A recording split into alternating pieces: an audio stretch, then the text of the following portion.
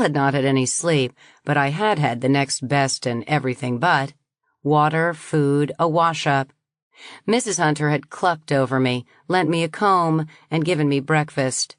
Basted fried eggs, home-cured bacon thick and fat, cornbread, butter, sorghum, milk, coffee made in a pot and settled with eggshell.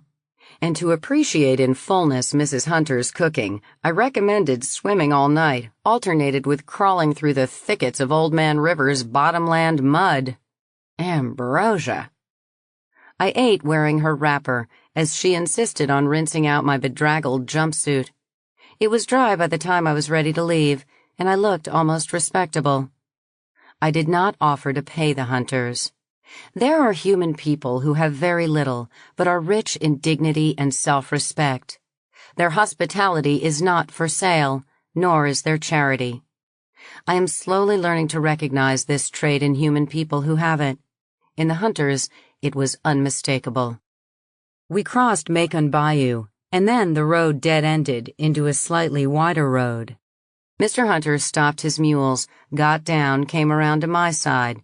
"Miss, I'd thank you kindly to get down here." I accepted his hand, let him hand me down. "Is something wrong, Mr. Hunter? Have I offended you?" He answered slowly, "No, miss, not at all." He hesitated.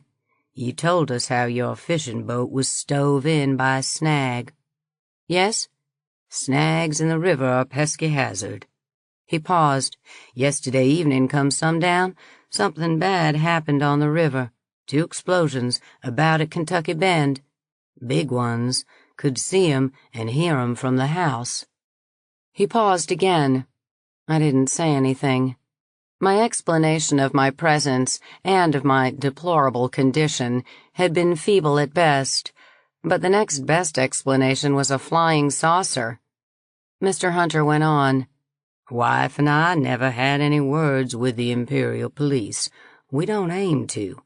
So if you don't mind walking a short piece down this road to the left, you'll come to Eudora, and I'll turn my team around and go back to our place." "I see. Mr. Hunter, I wish there were some way I could repay you and Mrs. Hunter." "You can." "Yes?" Was he going to ask for money? "No."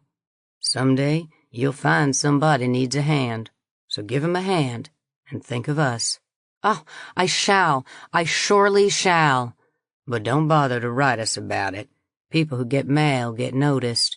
We don't crave to be noticed." "I see. But I'll do it and think about you. Not once, but more than once." "That's best.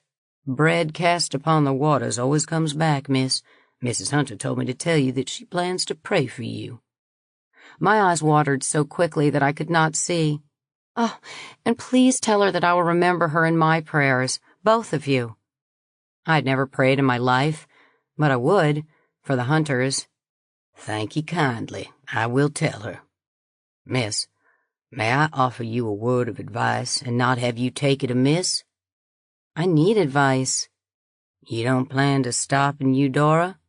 "No, I must get north." "So you said. Eudora's just a police station and a few shops.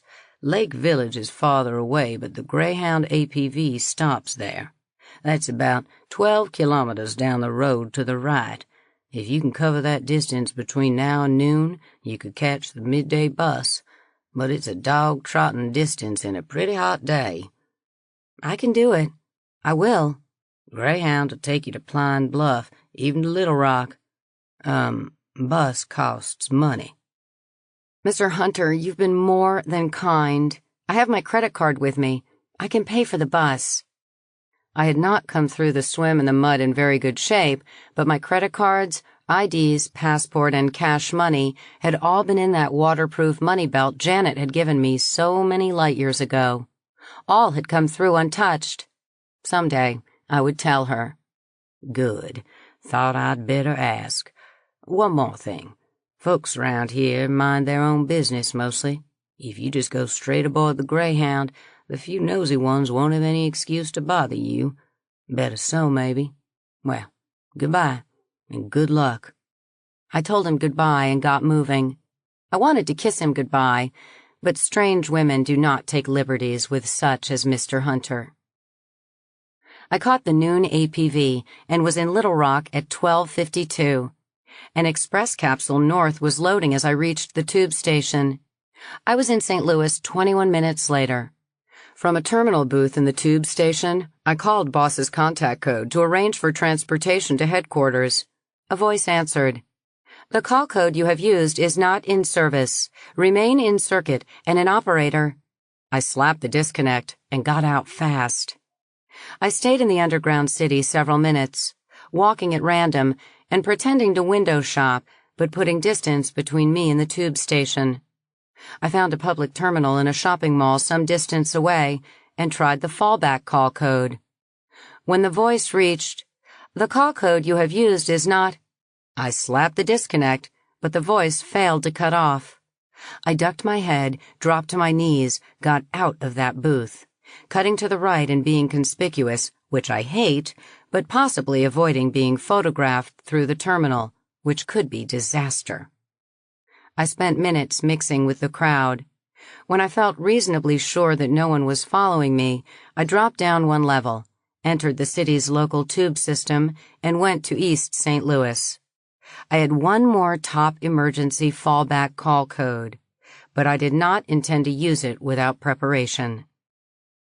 Boss's new underground headquarters was just 60 minutes from anywhere, but I did not know where it was. I mean to say that when I left its infirmary to take a refresher course, the APV trip had taken exactly 60 minutes. When I returned, it had taken 60 minutes. When I went on leave and asked to be placed to catch a capsule for Winnipeg, I had been dropped in Kansas City in exactly 60 minutes. And there was no way for a passenger to see out of an APV used for this. By geometry, geography, and simplest knowledge of what an APV can do, Boss's new headquarters had to be someplace more or less around Des Moines. But in this case, more or less meant a radius of at least 100 kilometers. I did not conjecture. Nor did I conjecture as to which ones of us actually knew the location of HQ. It was a need to know, and trying to guess how Boss decided such things was a waste of time. In East St. Louis, I bought a light cloak with a hood, then a latex mask in a novelty shop, picking one that was not grotesque. Then I took careful pains to randomize my choice of terminal.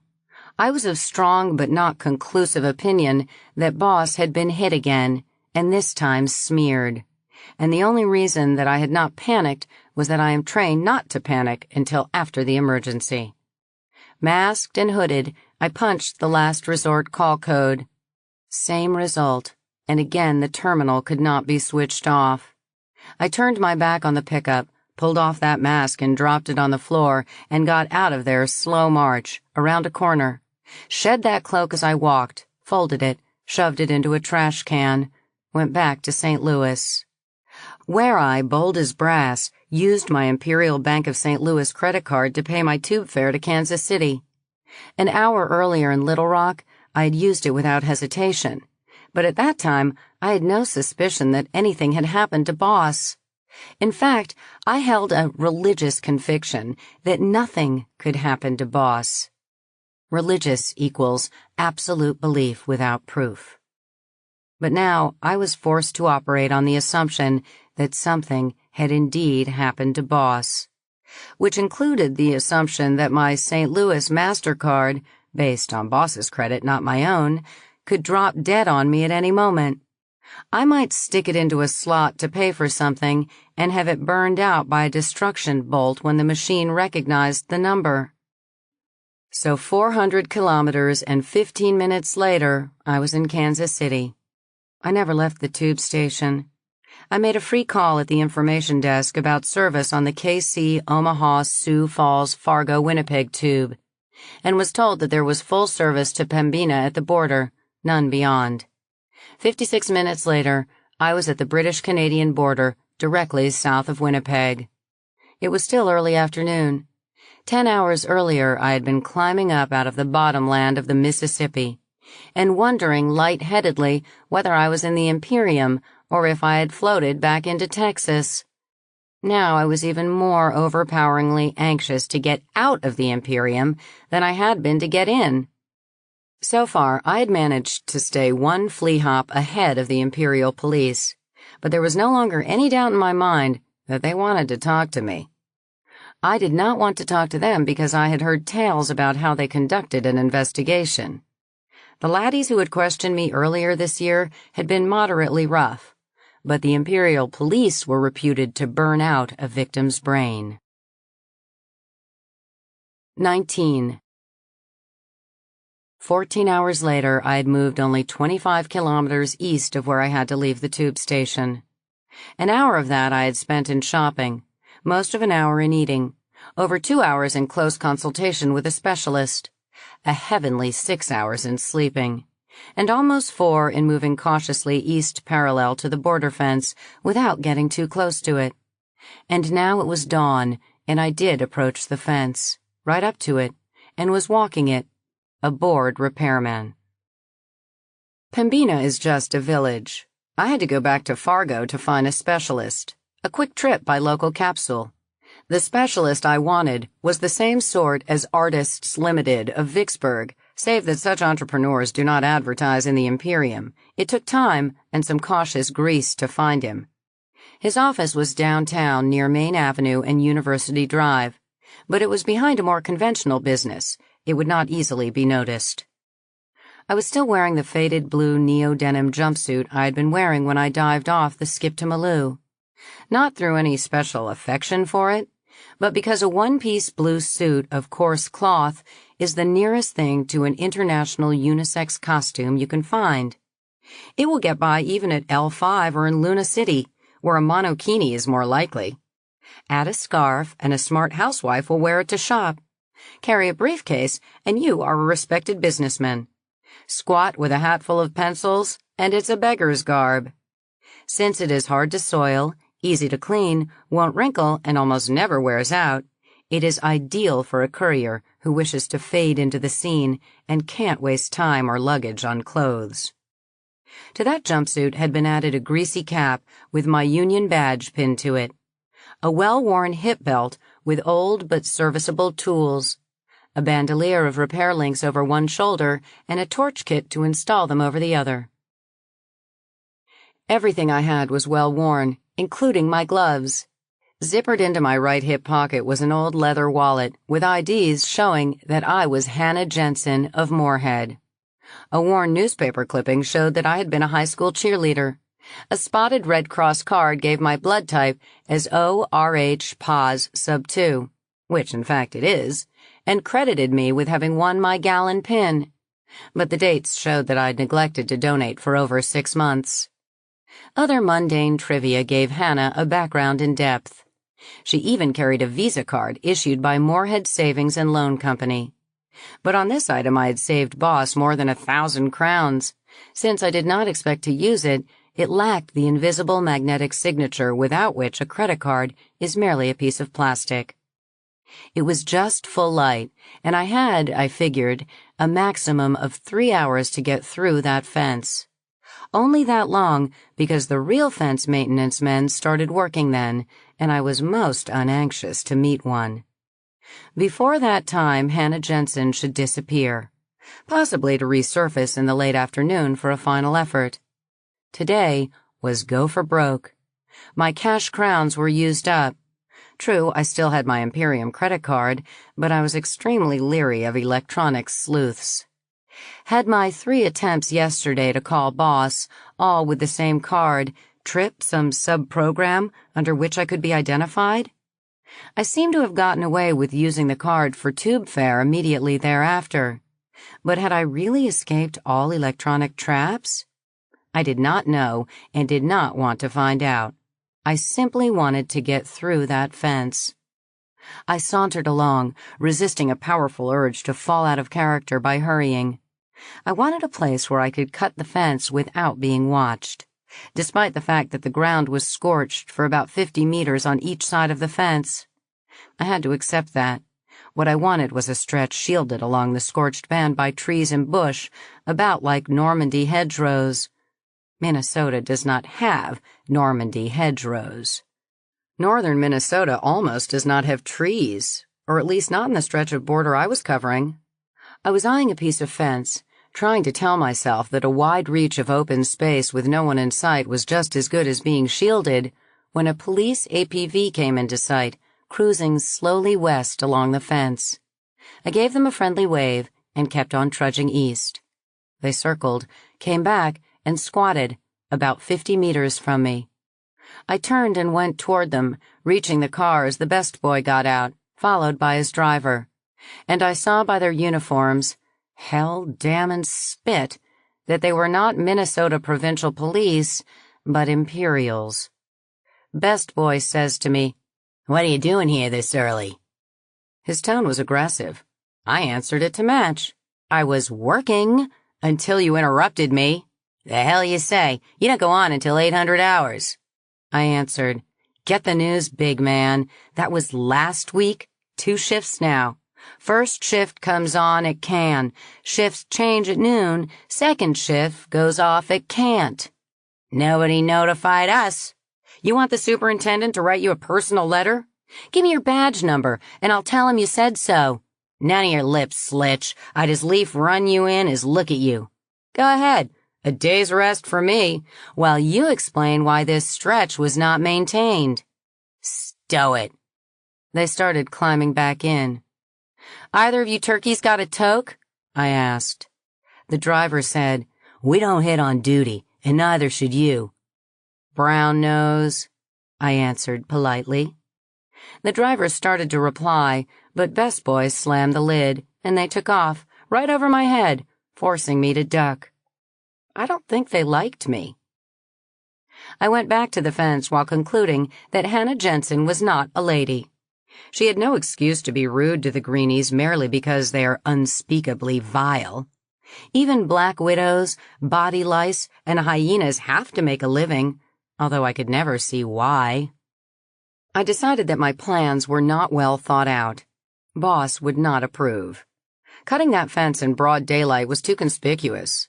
Better to pick a spot, then hide until dark and return to it. Or spend the night on plan number 2, check the possibility of going under the fence at Roseau River. I wasn't too crazy about plan number 2. The lower reach of the Mississippi had been warm enough, but these northern streams would chill a corpse. I had checked the Pembina late the day before yesterday. Brrr, a last resort. So pick a piece of fence. Decide exactly how you are going to cut it, then try to find some trees. Wrap yourself in some nice warm leaves and wait for dark. Rehearse every move so that you go through that fence like pea through snow. At this point, I topped a slight rise and came face to face with another maintenance man, male type. When in doubt, attack. "What the hell are you doing, Buster?" "I'm walking the fence. My stretch of the fence. What are you doing, sister?" "Oh, for God's sake, I'm not your sister. And you were either on the wrong stretch or the wrong shift." I noticed with unease that the well-dressed fence walker carries a walkie-talkie. Well, I had not been one very long. I was still learning the job. "Like hell," he answered. "Under the new schedule, I come on at dawn. I'm relieved at noon. Maybe by you, huh? Yeah, that's probably it. You read the roster wrong. I'd better call in." "You do that," I said, moving toward him. He hesitated. "On the other hand, maybe—" I did not hesitate. I do not kill everyone with whom I have a difference of opinion, and I would not want anyone reading this memoir to think that I do. I didn't even hurt him, other than temporarily, and not much. I merely put him to sleep rather suddenly. From a roll on my belt, I taped his hands behind him and fastened his ankles together. If I had had some wide surgical tape, I would have gagged him, but all I had was 2-centimeter mechanics friction tape, and I was far more anxious to cut fence than I was to keep him from yelling for help to the coyotes and jackrabbits. I got busy. A torch good enough to repair fence will cut fence, but my torch was a bit better than that. I had bought it out the back door of Fargo's leading fence, the other sort of fence. It was a steel-cutting laser, rather than the oxyacetylene job it appeared to be. In moments, I had a hole big enough, barely, for Friday. I stooped to leave. Hey, take me with you. I hesitated. He was saying insistently that he was just as anxious to get away from the goddamn greenies as I was. Untie me. What I did next is matched in folly only by Lot's wife. I grabbed the knife at my belt, cut the tape at his wrists and his ankles, dived through my scuttle hole, and started to run. I didn't wait to see whether or not he came through, too. There was one of the rare stands of trees about half a kilometer north of me. I headed that way at a new record speed. That heavy tool belt impeded me. I shucked it without slowing. A moment later, I brushed that cap off, and Hannah Jensen went back to Never Never Land, as torch, gloves, and repair links were still in the Imperium. All that was left of her was a wallet I would jettison when I was not so busy. I got well inside the trees, then circled back and found a place to observe my backtrack, as I was uncomfortably aware that I was wearing a tail. My late prisoner was about halfway from fence to trees, and 2 APVs were homing in on him. The one closer to him carried the big maple leaf of British Canada. I could not see the insignia on the other, as it was headed right toward me, coming across the international boundary. The Brit-Can police car grounded. My quondam guest appeared to surrender without argument. Reasonable, as the APV from the Imperium grounded immediately thereafter, at least 200 meters inside British Canada. And yes, Imperial police, possibly the car that had stopped me. I'm not an international lawyer, but I'm sure wars have started over less. I held my breath, extended my hearing to the limit, and listened. There were no international lawyers among those 2 sorts of police either. The argument was noisy, but not coherent.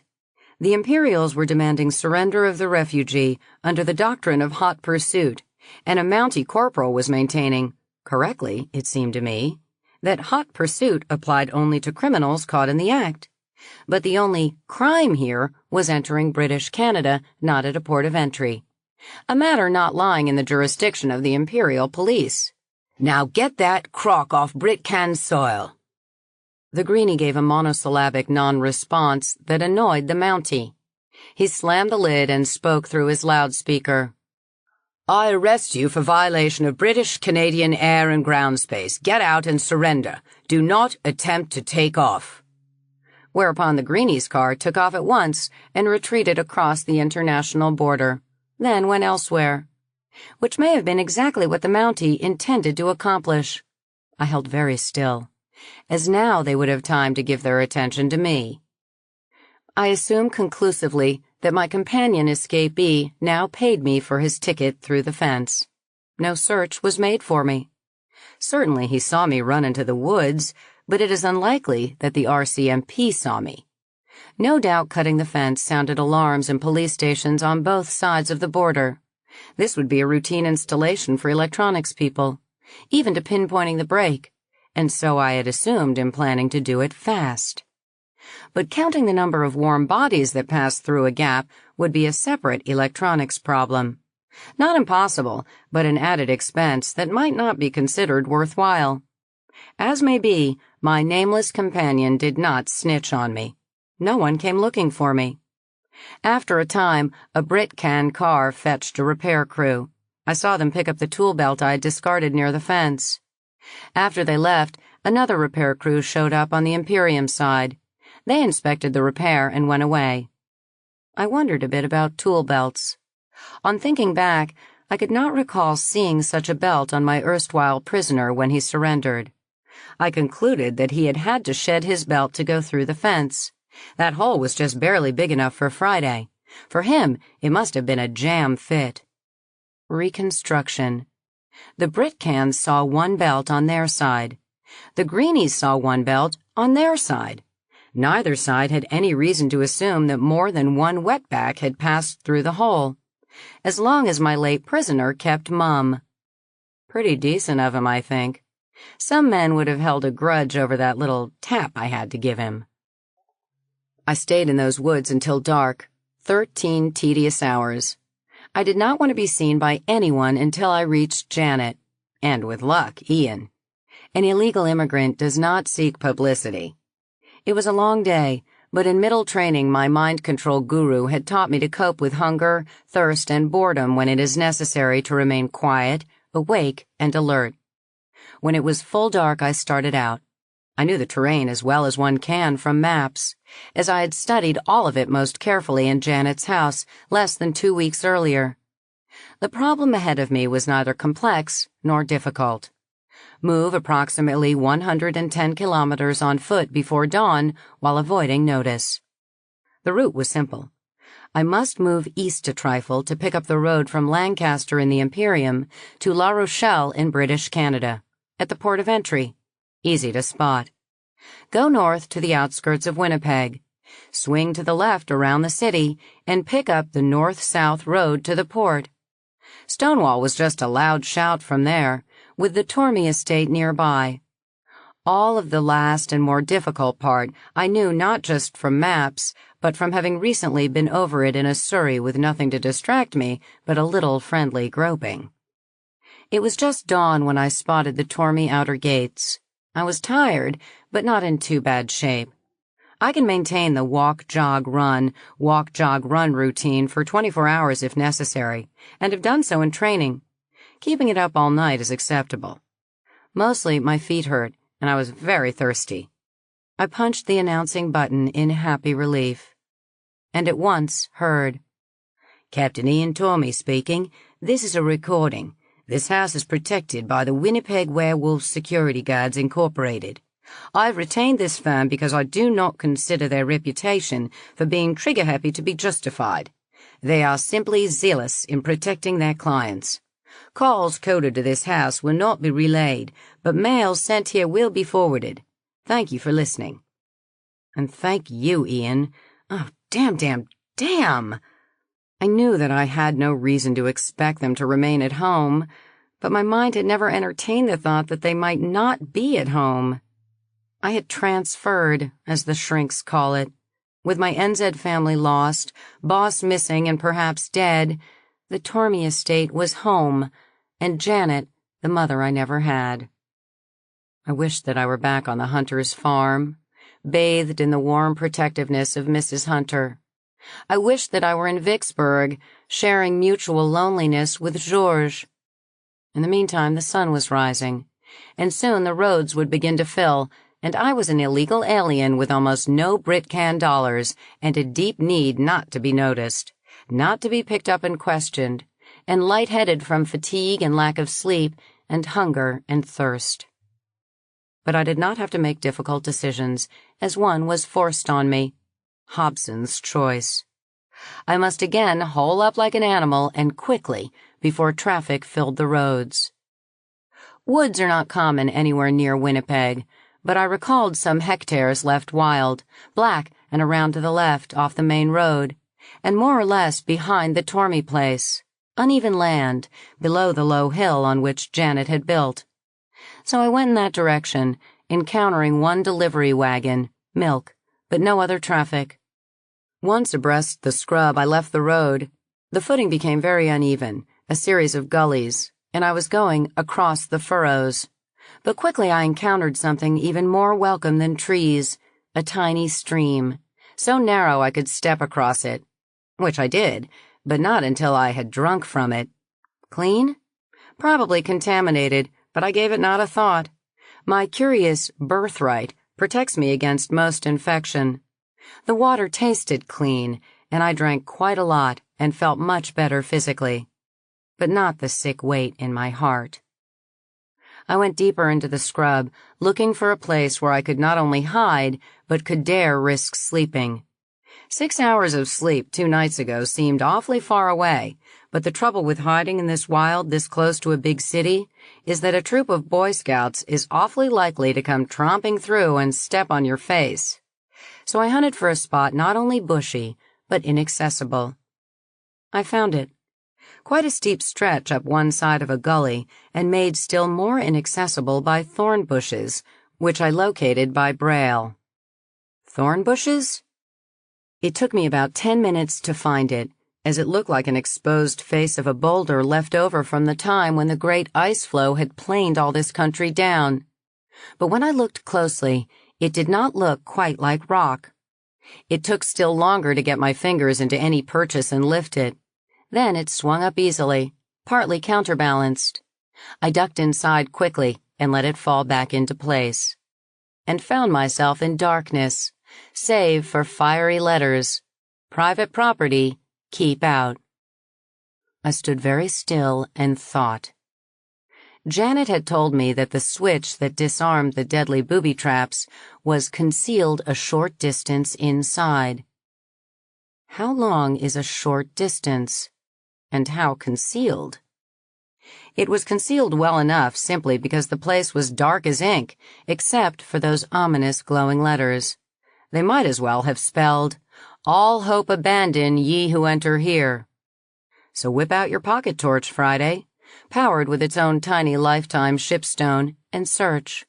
But don't go too far. There was indeed a torch in a jump bag I had left behind me in the skip to Maloo. It might even be shining, entertaining fish on the bottom of the Mississippi. And I knew that there were other torches stockpiled straight down this black tunnel. I didn't even have a match. If I had a Boy Scout, I could make a fire by rubbing his hind legs together. Ugh, shut up, Friday. I sank down to the floor and let myself cry a little. Then I stretched out on that hard, cold, welcome and soft concrete floor and went to sleep. 20. I woke up a long time later, and the floor was indeed hard and cold, but I felt so enormously rested that I did not mind. I stood up and rubbed the kinks out and realized that I no longer felt hopeless, just hungry. The tunnel was now well lighted. That glowing sign still warned me not to go any farther, but the tunnel was no longer black. The illumination seemed about equal to a well-lighted living room. I looked around for the source of light. Then my brain came back into gear. The only illumination came from the glowing sign. My eyes had adjusted while I slept. I understand that human people also experience this phenomenon, but possibly to a lesser degree. I started to hunt for the switch. I stopped and started using my brain instead. That's harder work than using muscles, but it's quieter and burns fewer calories. It's the only thing that separates us from the apes, although just barely. If I were a concealed switch, where would I be? The significant parameters of this switch had to be that it must be well enough hidden to frustrate intruders, but it nevertheless must save Janet's life and that of her husband's. What did that tell me? It would not be too high for Janet to reach. Therefore I could reach it. We are much the same size. So that switch was in my reach without using a stool. Those floating glowing letters were about 3 meters inside the door. The switch could not be much past that point, because Janet had told me that the second warning, the one that promised death, was triggered not far inside. A few meters, she had said. A few is rarely over 10.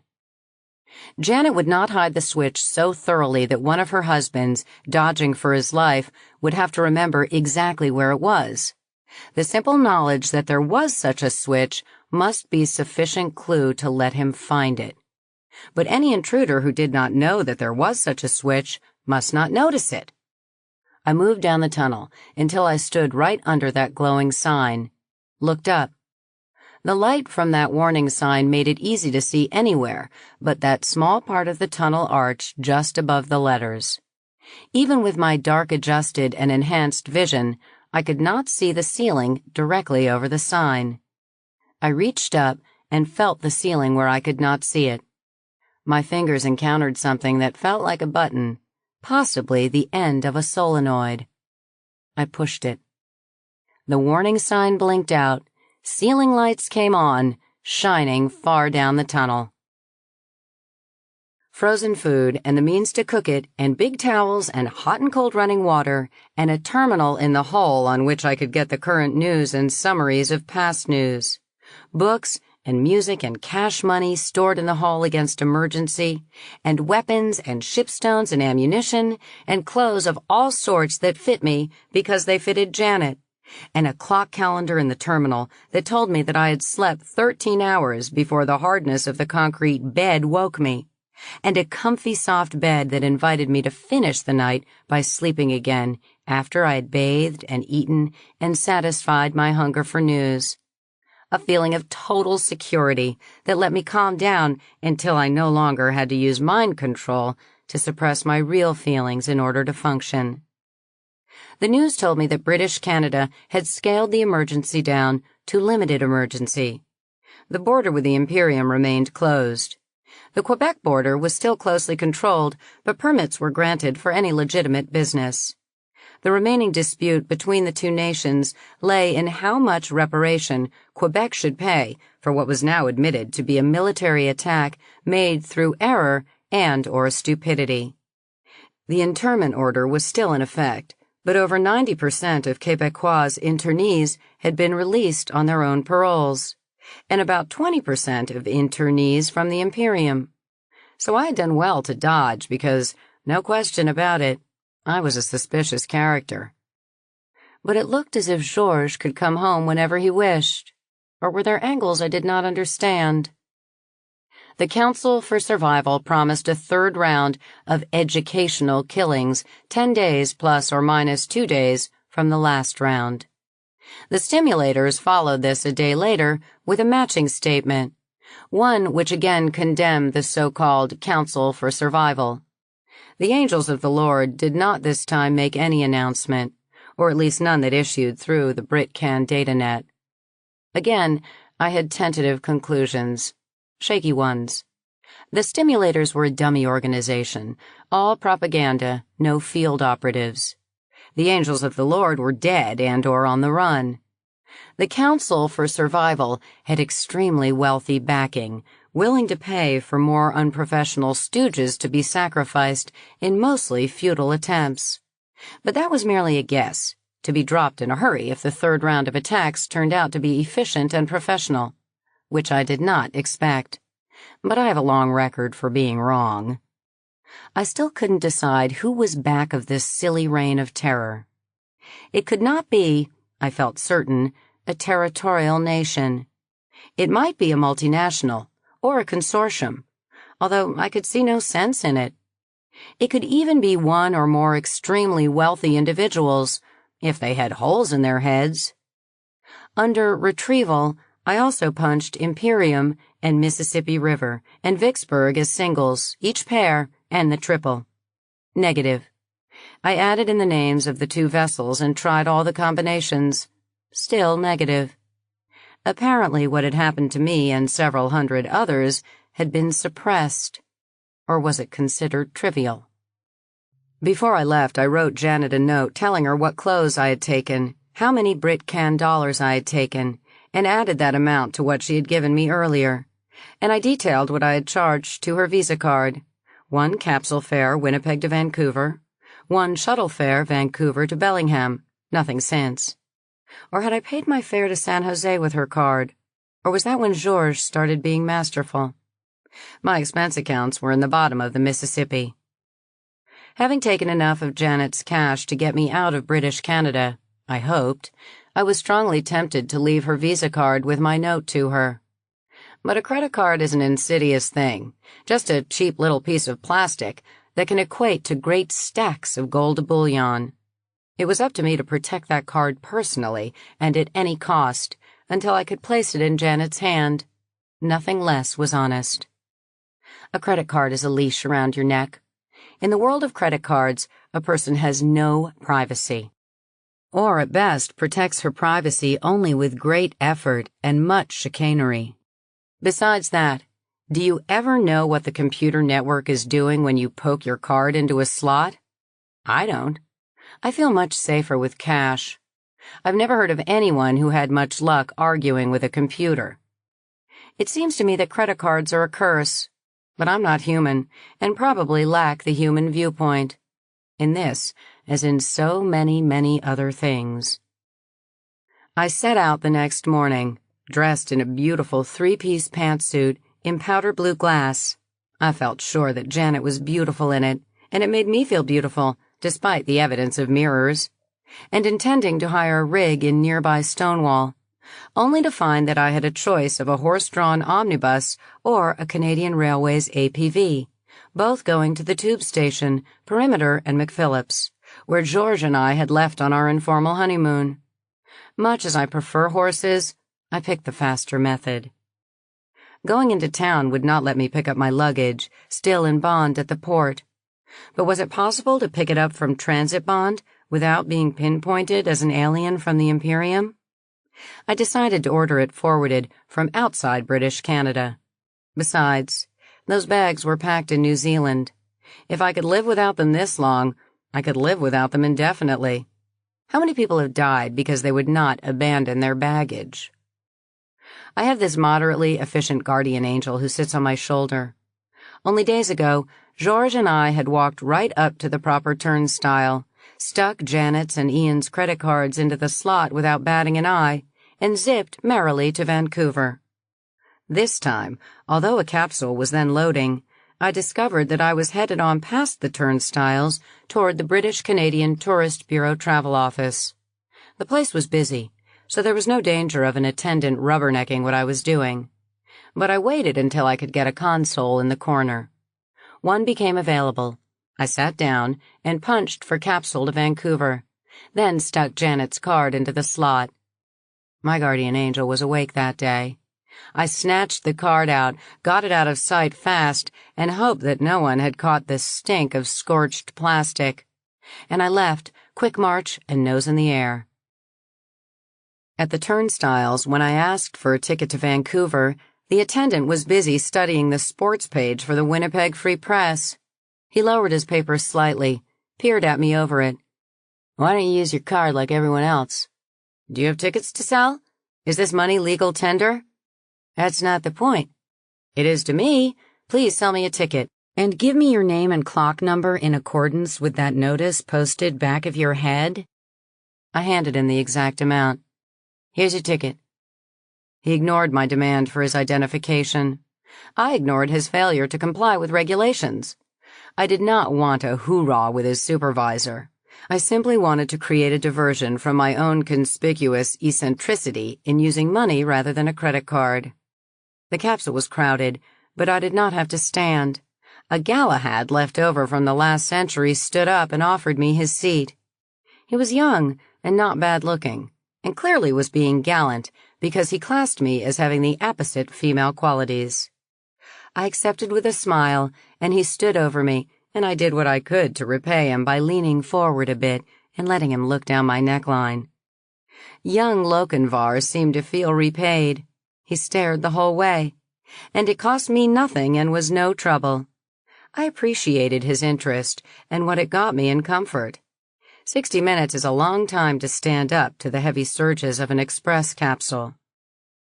As we got out at Vancouver, he asked me if I had any plans for lunch, because if I didn't, he knew of a really great place, the Bayshore Inn, or if I liked Japanese or Chinese food.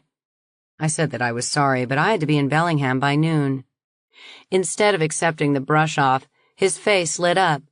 "That's a happy coincidence, because I'm going to Bellingham too, but I thought I would wait until after lunch. We can have lunch together in Bellingham. Is it a deal?" Isn't there something in international law about crossing international boundaries for immoral purposes? But can the simple, straightforward rut of this youngster correctly be classed as immoral? An artificial person never understands human people's sexual codes. All we can do is memorize them and try to stay out of trouble. But this isn't easy. Human sexual codes are as contorted as a plate of spaghetti. My attempt at a polite brush-off having failed, I was forced to decide quickly whether to be rude or to go along with his clear purpose. I scolded myself. "Friday, you are a big girl now. You know better. If you intended to give him no hope whatever of getting you into bed, the time to back out was when he offered you a seat at Winnipeg." I made one more attempt. "It's a deal," I answered, "if I am allowed to pay the check with no argument." This was a dirty trick on my part, as we both knew that if he let me pay for lunch, that canceled his investment in me of 1 hour of standing up and hanging on and fighting the surge of the capsule. But barnyard protocol did not allow him to claim the investment. His act of gallantry was supposed to be disinterested, nightly, no reward expected. The dirty, sneaking, underhanded, ruddy scoundrel proceeded to chuck protocol. "All right," he answered. I swallowed my astonishment. "No argument later? It's my check?" "No argument," he agreed. "Obviously, you don't want to be under the nominal obligation of the price of a lunch, even though I issued the invitation, and therefore should have a host privilege. I don't know what I have done to annoy you, but I will not force on you even a trivial obligation. There is a McDonald's at surface level as we arrive in Bellingham. I'll have a Big Mac and a Coke, you pay for it, then we can part friends." I answered, "I'm Marjorie Baldwin. What is your name?" "I'm Trevor Andrews, Marjorie." Trevor. That's a nice name. Trevor, you are dirty, sneaky, underhanded, and despicable. So take me to the best restaurant in Bellingham, ply me with fine liquor and gourmet food, and you pay the check. I'll give you a fair chance to sell your fell designs, but I don't think that you will get me into bed. I'm not feeling receptive. That last was a lie. I was feeling receptive and very ruddy. Had he possessed my enhanced sense of smell, he would have been certain of it, just as I was certain of his rut toward me. A human male cannot possibly dissemble with an AP female who has enhanced senses. I learned this at menarche. But of course, I am never offended by male rut. At most, I sometimes imitate a human woman's behavior by pretending to be offended. I don't do this often and tend to avoid it. I'm not that convincing an actress. From Vicksburg to Winnipeg, I had felt no sexual urge. But with a double night's sleep, a hot bath with lots of soap, plenty of food, my body was now restored to its normal behavior. So why was I lying about it to this harmless stranger? Harmless? In any rational sense, yes. Short of corrective surgery, I am sterile. I am not inclined to catch even a sniffle, and I am specifically immunized against the 4 commonest venereal diseases. I was taught in creche to class coition with eating, drinking, breathing, sleeping, playing, talking, cuddling, the pleasant necessities that make life a happiness instead of a burden.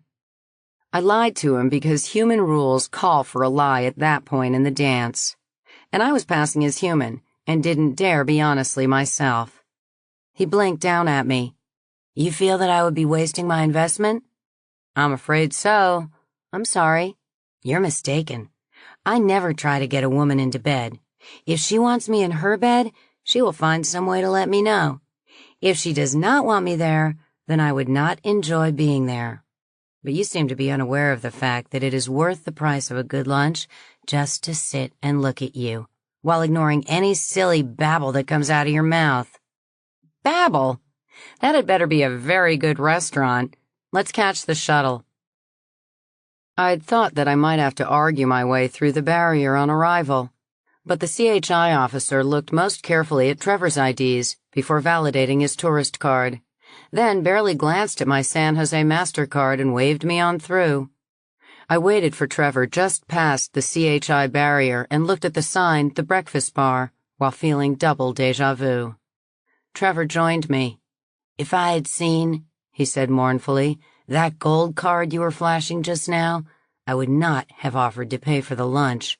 You're a wealthy heiress." "Now look, Buster," I answered. "A deal's a deal. You told me it was worth the price just to sit and drool over me. In spite of my babble, I'm willing to cooperate to the extent of easing the neckline a little. 1 button, maybe 2, but I won't let you back out. Even a rich heiress likes to show a profit now and then." "Oh, the shame and the pity of it all. Quit complaining. Where's this gourmet restaurant?" "Well now, Marjorie, I'm forced to admit that I don't know the restaurants in this glittering metropolis. Will you name the one you prefer?" "Trevor, your seduction technique is terrible." "So my wife says." I thought you had that harness-broken look. Get out her picture. Back in a moment. I'm going to find out where we eat. I caught the CHI officer between shuttles, asked him for the name of the best restaurant.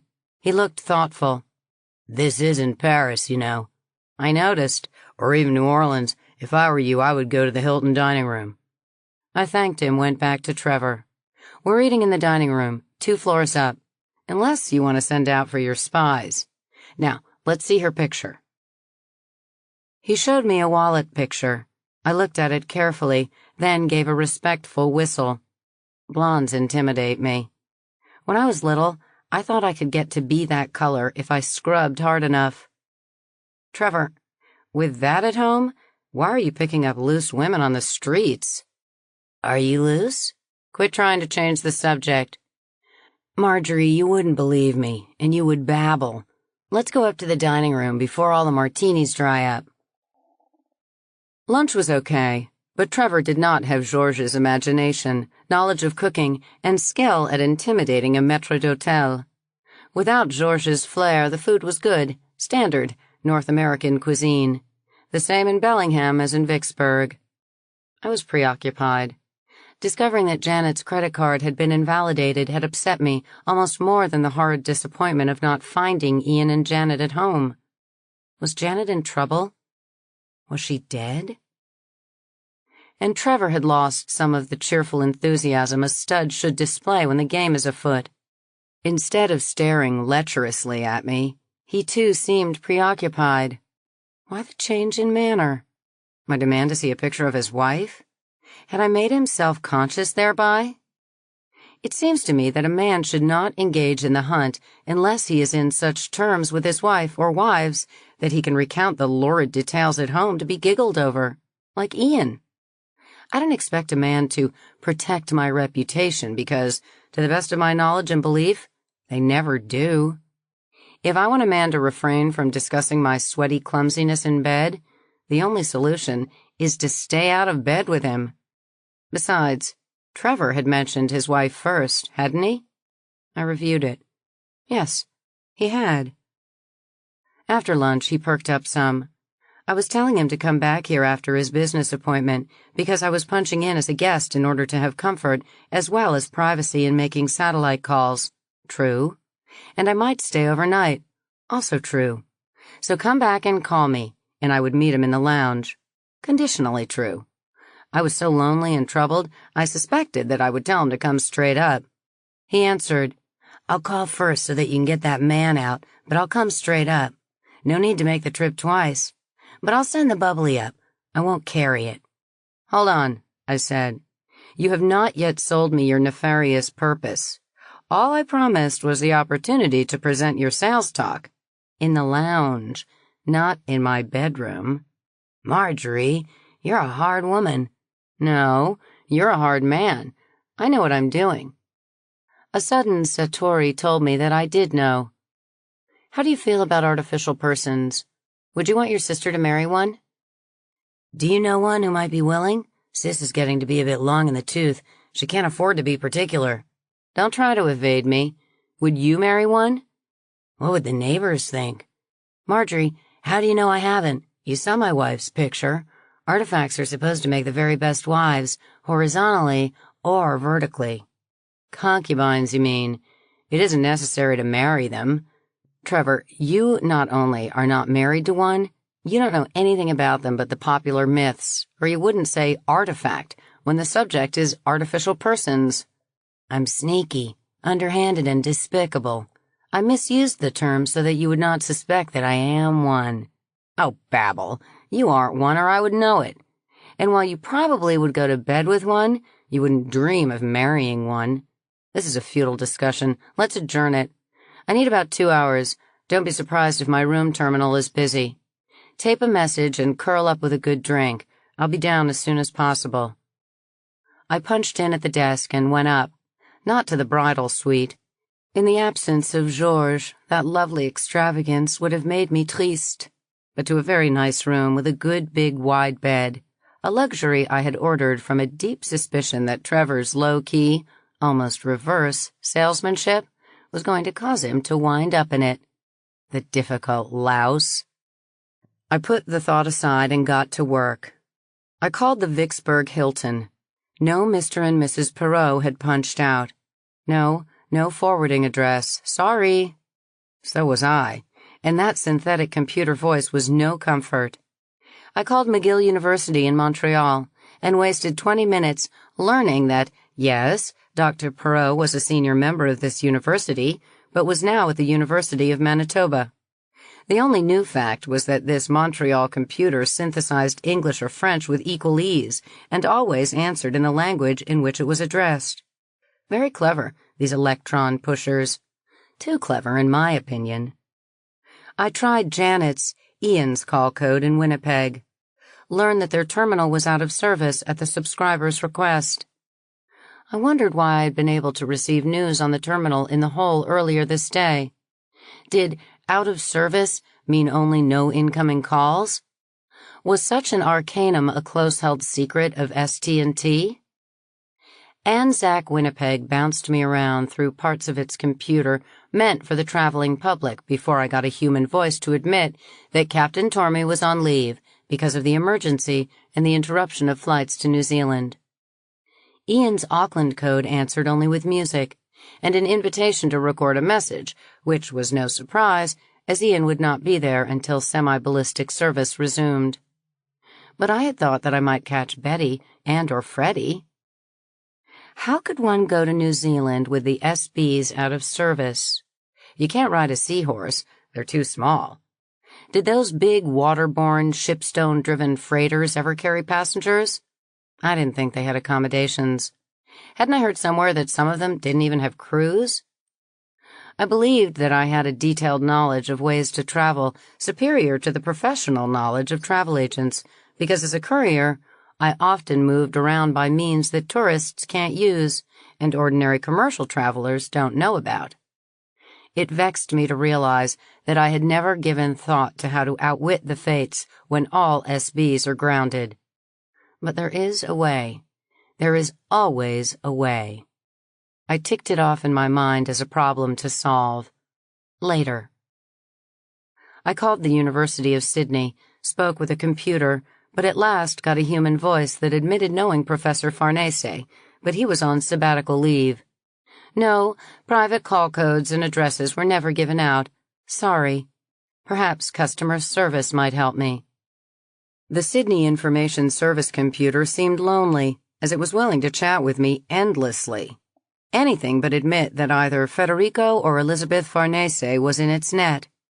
I listened to a sales pitch for the world's biggest bridge. It isn't. And the world's grandest opera house. It is. So come down under and... I switched off reluctantly. A friendly computer with a strine accent is better company than most people, human or my sort. I then tackled the one I had hoped to be able to skip. Christchurch. There was a probability that Boss's HQ had sent word to me care of my former family when the move was made.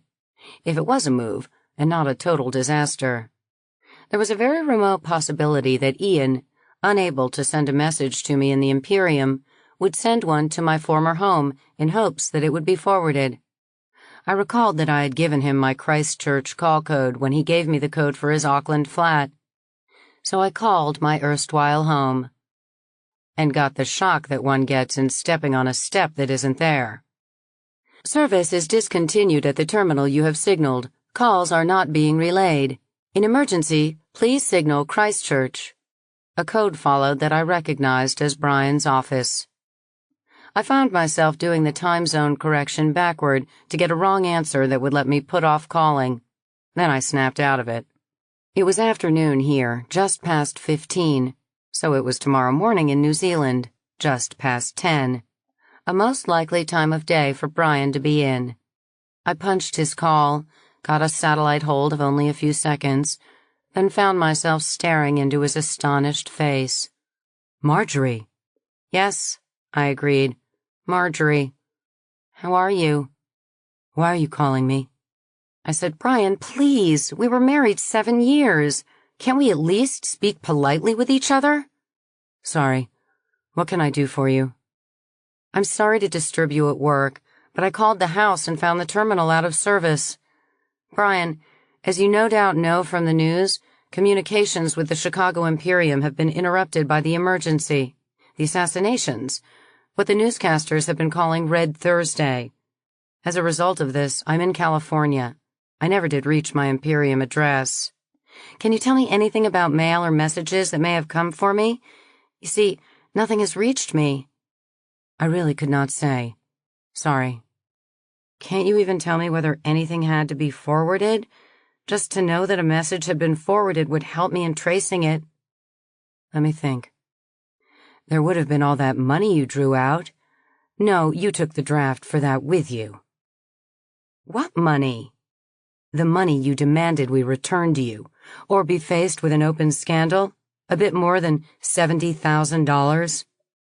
Marjorie, I'm surprised that you have the gall to show your face, when your misbehavior, your lies, and your cold cupidity destroyed our family. Brian, what in the world are you talking about? I have not lied to anyone. I don't think I've misbehaved, and I have not taken one penny out of the family. Destroyed the family? How? I was kicked out of the family, out of a clear blue sky, kicked out and sent packing all in a matter of minutes. I certainly did not destroy the family. Explain yourself. Brian did, in cold and dreary detail. My misbehavior was all of a piece with my lies, of course. That ridiculous allegation that I was a living artifact, not human, and thereby I had forced the family to ask for an annulment. I tried to remind him that I had proved to him that I was enhanced. He brushed it aside. What I recalled, what he recalled, did not match. As for the money, I was lying again. He had seen the receipt with my signature. I interrupted to tell him that any signature that appeared to be mine on any such receipt had to be a forgery, as I had not received a single dollar. You're accusing Anita of forgery. Your boldest lie yet. I'm not accusing Anita of anything, but I received no money from the family. I was accusing Anita, and we both knew it, and possibly accusing Brian as well. I recalled once that Vicky had said that Anita's nipples erected only over fat credit balances, and I had shushed her and told her not to be catty. But there were hints from others that Anita was frigid in bed, a condition that an AP can't understand. In retrospect, it did seem possible that her total passion was for the family, its financial success, its public prestige, its power in the community. If so, she must hate me. I did not destroy the family, but kicking me out appeared to be the first domino in its collapse. Almost immediately after I left, Vicky went to Nuku'alofa and instructed a solicitor to sue for divorce and financial settlement. Then Douglas and Lisbeth left Christchurch, married each other separately, then entered the same sort of suit. One tiny crumb of comfort. I learned from Brian that the vote against me had not been 6-0, but 7-0. An improvement? Yes.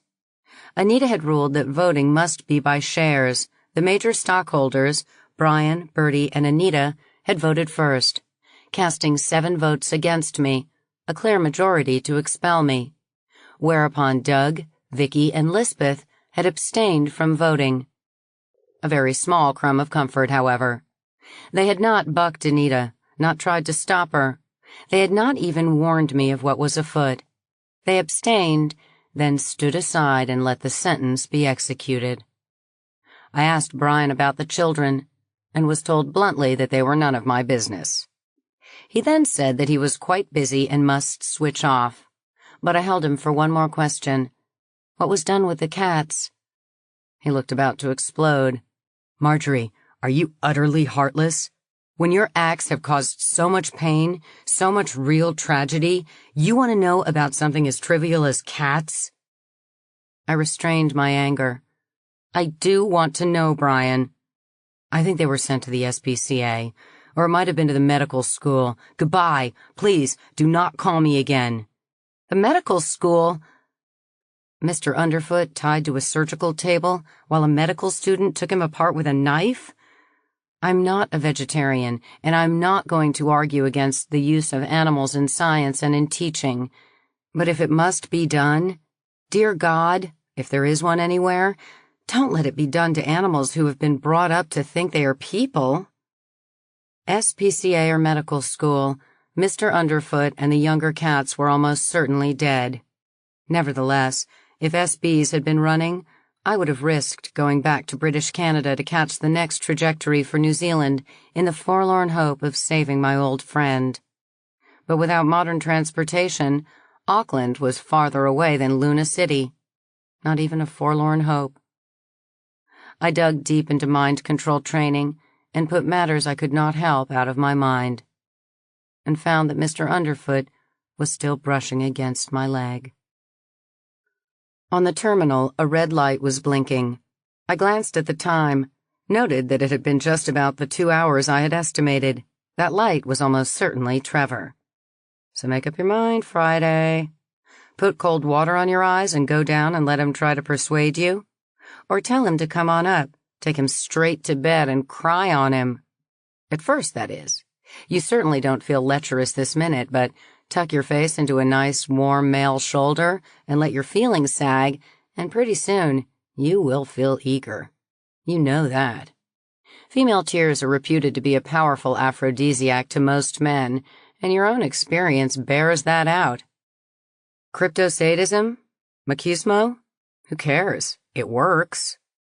Invite him up, have some liquor sent up, maybe even put on some lip paint, try to look sexy. No, the hell with lip paint, it would not last long anyway. Invite him up, take him to bed. Cheer yourself up by doing your damnedest to cheer him up. Give it everything you've got. I fitted a smile onto my face and answered the terminal, and found myself speaking to the hotel's robot voice. We are holding a box of flowers for you. May we send them up? Certainly. No matter who or what, a box of flowers is better than a slap in the belly with a wet fish. Shortly, the dumbwaiter buzzed. I went to it and took out a floral package as big as a baby's coffin, put it on the floor to open it. Long-stemmed, dusky red roses. I decided to give Trevor a better time than Cleopatra ever managed on her best days. After admiring them, I opened the envelope that came with them, expecting just a card with perhaps a line asking me to call the lounge or such. No, a note. Almost a letter. Dear Marjorie, I hope that these roses will at least be as welcome as I would have been. Would have been? What the devil? I must confess that I've run away. Something came up that made me realize that I must desist from my attempts to force my company on you. I'm not married. I don't know who that pretty lady is. The picture is just a prop. As you pointed out, my sort is not considered suitable for marriage. I'm an artificial person, dear lady. My mother was a test tube, my father was a knife, so I should not be making passes at human women. I pass for human, yes, but I would rather tell you the truth than to continue to try to pass with you, than have you learn the truth later, as you would eventually, as I am the dirt-proud sort who would sooner or later tell you. So I would rather tell you now than hurt you later. My family name is not Andrews, of course, as my sort do not have families. But I can't help wishing that you were an AP yourself. You really are sweet, as well as extremely sexy, and your tendency to babble about matters such as APs that you don't understand is probably not your fault. You remind me of a little fox terrier bitch I once had. She was cute and very affectionate, but quite willing to fight the whole world by herself if that was the program for the day. I confess to liking dogs and cats better than most people. They never hold it against me that I'm not human. Do enjoy the roses. Trevor. I wiped my eyes and blew my nose and went down fast and rushed through the lounge and then through the bar and then down one floor to the shuttle terminal and stood by the turnstiles leading to the departing shuttles and stood there and waited and waited and waited some more. And a policeman began eyeing me, and finally he came over and asked me what I wanted and did I need help. I told him the truth, or some of it, and he let me be. I waited and waited, and he watched me the whole time. Finally, he came over again. "Look here, if you insist on treating this as your beat, I'm going to have to ask to see your license and your medical certificate, and take you in if either one is not in order. I don't want to do that. I've got a daughter at home about your age, and I'd like to think that a cop would give her a break. Anyhow, you ought not to be in the business. Anybody can see from your face that you're not tough enough for it." I thought of showing him that gold credit card. I doubt that there is a streetwalker anywhere who carries a gold credit card. But the old dear really did think that he was taking care of me, and I had humiliated enough people for one day. I thanked him and went up to my room. Human people are so cocksure that they can always spot an AP. Blah! We can't even spot each other. Trevor was the only man I had ever met whom I could have married with an utterly clear conscience, and I had chased him away. But he was too sensitive. Who was too sensitive? You are, Friday. But damn it, most humans do discriminate against our sort. Kick a dog often enough and he becomes awfully jumpy. Look at my sweet NZ family. The Finks. Anita probably felt self-righteous about cheating me. I'm not human. Score for the day? Humans 9, Friday 0. Where is Janet? 21. After a short nap that I spent standing on an auction block waiting to be sold, I woke up.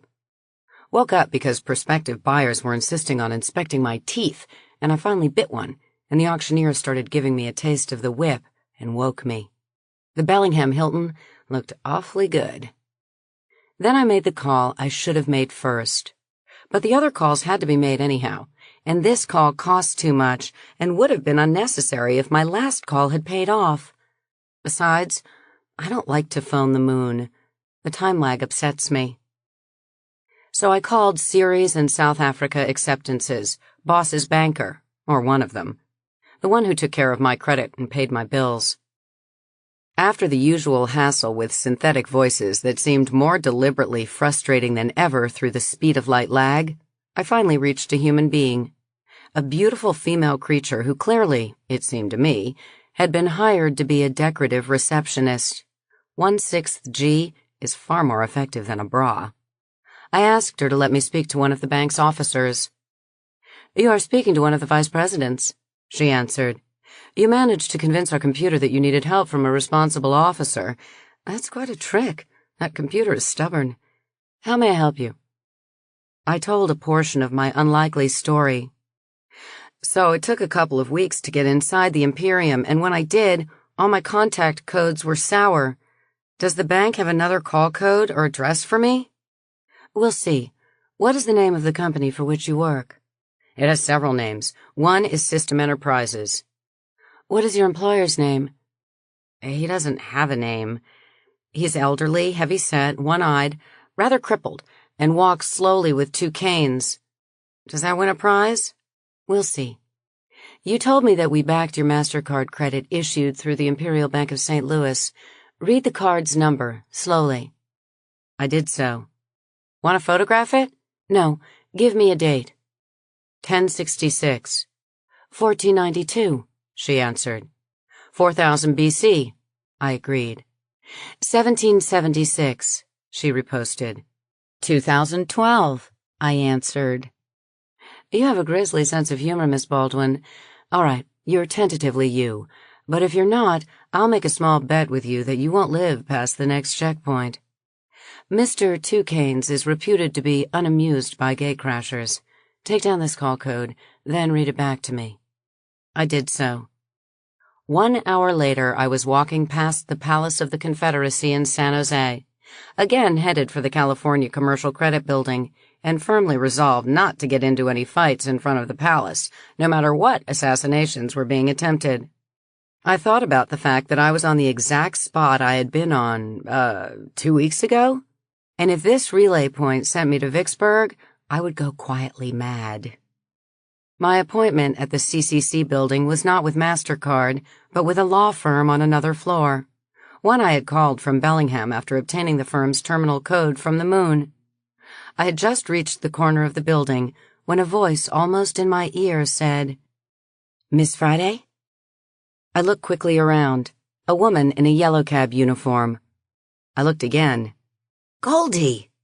"You ordered a cab, miss? Across the plaza and down the street. They won't let us squat here." We crossed the plaza together. I started to babble, bursting with euphoria. Goldie shushed me. "Do please try to act like a cab fare, Miss Friday. The master wants us to be inconspicuous." "Since when do you call me miss?" "Better so. Discipline is very tight now. My picking you up is a special permission, one that would never have been granted if I had not been able to point out that I could make positive identification without buzzwords." "Well, all right. Just don't call me miss when you don't have to. Golly gosh, Goldie, darling, I'm so happy to see you, I could cry." "Me too, especially since you were reported dead just this Monday. And I did cry. And several others." "Dead? Me? I haven't even been close to dead. Not at all. Not anywhere. I haven't been in the slightest danger. Just lost. And now I'm found." "I'm glad." 10 minutes later, I was ushered into Boss's office. "Friday reporting, sir," I said. "You're late." "I came the scenic route, sir, up the Mississippi by excursion boat." "So I heard. You seem to be the only survivor. I meant that you were late today. You crossed the border into California at 12:05. It is now 17:22. "Damn it, boss, I had problems."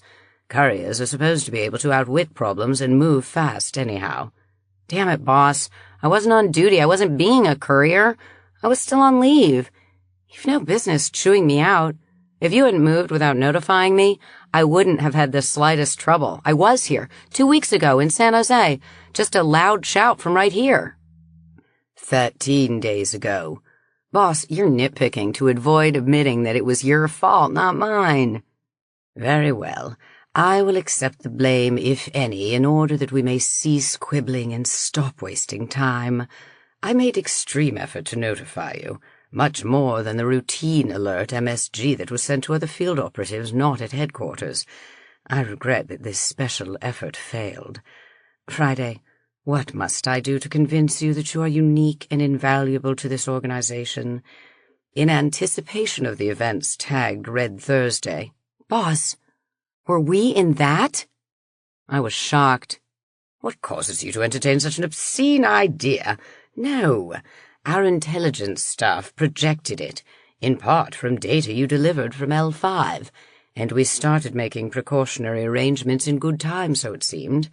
But the first attacks took place in advance of our most pessimistic projection. At the onset of Red Thursday, we were still moving impedimenta. It was necessary to crash our way across the border, with bribes, not with force. The notices of change of address and of call code had gone out earlier, but it was not until we were here, and our comm center re-established, that I was notified that you had not made routine acknowledgement." "For the bloody good reason that I did not receive routine notice." "Please. On learning that you had not acknowledged, I attempted to call you at your New Zealand home. Possibly you are aware that there has been an interruption in satellite service?" "I heard." "Precisely. The call got through some 32 hours later. I spoke to Mrs. Davidson, a woman about 40, rather sharp features. Senior wife in your S group?" "Yes, Anita. Both Lord High Executioner and Lord High everything else." That was the impression I received. I received also an impression that you had become persona non grata." "I'm sure that it was more than an impression. Go ahead, boss. What did the old bat have to say about me?" "Almost nothing. You had left the family quite suddenly. No, you had left no forwarding address or call code. No, she would not accept a message for you or forward any that arrived. I'm very busy. Marjorie has left us in a dreadful mess. Goodbye." "Boss, she had your Imperium address. She also had the address in Luna City of Ceres in South Africa, because I made my monthly payments to her through them." I could see the situation. my New Zealand representative, The first I'd ever heard of one. obtained for me the business address of your S-Group's senior husband, Brian Davidson. He was more polite and somewhat more helpful. From him we learned what shuttle you had taken from Christchurch, and that led us to the passenger list of the semi-ballistic you took from Auckland to Winnipeg. There, we lost you briefly, until my agent there established that you had left the port in the company of the skipper of the semi-ballistic. When we reached him, Captain Tormey, he was helpful, but you had left. I am pleased to be able to tell you that we were able to return the favour to Captain Tormey. An inside source enabled us to let him know that he and his wife were about to be picked up by the local police. For God's sake! What for? The nominal charge is harbouring an enemy alien and harbouring an unregistered Imperium subject during a declared emergency. In fact, the Winnipeg office of the provincial police are not interested in you or in Dr. Perot. That is an excuse to pull in the Tormeys. They are wanted on a much more serious charge that has not been filed. A Lieutenant Melvin Dickey is missing. The last trace of him is an oral statement made by him as he left Police HQ that he was going to Captain Tormey's home to pick up Dr. Perot. Foul play is suspected. But that's not evidence against Jan and Ian, the Tormeys. No, it is not.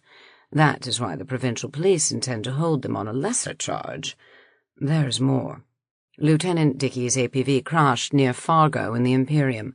It was unoccupied. The police are very anxious to check that wreck for fingerprints. Possibly they are doing so at this very moment, as, about 1 hour ago, a news bulletin reported that the common border between the Chicago Imperium and British Canada had been reopened. Oh, my God! Compose yourself. On the controls of that APV, there were indeed fingerprints that were not Lieutenant Dickey's. They matched Captain Tormey's prints on file with Anzac Skyways. Note the tense I used. There were such prints. There no longer are. Friday.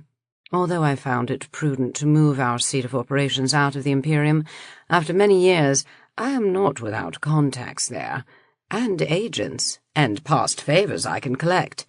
No prints matching those of Captain Tormey are now in that wreckage, but there are prints on it from many sources, living and dead. Boss, may I kiss your feet? Hold your tongue. I did not do this to frustrate the British-Canadian police. My field agent in Winnipeg is a clinical psychologist as well as having our usual training. It is his professional opinion that either Captain Tormey or his wife could kill in self-defence, but that it would take extreme conditions indeed to cause either of them to kill a policeman. Dr. Perot is described as being even less disposed toward violent solutions. I killed him. So I assumed. No other explanation fitted the data.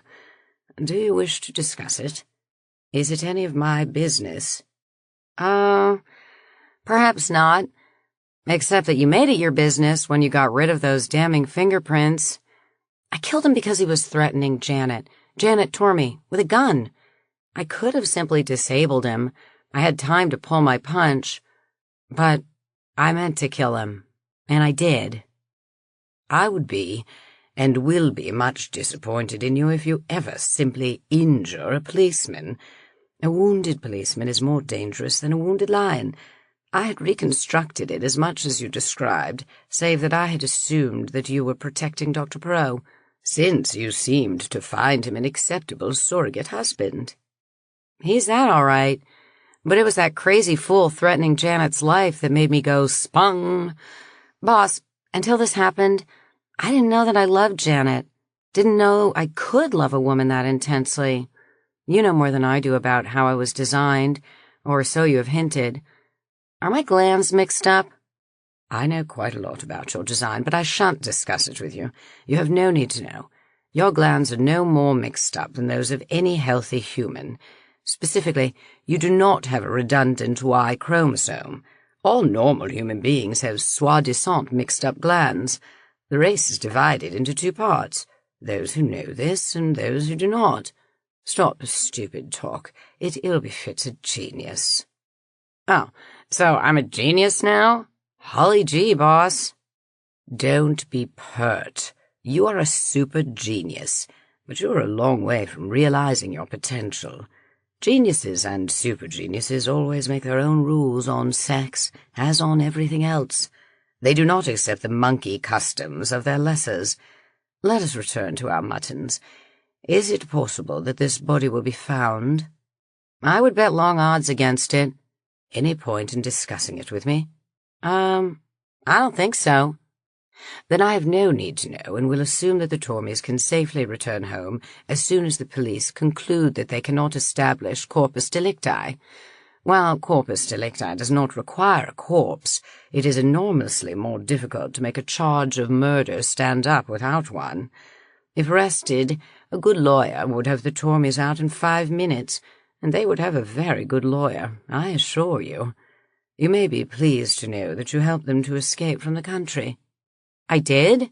You and Dr. Perot, by leaving British Canada as Captain and Mrs. Tormey, and by using their credit cards, and by filling out tourist card applications in their names. You two left a trail that proved that the Tormeys fled the country immediately after Lieutenant Dickey disappeared. This worked so well that the police wasted several days trying to trace down the suspects in the California Confederacy, and blaming inefficiency of their colleagues in the Confederacy for their lack of success. But I'm somewhat surprised that the Tormeys were not arrested in their own home, as my agent had no great difficulty interviewing them there. I'm not. If a cop shows up, zip down the hole.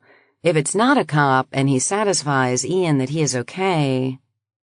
Boss, did your Winnipeg agent mention my name? My Marjorie Baldwin name, I mean?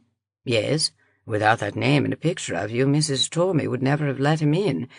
Without the Tormeys, I would have lacked necessary data for picking up your rather elusive trail. We benefited each other. They helped you to escape. We helped them to escape, after my agent told them that they were being actively sought. A pleasant ending. How did you get them out? Friday. Do you wish to know? No. When will I learn? Had Boss wished to disclose the method, he would have told me. Careless slips sink ships. Not around Boss. Boss came out from behind his desk and shocked me. Ordinarily, he does not move around much, and in his old office, his ubiquitous tea service was within his reach at his desk. Now, he rolled out. No canes, a powered wheelchair. He guided it to a side table, started fiddling with tea things. I stood up. May I pour? Thank you, Friday. Yes. He left the service table, rolled back to his place behind his desk. I took over, which let me stand with my back to him. That was what I needed right now. There's no reason to feel shock when a cripple decides to substitute a powered wheelchair for canes. It is simply efficiency. Except that this was Boss. If the Egyptians at Giza woke up some morning and found the pyramid switched around and the Sphinx with a new nose, they would not be more shocked than I was. Some things, and some people, are not supposed to change. After I had served his tea, warm milk, 2 lumps, and had poured mine, I sat back down, my composure restored. Boss uses the very latest technology and quite old-fashioned customs. I have never known him to ask a woman to wait on him, but if a woman is present and offers to pour tea, it is a certainty that he will accept graciously and turn the incident into a minor ceremony. He chatted of other matters until we each had finished 1 cup. I refilled his cup, did not myself take another. He resumed business. Friday, you changed names and credit cards so many times that we were always 1 jump behind you. We might not have traced you to Vicksburg had not your progress suggested something about your plan. Although it is not my practice to interfere with an agent no matter how closely he is being watched, I might have decided to head you off from going up the river, knowing that that expedition was doomed. Boss, what was that expedition? I never believed the song and dance. A coup d'etat, a clumsy one. The Imperium has had 3 chairmen in 2 weeks, and the current one is no better and no more likely to survive. Friday, a well-run tyranny is a better base for my work than is any form of free government. But a well-run tyranny is almost as scarce as an efficient democracy. To resume, you got away from us in Vicksburg because you moved without hesitation. You were aboard that comic opera troop ship and gone before our Vicksburg agent knew that you had signed up. I was vexed with him, so much so that I've not yet disciplined him. I must wait. No reason to discipline him, boss. I moved fast. Unless he breathed down my neck, which I notice and always takes steps, he could not have kept up with me. Yes, I know your techniques, but I think that you will agree that I was understandably annoyed when it was reported to me that our man in Vicksburg actually had you physically inside, and 24 hours later he reports you dead. Maybe not. A man got too close on my heels coming into Nairobi earlier this year, breathed down my neck, and it was his last breath. If you have me shadowed again, better warn your agents. I do not ordinarily use a shadow on you, Friday. With you, point checks work better. Fortunately for all of us, you did not stay dead. While the terminals of my contact agents in St. Louis have all been tapped by the government, I still get some use from them. When you attempted to report in 3 times and never got caught, I heard of it at once and deduced that it had to be you, then knew it with certainty when you reached Fargo. Who in Fargo? The paper artist? Boss pretended not to hear. Friday, I must get back to work. Complete your report. Make it brief. Yes, sir. I left that excursion boat when we entered the Imperium, proceeded to St. Louis, found your contact call codes tapped, left, visited Fargo as you noted, crossed into British Canada, 26 clicks east of Pembina, crossed to Vancouver and down to Bellingham today, then reported to you here. Any trouble? No, sir. Any novel aspects of professional interest? No, sir. At your convenience, tape a detailed report for my staff analysis. Feel free to suppress facts not yours to disclose. I will send for you sometime in the next 2 or 3 weeks. You start school tomorrow morning, 0900. Huh? Don't grunt. It is not pleasing in a young woman. Friday, your work has been satisfactory, but it is time you entered on your true profession. Your true profession at this stage, perhaps I should say. You are woefully ignorant. We will change that. 9 o'clock tomorrow. Yes, sir. Ignorant, huh? Arrogant old bastard. Gosh, I was glad to see him. But that wheelchair fretted me. 22. Pajaro Sands used to be a resort seaside hotel. It's a nowhere place on Monterey Bay, outside a nowhere city, Watsonville. Watsonville is one of the great oil export ports of the world and has all the charm of cold pancakes with no syrup. The nearest excitement is in the casinos and bawdy houses of Carmel, 50 kilometers away. But I don't gamble and am not interested in sex for hire, even the exotic sorts to be had in California. Not many from Boss's headquarters patronized Carmel, as it was too far away to go by horse, other than for a weekend. There was no direct capsule, and, while California is liberal in authorizing power vehicles, Boss did not release his APVs for anything but business. The big excitement for us at Pajaro Sands were the natural attractions that caused it to be built: surf and sand and sunshine. I enjoyed surfboarding until I became skilled at it. Then it bored me. I usually sunned a bit each day and swam a little and stared out at the big tankers suckling at the oil moles, and noted with amusement that the watchstander aboard each ship often was staring back with binoculars. There was no reason for any of us to be bored, as we had full individual terminal service. People are so used to the computer net today that it is easy to forget what a window to the world it can be, and I include myself. One can grow so canalized in using a terminal only in certain ways paying bills, making telephone calls, listening to news bulletins, that one can neglect its richer uses. If a subscriber is willing to pay for the service, almost anything can be done at a terminal that can be done out of bed. Live music? I could punch in a concert going on live in Berkeley this evening. But a concert given 10 years ago in London, its conductor long dead, is just as live, just as immediate as any listed on today's program. Electrons don't care. Once data of any sort go into the net, time is frozen. All that's necessary is to remember that all the endless riches of the past are available any time you punch for them. Boss sent me to school at a computer terminal, and I had far richer opportunities than any enjoyed by a student at Oxford or the Sorbonne or Heidelberg in any earlier year. At first, it did not seem to me that I was going to school. At breakfast the first day, I was told to report to the head librarian. He was a fatherly old dear, Professor Perry, whom I had met first during basic training. He seemed harried, understandably, as Boss's library was probably the bulkiest and most complex thing shipped from the Imperium to Pahara Sands. Professor Perry undoubtedly had weeks of work ahead before everything would be straightened out, and in the meantime, all Boss would expect would be utter perfection. The work was not made easier by Boss's eccentric insistence on paper books for much of his library, rather than cassettes or microfiche or discs.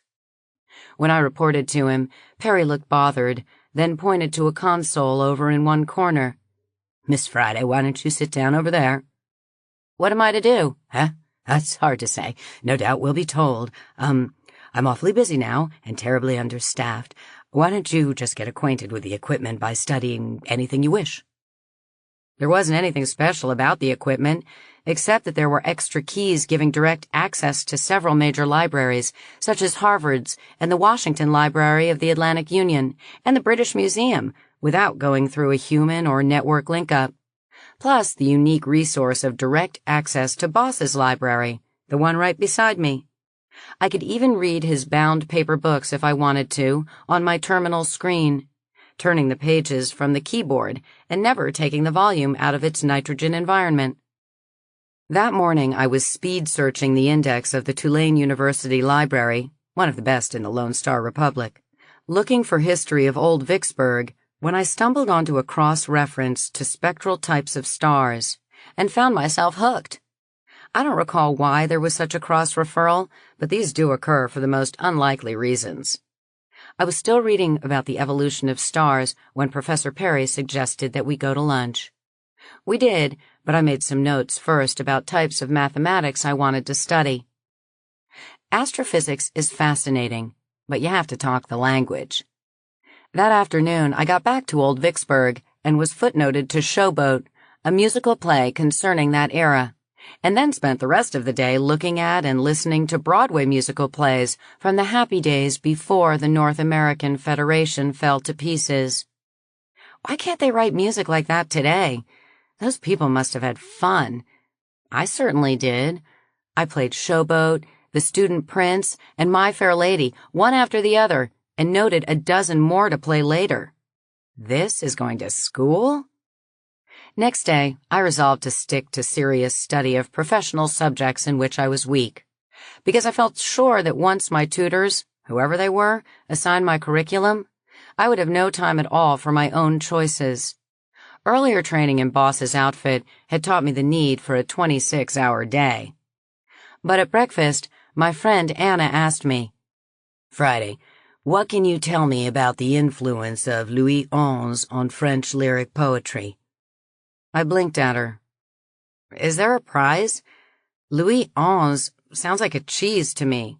The only French verse I can recall is Mademoiselle from Armentières, if that qualifies." "Professor Perry said that you are the person to ask." "He's pulling your leg." When I reached the library, Papa Perry looked up from his console. I said, "Good morning. Anna said that you had told her to ask me about the effect of Louis XI on French verse." Yes, of course. Would you mind not bothering me now? This bit of programming is very tricky." He looked back down and closed me out of his world. Frustrated and irritated, I punched up Louis XI. 2 hours later, I came up for air. I had not learned anything about poetry. So far as I could tell, the Spider King had never even rhymed tant qu'on with c'est bon, or ever been a patron of the art. But I learned a lot about politics in the 15th century. Violent. Made the little scrapes I had been in seem like kitty quarrels in the creche. I spent the rest of the day punching up French lyric verse since 1450. Good in spots. French is suited to lyric poetry, more so than is English. It takes an Edgar Allan Poe to wring beauty consistently out of the dissonance of English. German is unsuited to lyricism, so much so that translations fall sweeter on the ear than do the German originals. This is no fault of Goethe or Heine, it is a defect of an ugly language. Spanish is so musical that a soap powder commercial in Spanish is more pleasing to the ear than the best free verse in English. The Spanish language is so beautiful that much of its poetry sounds best if the listener does not understand the meaning. I never did find out what effect, if any, Louis XI had on verse. One morning I found my console occupied. I looked inquiringly at the head librarian. Again he looked harried. Yes, we're quite crowded today. Miss Friday, why not use the terminal in your room? It has the same additional controls, and if you need to consult me, you can do so even more quickly than you can here. Just punch local 7 and your signature code, and I'll instruct the computer to give you priority. Satisfactory? Just fine, I agreed. I enjoyed the warm camaraderie of the library study room, but in my own room, I could take off my clothes without feeling that I was annoying Papa Perry. What should I study today? Goodness, isn't there some subject you're interested in that merits further listening? I dislike disturbing number 1. I went to my room and went on with French history since Louis XI, and that led me to the new colonies across the Atlantic, and that led me into economics, and that took me to Adam Smith, and from there to political science. I concluded that Aristotle had had his good days, but that Plato was a pretentious fraud, and that led to my being called 3 times by the dining room, with the last call including a recorded message that any late arrival would mean nothing but cold night rations, and a live message from Goldie threatening to drag me down by my hair. So I rushed down, barefooted and still zipping into a jumpsuit. Anna asked what I had been doing that was so urgent I would forget to eat. Most un-Friday-ish. She and Goldie and I usually ate together, with or without male company. Residents at HQ were a club, a fraternity, a noisy family, and some 24 of them were kissing friends of mine. Improving my brain, I said. You are looking at the world's greatest authority. Authority on what? Goldie asked. Anything. Just ask me. The easy ones I answer at once. The hardest ones I'll answer tomorrow. Prove it, said Anna. How many angels can sit on the point of a needle? That's an easy one. Measure the angels' arses. Measure the point of the needle. Divide A into B. The numerical answer is left as an exercise for the student. Smart Alec. What is the sound of one hand clapping? Even easier. Switch on a recorder using any nearby terminal. Clap with one hand, play back the result. You try her, Goldie. She's been eating meat. What is the population of San Jose? That's a hard one. I'll report tomorrow. The fiddling went on for over a month before it filtered through my skull that someone, boss of course, was in fact trying to force me to become the world's greatest authority. At one time, there really was a man known as the world's greatest authority. I ran across him in trying to nail down one of the many silly questions that kept coming at me from odd sources. Like this. Set your terminal to research. Punch parameters in succession, North American culture, English speaking, mid-20th century, comedians, the world's greatest authority. The answer you can expect is Professor Irwin Corey. You'll find his routine's timeless humor. Meanwhile, I was being force-fed, like a Strasbourg goose. Nevertheless, it was a very happy time. Often as not, one of my true friends would invite me to share a bed. I don't recall ever refusing. Rendezvous would usually be arranged during afternoon sunbathing. And the prospect added a tingle to the sensuous pleasure of lying in the sun. Because everyone at HQ was so civilized, sweet through and through, it was possible to answer, "Sorry, Terrence asked me first. Tomorrow maybe? No? Okay, sometime soon," and have no hurt feelings. One of the shortcomings of the S group I used to belong to was that such arrangements were negotiated among the males under some protocol that was never explained to me, but was not free from tension. The silly questions speeded up. I found myself just getting acquainted with the details of Ming ceramics when a message showed up in my terminal, saying that someone in staff wanted to know the relationships between men's beards, women's skirts, and the price of gold. I had ceased to wonder at silly questions. Around boss, anything can happen. But this one seemed super silly. Why should there be any relationship? Men's beards did not interest me. They tickle and are often dirty. As for women's skirts, I knew even less. I've almost never worn skirts. Skirted costumes can be pretty, but they aren't practical for travel and could have gotten me killed 3 or 4 times. And when you're home, what's wrong with skin, or as near as local custom permits? But I'd learned not to ignore questions merely because they were obvious nonsense. I tackled this one by calling up all the data I could, including punching out some most unlikely association chains. I then told the machine to tabulate all retrieved data by categories. Darned if I didn't begin to find connections. As more data accumulated, I found that the only way I could see all of it was to tell the computer to plot and display a 3-dimensional graph. And that looked so promising that I told it to convert the holographic in color. Beautiful. I did not know why these 3 variables fitted together, but they did. I spent the rest of the day changing scales, X versus Y versus Z in various combinations, magnifying, shrinking, rotating, looking for minor cycloid relations under the obvious gross ones, and noticed a shallow double sinusoidal hump that kept showing up as I rotated the holo. And suddenly, for no reason I can assign, I decided to subtract the double sunspot curve. Eureka! As precise and necessary as a Ming vase. Before dinner time, I had the equation. Just one line that encompassed all the silly data I had spent 5 days dragging out of the terminal.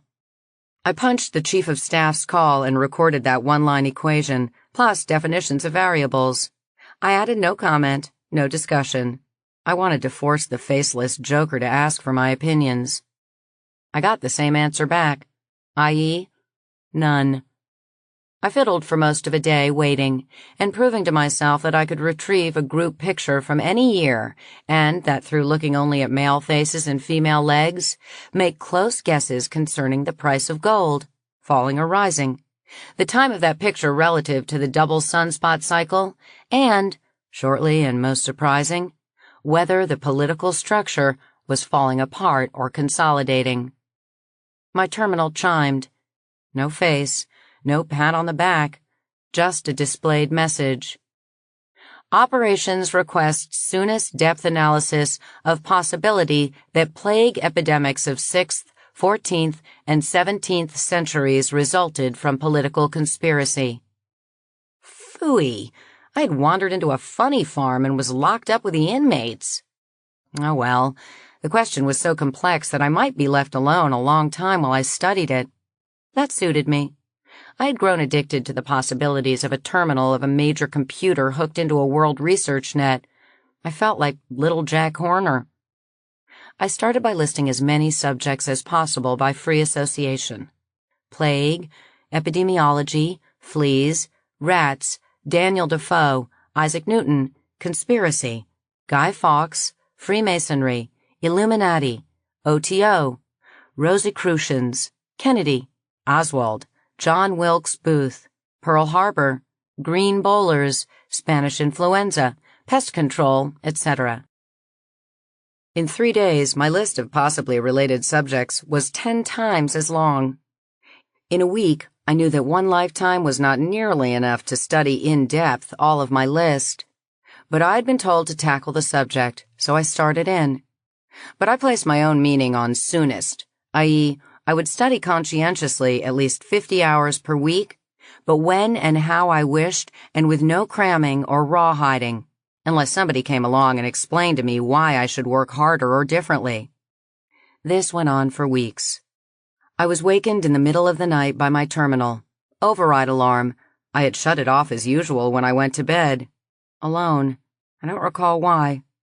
I answered sleepily. All right, speak up, and it had better be good.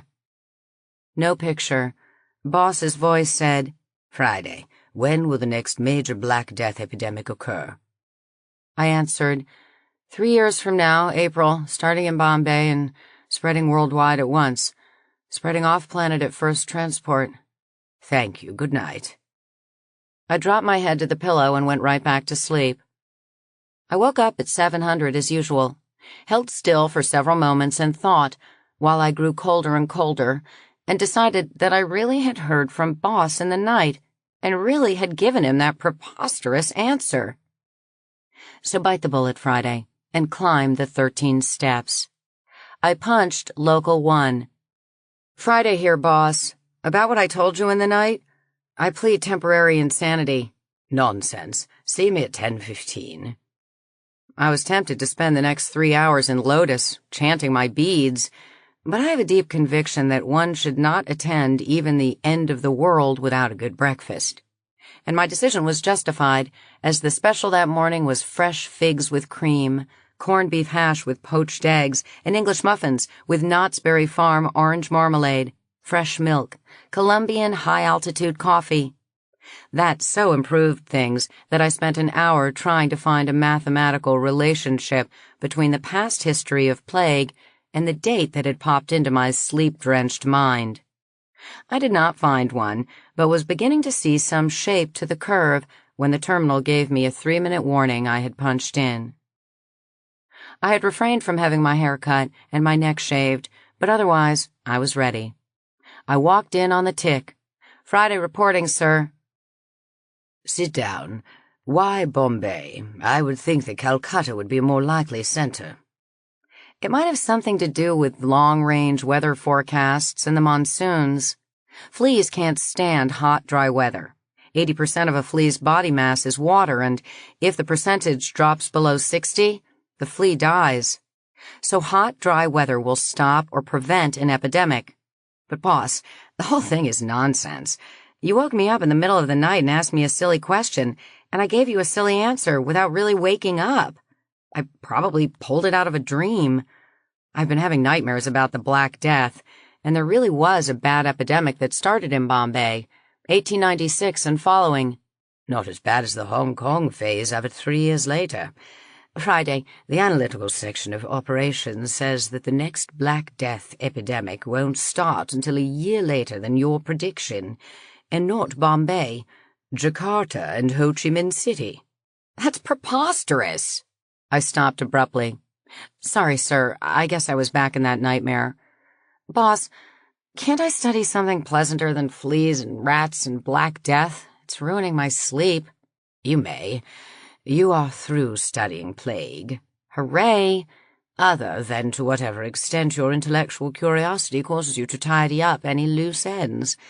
The matter now goes to operations for action, but action will be based on your prediction, not on that of the mathematical analysts. I have to say it again? My prediction is nonsense. Friday, your greatest weakness is lack of awareness of your true strength. Wouldn't we look silly if we depended on the professional analysts? But the outbreak was 1 year earlier, as you predicted. Catastrophe. But to be a year early in taking prophylactic measures does no harm. Are we going to try to stop it? People have been fighting rats and fleas throughout history. So far, the rats and fleas are ahead. Heavens, no. In the second place, the contract would be too big for this organization. But in the first place, I do not accept contracts that I cannot fulfill. This is one such.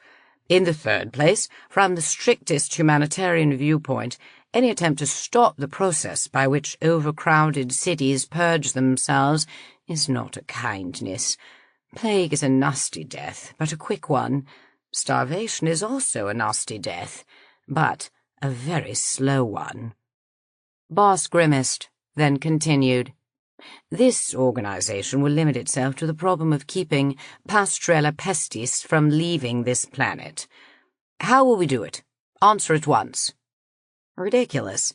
Any government public health department faced with such a question would set up a blue-ribbon study group, insist on ample research funds, and schedule a reasonable time, 5 years or more, for orderly scientific investigation. I answered at once. Explode them. The space colonies, that seems a drastic solution. No, the fleas. Back during the global wars of the 20th century, somebody discovered that you could kill off fleas and lice by taking them up to high altitude. They explode. About 5 kilometers, as I recall, but it can be looked up and checked by experiment. I thought of it because I noticed that Beanstalk Station at Mount Kenya was above the critical altitude, and almost all space traffic these days goes up the beanstalk. Then there's a simple method of heat and dryness. Works, but not as fast. But the key to it, boss, is absolutely no exceptions. Just one case of diplomatic immunity or one VIP allowed to skip the routines and you've had it. One lapdog, one gerbil, one shipment of laboratory mice. If it took the mnemonic form, L5 would be a ghost town in a week. Or Luna City. If I did not have other work for you, I would put you in charge. How about rats? I don't want the job. I'm sick of the subject. Boss, killing a rat's no problem. Stuff it into a sack, beat the sack with an axe, then shoot it, then drown it. Burn the sack with the dead rat in it. Meanwhile, its mate has raised another litter of pups, and you now have a dozen rats to replace it. Boss, all we've ever been able to do with rats is fight them to a draw. We never win. If we let up for a moment, the rats pull ahead. I added sourly, I think they're the second team. This plague assignment had depressed me. Elucidate. If Homo sapiens doesn't make it, he keeps trying to kill himself off, there are the rats, ready to take over. Piffle, soft-headed nonsense. Friday, you overstress the human will to die. We have had the means to commit racial suicide for generations now, and those means are and have been in many hands. We have not done so. In the second place, to replace us, rats would have to grow enormously larger skulls, develop bodies to support them, learn to walk on 2 feet, develop their front paws into delicate manipulative organs, and grow more cortex to control all this. To replace man, another breed must become man. Bah, forget it. Before we leave the subject of plague, what conclusions did you reach concerning the conspiracy theory? The notion is silly. You specified 6th, 14th, and 17th centuries. And that means sailing ships or caravans and no knowledge of bacteriology. So here we have the sinister Dr. Fu Manchu in his hideaway, raising 1 million rats, and the rats are infested with fleas. Easy. Rats and fleas are infected with bacillus, possibly even without theory. But how does he hit his target city? By ship? In a few days, all the 1 million rats will be dead, and so would be the crew. Even harder to do it over land. To make such a conspiracy work in those centuries would require modern science and a largish time machine. Boss, who thought up that silly question? I did. I thought it had your skid to it. Why? It caused you to study the subject with a much wider approach than you otherwise would have given it, did it not? I had spent much more time studying relevant political history than I had spent studying the disease itself. I suppose so. You know so. Well, yes. Boss, there ain't no such animal as a well-documented conspiracy. Or sometimes too well-documented, but the documents contradict each other. If a conspiracy happened quite some time ago, a generation or longer, it becomes impossible to establish the truth. Have you ever heard of a man named John F. Kennedy? Yes. Chief of State in the middle 20th century of the Federation then occupying the land between Canada, British Canada and Quebec, and the Kingdom of Mexico. He was assassinated. That's the man. Killed in front of hundreds of witnesses, and every aspect before, during, and after heavily documented. All that mountain of evidence adds up to this.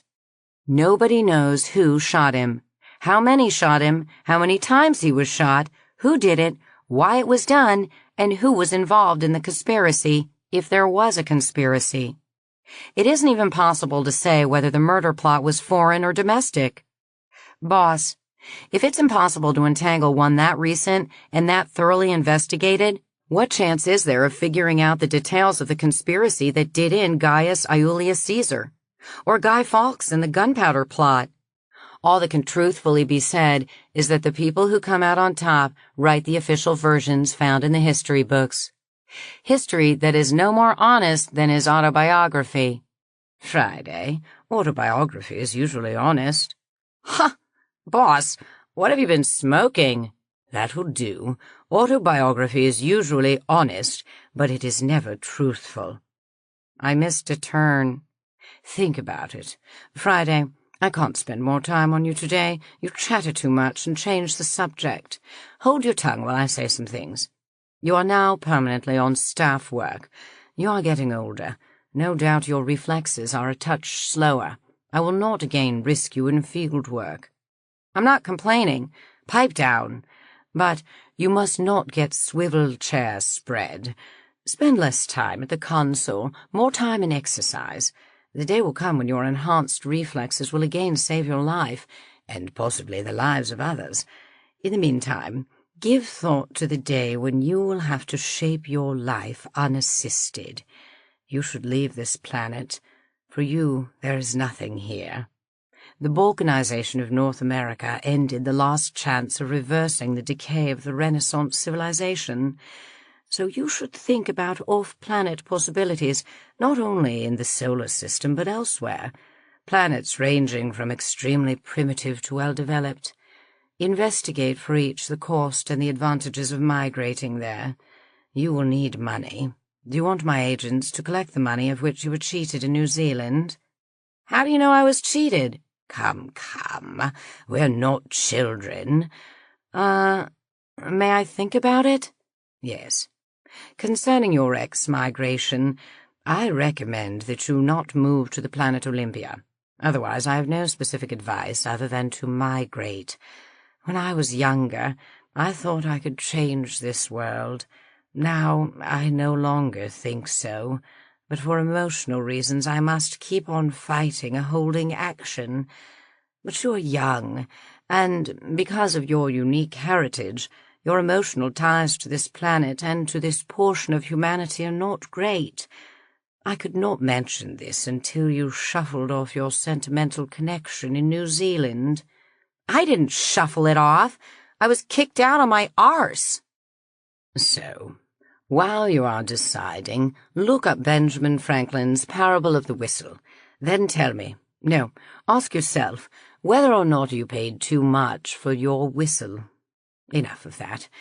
2 assignments for you. Study the Shipstone Corporation complex, including its interlocks outside the complex. Second, the next time I see you, I want you to tell me precisely how to spot a sick culture. That's all. Boss turned his attention to his console, so I stood up. But I was not ready to accept so abrupt a dismissal, as I had had no opportunity to ask important questions. Boss, don't I have any duties? Just random study that goes nowhere? It goes somewhere. Yes, you have duties. First, to study. Second, to be awakened in the middle of the night, or stopped in the hallway to answer silly questions. Just that? What do you want? Angels and trumpets? Well, a job title, maybe. I used to be a courier. What am I now? Court jester? Friday, you are developing a bureaucratic mind. Job title indeed. Very well. You are staff intuitive analyst, reporting to me only. But the title carries an injunction. You are forbidden to discuss anything more serious than a card game with any member of the analytical section of the General Staff. Sleep with them if you wish. I know that you do, in 2 cases, but limit your conversation to the veriest trivia. Boss, I could wish that you spent less time under my bed. Only enough to protect the organization. Friday, you are well aware that the absence of eyes and ears today simply means that they are concealed.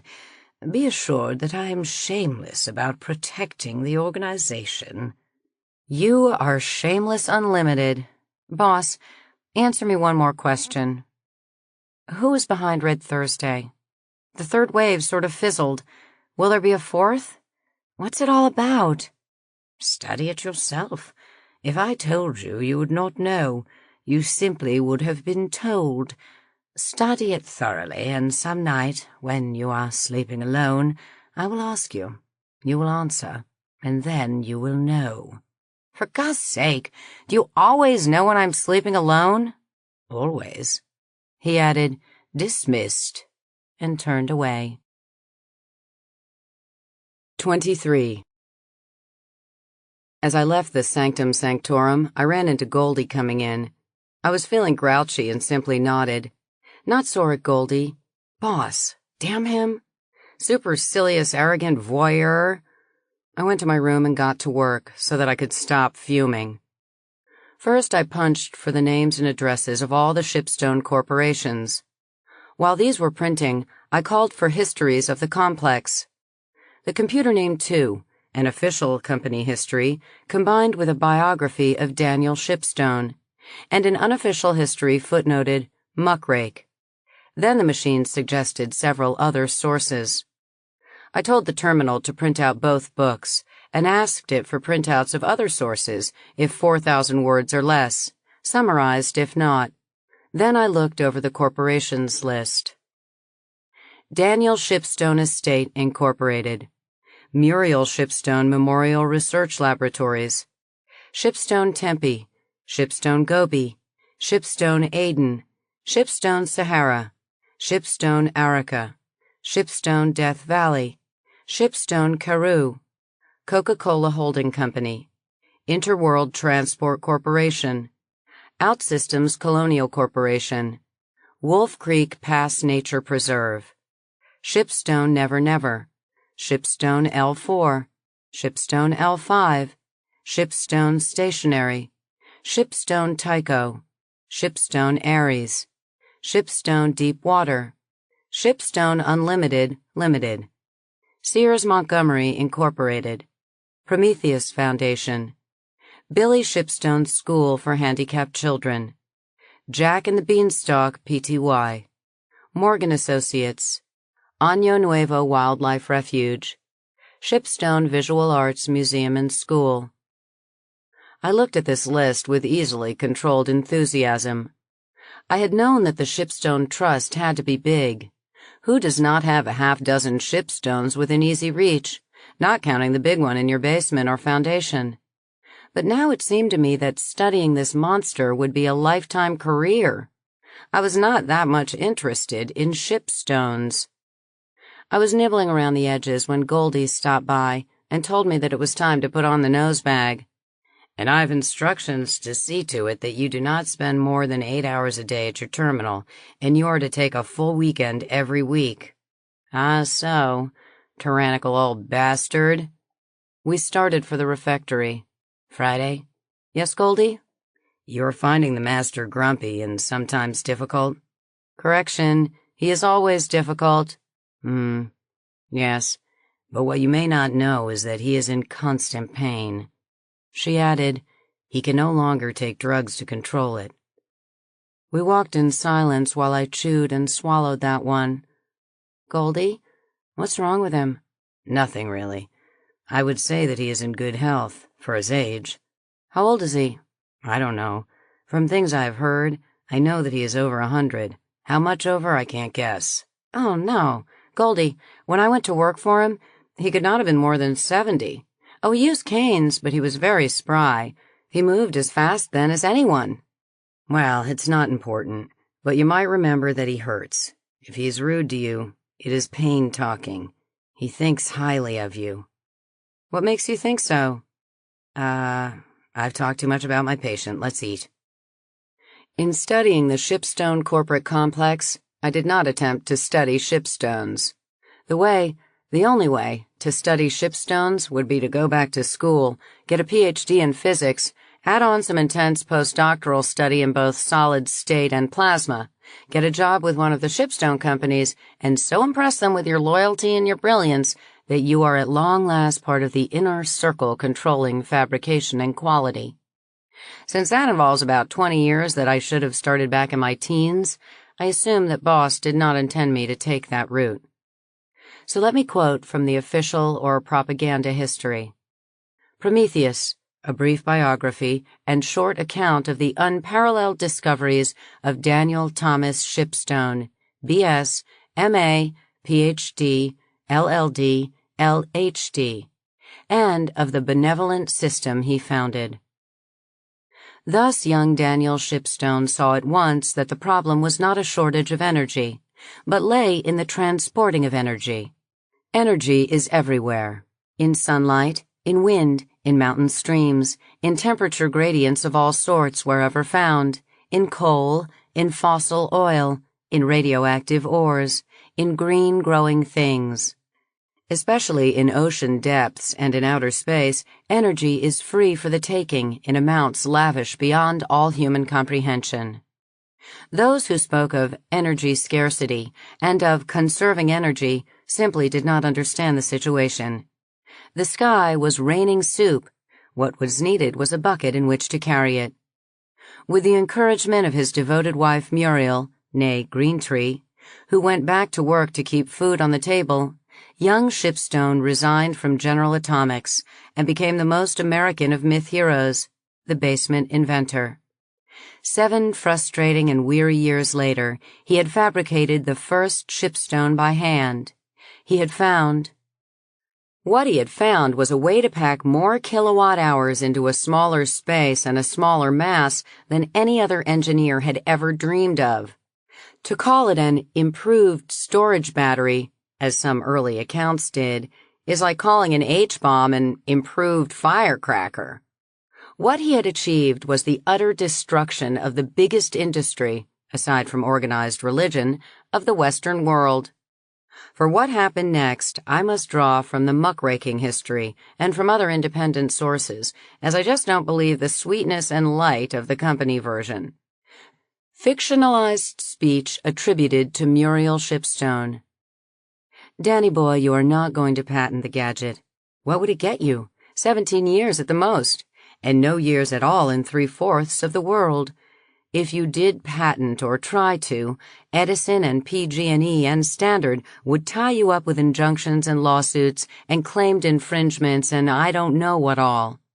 But you said yourself that you could put one of your gadgets in a room with the best research team GA has to offer, and the best they could do would be to melt it down, and the worst would be that they would blow themselves up. You said that.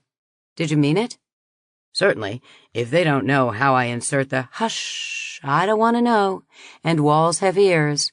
We don't make any fancy announcements. We simply start manufacturing, wherever power is cheapest today. Where is that?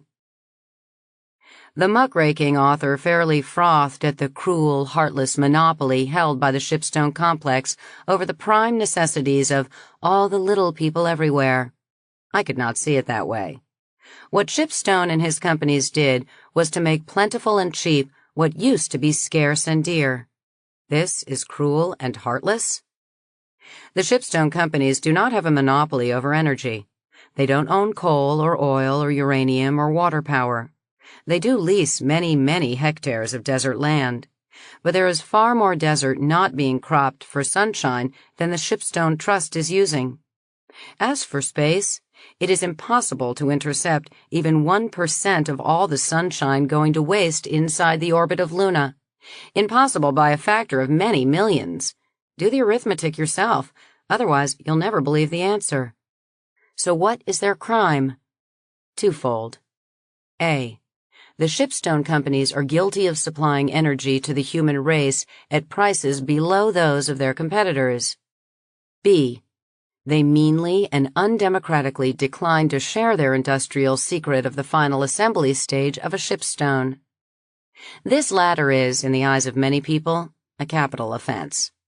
My terminal dug out many editorials on the people's right to know, others on the insolence of giant monopolies, and other displays of righteous indignation. The shipstone complex is mammoth, all right, because they supply cheap power to billions of people who want cheap power and want more of it every year. But it is not a monopoly because they don't own any power. They just package it and ship it around to wherever people want it. Those billions of customers could bankrupt the shipstone complex almost overnight by going back to their old ways. Burn coal, burn wood, burn oil, burn uranium, distribute power through continent-wide stretches of copper and aluminum wires and/or long trains of coal cars and tank cars. But no one, so far as my terminal could dig out, wants to go back to the bad old days, when the landscape was disfigured in endless ways, and the very air was loaded with stinks and carcinogens and soot, and the ignorant were scared silly by nuclear power, and all power was scarce and expensive. No, nobody wants the bad old ways. Even the most radical of the complainers want cheap and convenient power. They just want the shipstone companies to go away and get lost. The people's right to know. The people's right to know what? Daniel Shipstone, having first armed himself with great knowledge of higher mathematics and physics, went down into his basement and patiently suffered 7 lean and weary years, and thereby learned an applied aspect of natural law that let him construct a shipstone. Any and all of the people are free to do as he did. He did not even take out a patent. Natural laws are freely available to everyone equally, including flea-bitten Neanderthals crouching against the cold. In this case, the trouble with the people's right to know is that it strongly resembles the right of someone to be a concert pianist, but who does not want to practice. But I am prejudiced, not being human and never having had any rights. Whether you prefer the saccharine company version or the vitriolic muckrakers version, the basic facts about Daniel Shipstone and the Shipstone complex are well known and beyond argument. What surprised me, shocked me in fact, was what I learned when I started digging into ownership, management, and direction. My first hint came from that basic printout when I saw what companies were listed as Shipstone complex companies, but did not have Shipstone in their names. When one pauses for a Coke, the deal is with Shipstone. Ian had told me that Interworld had ordered the destruction of Acapulco. Does this mean that the trustees of Daniel Shipstone estate ordered the killing of 250,000 innocent people? Can these be the same people who run the best hospital, school for handicapped children in the world? And Sears Montgomery. Hell's bells, I own some Sears Montgomery stock myself. Do I share by concatenation some part of the guilt for the murder of Acapulco? I programmed the machine to display how the directorates interlocked inside the Shipstone complex, and then what directorships in other companies were held by directors of Shipstone companies. And the results were so startling that I asked the computer to list stock ownership of 1% or more of the voting stock in all Shipstone companies. I spent the next 3 days fiddling with and rearranging and looking for better ways to display the great mass of data that came back in answer to those 2 questions. At the end of that time, I wrote out my conclusions. A.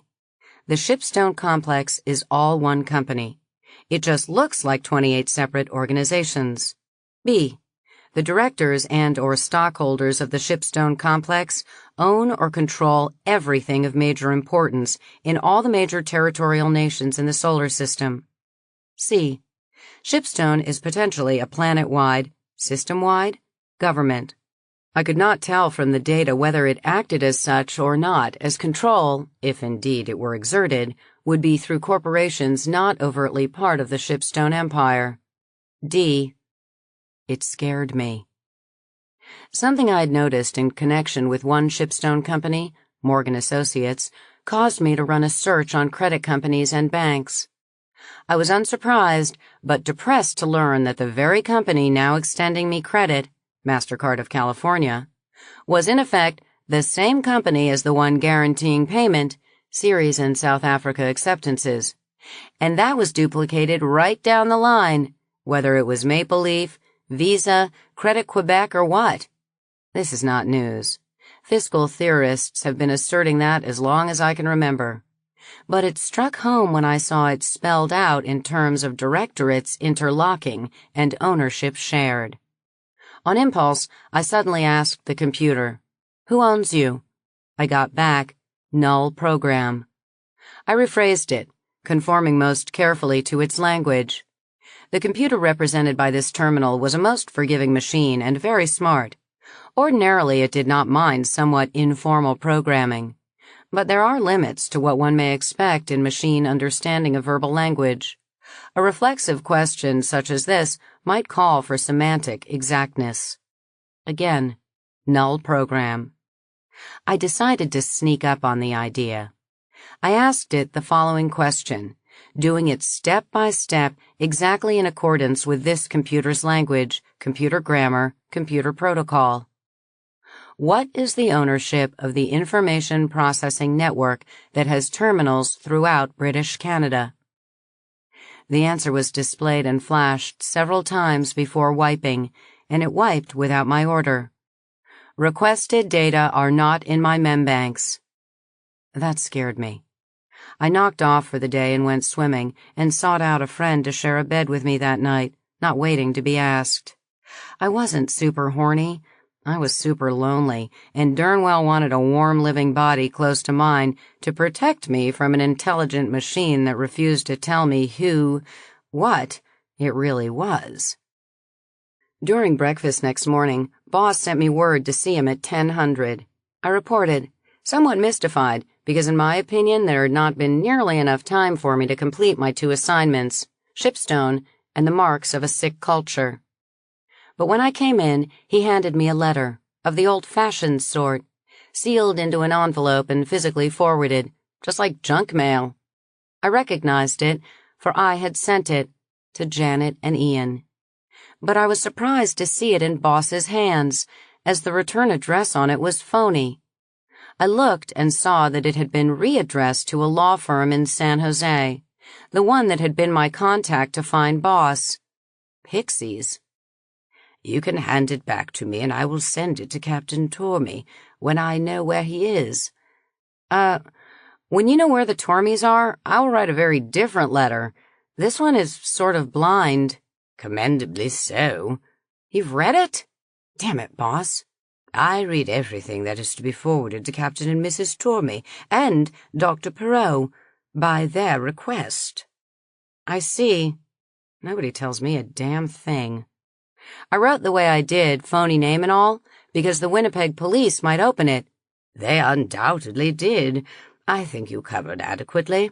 I regret that I did not inform you that all mail sent to their home would be forwarded to me, if indeed the police are forwarding all of it. Friday, I do not know where the Tormeys are, but I have a contact method that I can use once. The plan is to use it when the police drop all charges against them. I expected that weeks ago. It has not taken place. From this, I conclude that the police in Winnipeg are very much in earnest in their intention of hanging the disappearance of Lieutenant Dickey on the Tormeys as a murder charge. Let me ask you again, can that body be found? I thought hard, trying to put worst case on it. If the police ever moved in on that house, what would they find? Boss, have the police been inside that house? Certainly, they searched it the day after the owners departed. In that case, the police had not found the body the morning of the day I reported here. If they found it, or were to find it since that date, would you know? I think it probable. My lines of communication into that police headquarters are less than perfect, but I pay highest for freshest information. Do you know what was done with the livestock? 4 horses, a cat and 5 kittens, a pig, maybe other animals? Friday, where is your intuition leading you? Boss, I don't know exactly how that body is hidden, But Janet, Mrs. Tormey, is an architect who specialized in two-tier active defense of buildings. What she did about her animals would tell me whether or not she thought there was the slightest possibility of that body ever being found. Boss made a notation. We'll discuss it later. What are the marks of a sick culture?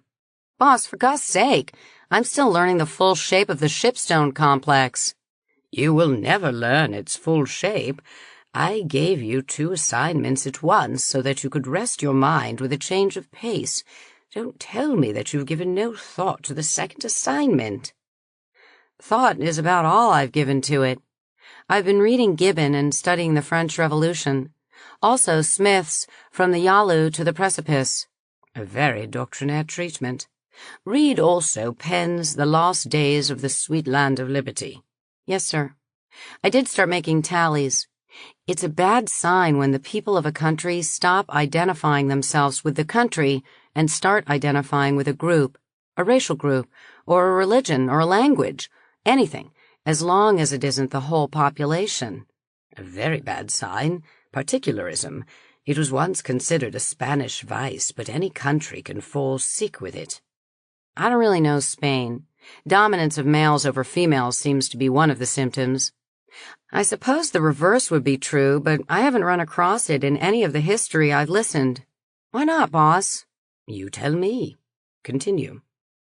So far as I've listened, before a revolution can take place, the population must lose faith in both the police and the courts. Elementary. Go on. Well, high taxation is important, and so is inflation of the currency and the ratio of the productive to those on the public payroll. But that's old hat. Everybody knows that a country is on the skids when its income and outgo get out of balance and stay that way, even though there are always endless attempts to wish it away by legislation. But I started looking for little signs, what some call silly season symptoms. For example, did you know that it is against the law here to be naked outside your own home? Even in your own home if anybody can see in? Rather difficult to enforce, I suspect. What significance do you see in it? Oh, it isn't enforced, but it can't be repealed either. The Confederacy is loaded with such laws.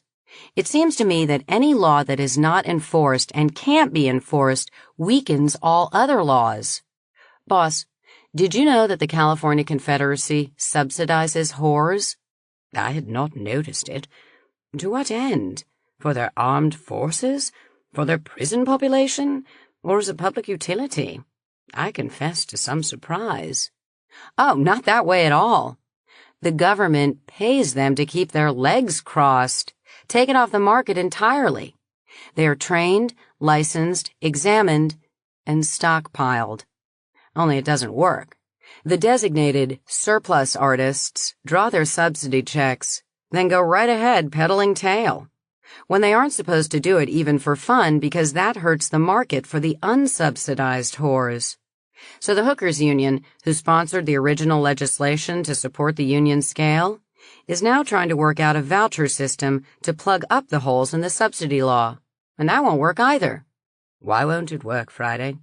Boss, laws to sweep back the tide never do work. That's what King Canute was saying. Surely you know that. I wanted to be sure that you knew it. I think I've been insulted. I ran across a goodie. In the California Confederacy, it is against the law to refuse credit to a person merely because that person has taken bankruptcy. Credit is a civil right.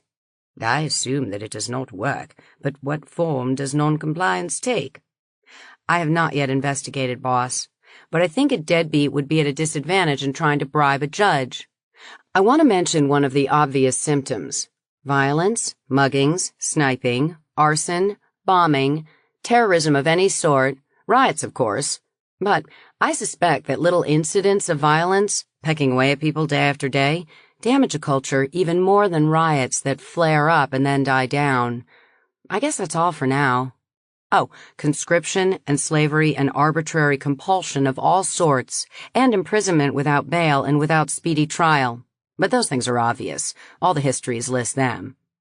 Friday, I think you have missed the most alarming symptom of all. I have?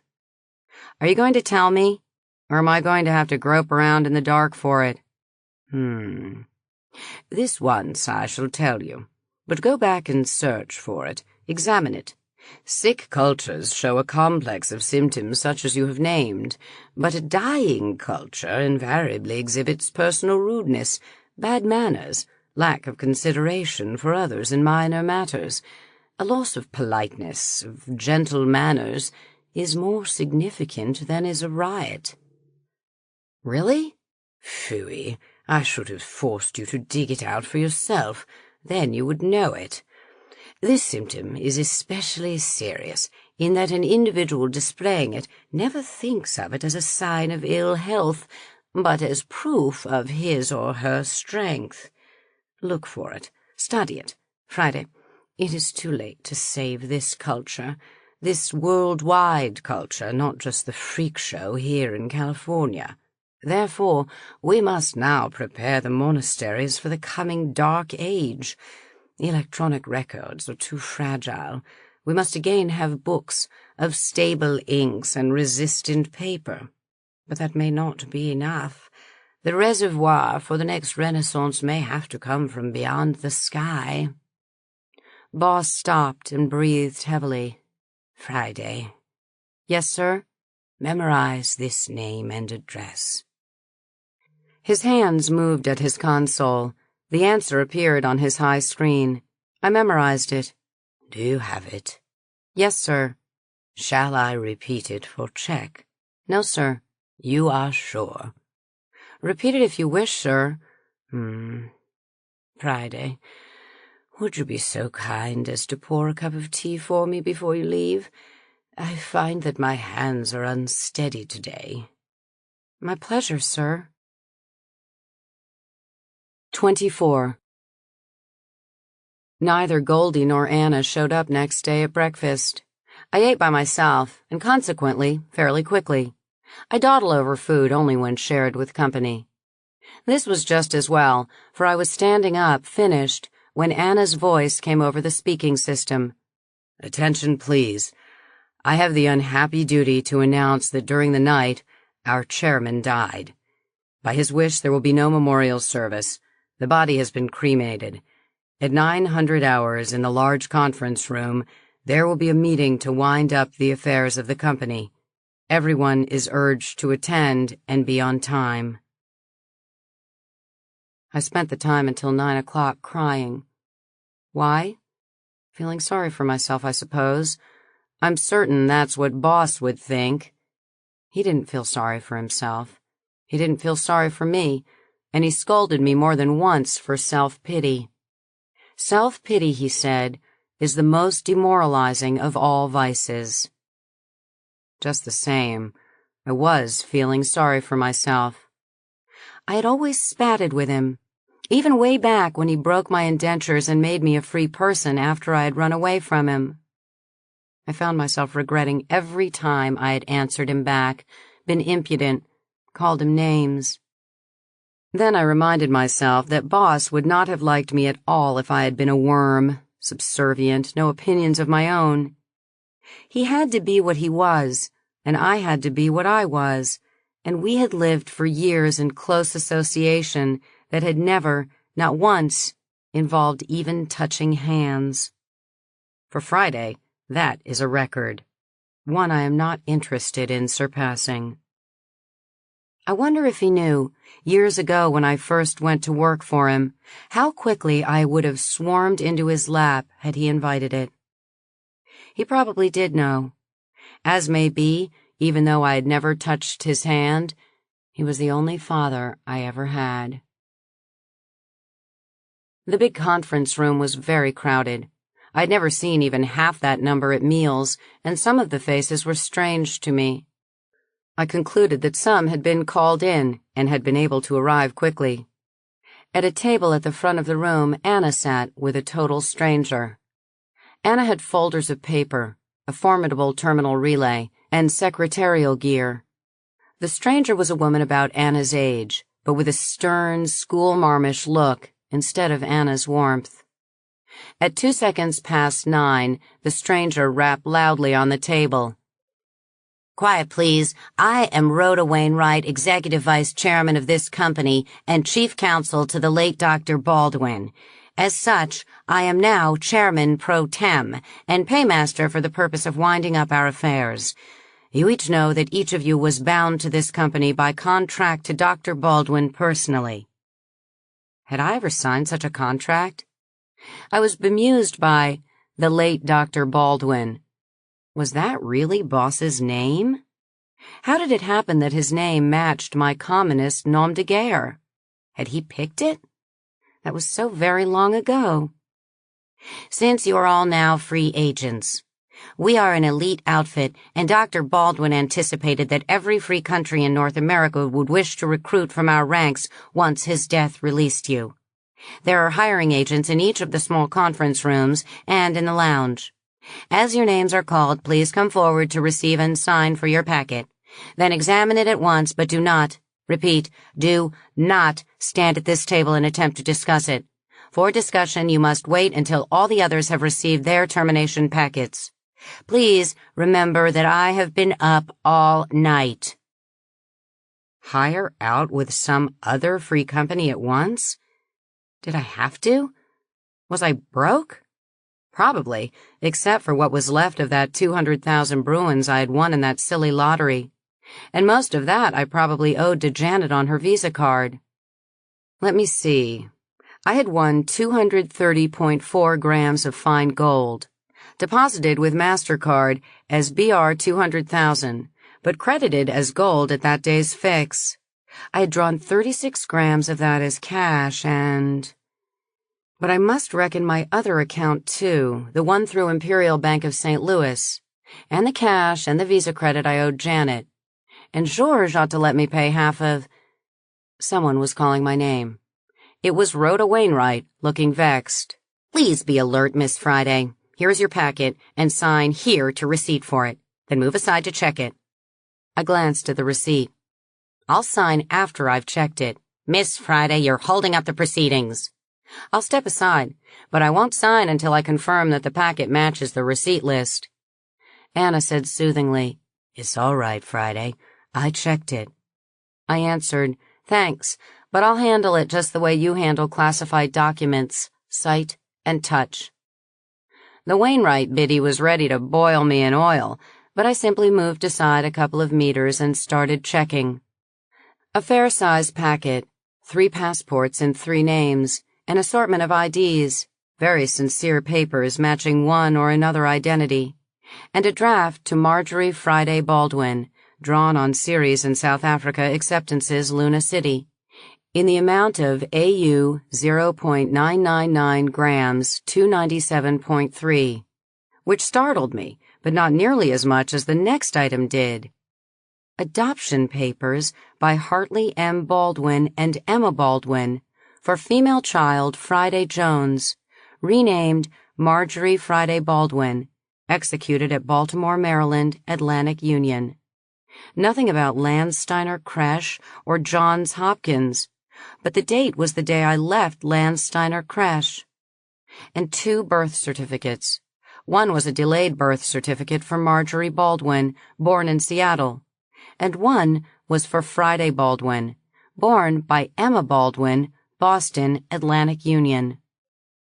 2 things were certain about each of these documents. Each was phony, and each could be relied on utterly. Boss never did things by halves. I said, It checks, Anna. I signed. Anna accepted the receipt from me, adding quietly, See me after. Suits. Where? See Goldie. Miss Friday, your credit card, please. Wainwright again. Oh. Well, yes. With Boss gone and the company dissolved, I could not use my St. Louis credit card again. Here it is. She reached for it. I held on. The punch, please, or the shears, whatever you're using.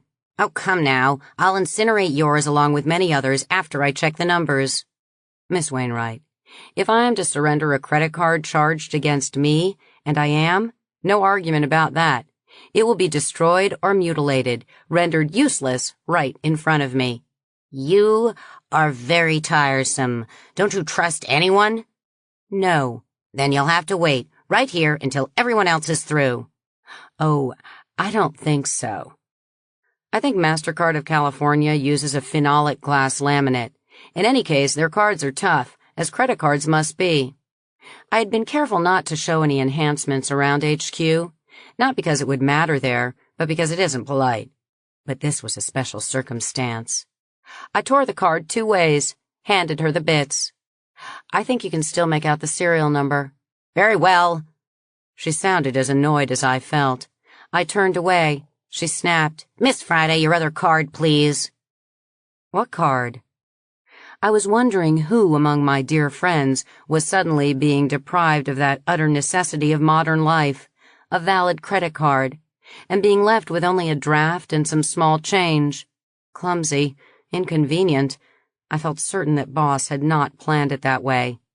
MasterCard of California, Miss Friday, issued in San Jose. Hand it over. The company has nothing to do with that card. I arranged that credit on my own. I find that hard to believe. Your credit on it is guaranteed by Ceres in South Africa, that is to say, by the company, the affairs of which are being liquidated, so hand over that card. You're mixed up, counselor. While payment is made through Ceres in South Africa, the credit involved is my own. It's none of your business. You'll soon find out whose business it is. Your account will be canceled. At your own risk, counselor. If you want a lawsuit that will leave you barefooted, better check the facts. I turned away, anxious not to say another word. She had me so angry that, for the moment, I was not feeling grief over Boss. I looked around and found that Goldie had already been processed. She was sitting, waiting. I caught her eye, and she patted an empty chair by her. I joined her. Anna said for me to see you. Good. I made a reservation at Cabana Hyatt in San Jose for Anna and me for tonight, and told them that there might be a third. Do you want to come with us? So soon? Are you already packed? What did I have to pack? Not much, as my New Zealand luggage was still sitting in bond in Winnipeg port because I suspected that the Winnipeg police had placed a tag on it. So there it would sit until Janet and Ian were in the clear. I had expected to stay here tonight, but I really hadn't thought about it. Anyone can sleep here tonight, but it's not being encouraged. The new management, wants to get everything done today. Lunch will be the last meal served. If anyone is still here tonight at dinner time, it's cold sandwiches. Breakfast? Knit. For gosh sake, that doesn't sound like anything Boss would have planned. It isn't. This woman, the master's arrangements were with the senior partner who died 6 weeks ago. But it doesn't matter. We'll just leave. Coming with us? I suppose so. Yes. But I'd better see these recruiters first. I'm going to need a job. Don't. Why not, Goldie? I'm looking for a job too, but Anna warned me. The recruiters here today all have arrangements with La Wainwright. If any of them are any good, we can get in touch with them at Las Vegas Labor Mart without handing this snapping turtle a commission. I know what I want. Head nurse in a field hospital of a crack mercenary outfit. All the best ones are represented in Las Vegas. I guess that's the place for me to look too, Goldie. I've never had to hunt for a job before. I'm confused. You'll do all right. 3 hours later, after a hasty lunch, we were in San Jose. 2 APVs were shuttling between Pajaro Sands and the National Plaza. Wainwright was getting rid of us as fast as possible. I saw 2 flatbed trucks, big ones, each drawn by 6 horses, being loaded as we left, and Papa Perry looking harried. I wondered what was being done with Boss's library, and felt a little separate, selfish sadness that I might never again have such an unlimited chance to feed the elephant's child. I'll never be a big brain, but I'm curious about everything, and a terminal hooked directly to all the world's best libraries is a luxury beyond price. When I saw what they were loading, I suddenly recalled something with near panic. Anna, who was Boss's secretary? He didn't have one. I sometimes helped him if he needed an extra hand. Seldom. He had a contact address for my friends Ian and Janet Tormey. What would have become of it? Unless it's in this? She took an envelope from her bag and handed it to me. It's gone. Because I've had standing orders for a long time to go to his personal terminal as soon as he was pronounced dead and to punch in a certain program. It was a wipe order, I know, although he did not say so. Everything personal he had in the memory banks was erased. Would this item be personal? Very personal. Then it's gone, unless you have it there. I looked at what she had handed me, a sealed envelope with nothing but Friday on the outside. Anna added, "That should have been in your packet, but I grabbed it and held it out. That nosy Slitch was reading everything she could get her hands on. I knew that this was private from Mr. Toucane's, Dr. Baldwin, I should say now, to you. I was not going to let her have it." Anna sighed. I worked with her all night. I didn't kill her. I don't know why I didn't. Goldie said, "We had to have her sign those drafts." Riding with us was one of the staff officers, Burton McNye, a quiet man who rarely expressed opinions, but now he spoke. "I'm sorry you restrained yourself. Look at me. I have no cash. I always used my credit card for everything. That snotty shyster wouldn't give me my closing check until I handed over my credit card. What happens with a draft on Lunar Bank? Can you cash it, or do they simply accept it for collection? I may be sleeping in the plaza tonight." "Mr. McNye?" "Yes, Miss Friday?" "I'm no longer Miss Friday, just Friday." "Then I'm Bert." "Okay, Bert. I've got some cash Bruins and a credit card that Wainwright could not touch, although she tried. How much do you need?" He smiled and reached over and patted my knee. "All the nice things I've heard about you are true. Thanks, dear, but I'll handle it. First, I'll take this to the Bank of America. If they won't cash it offhand, perhaps they will advance me some pending collection. If not, I shall go to her office in the CCC building and stretch out on her desk and tell her that it is up to her to find me a bed. Damn it, the chief would have seen to it that each of us got a few hundred in cash. She did it on purpose. Maybe to force us to sign up with her buddies. I wouldn't put it past her. If she makes any fuss, I'm feeling just ornery enough to find out whether or not I remember any of the things they taught me in basic." I answered, "Bert, don't ever tackle a lawyer with your hands. The way to fight a lawyer is with another lawyer, a smarter one. Look, we'll be in the cabana. If you can't cash that draft, better accept my offer. It won't inconvenience me."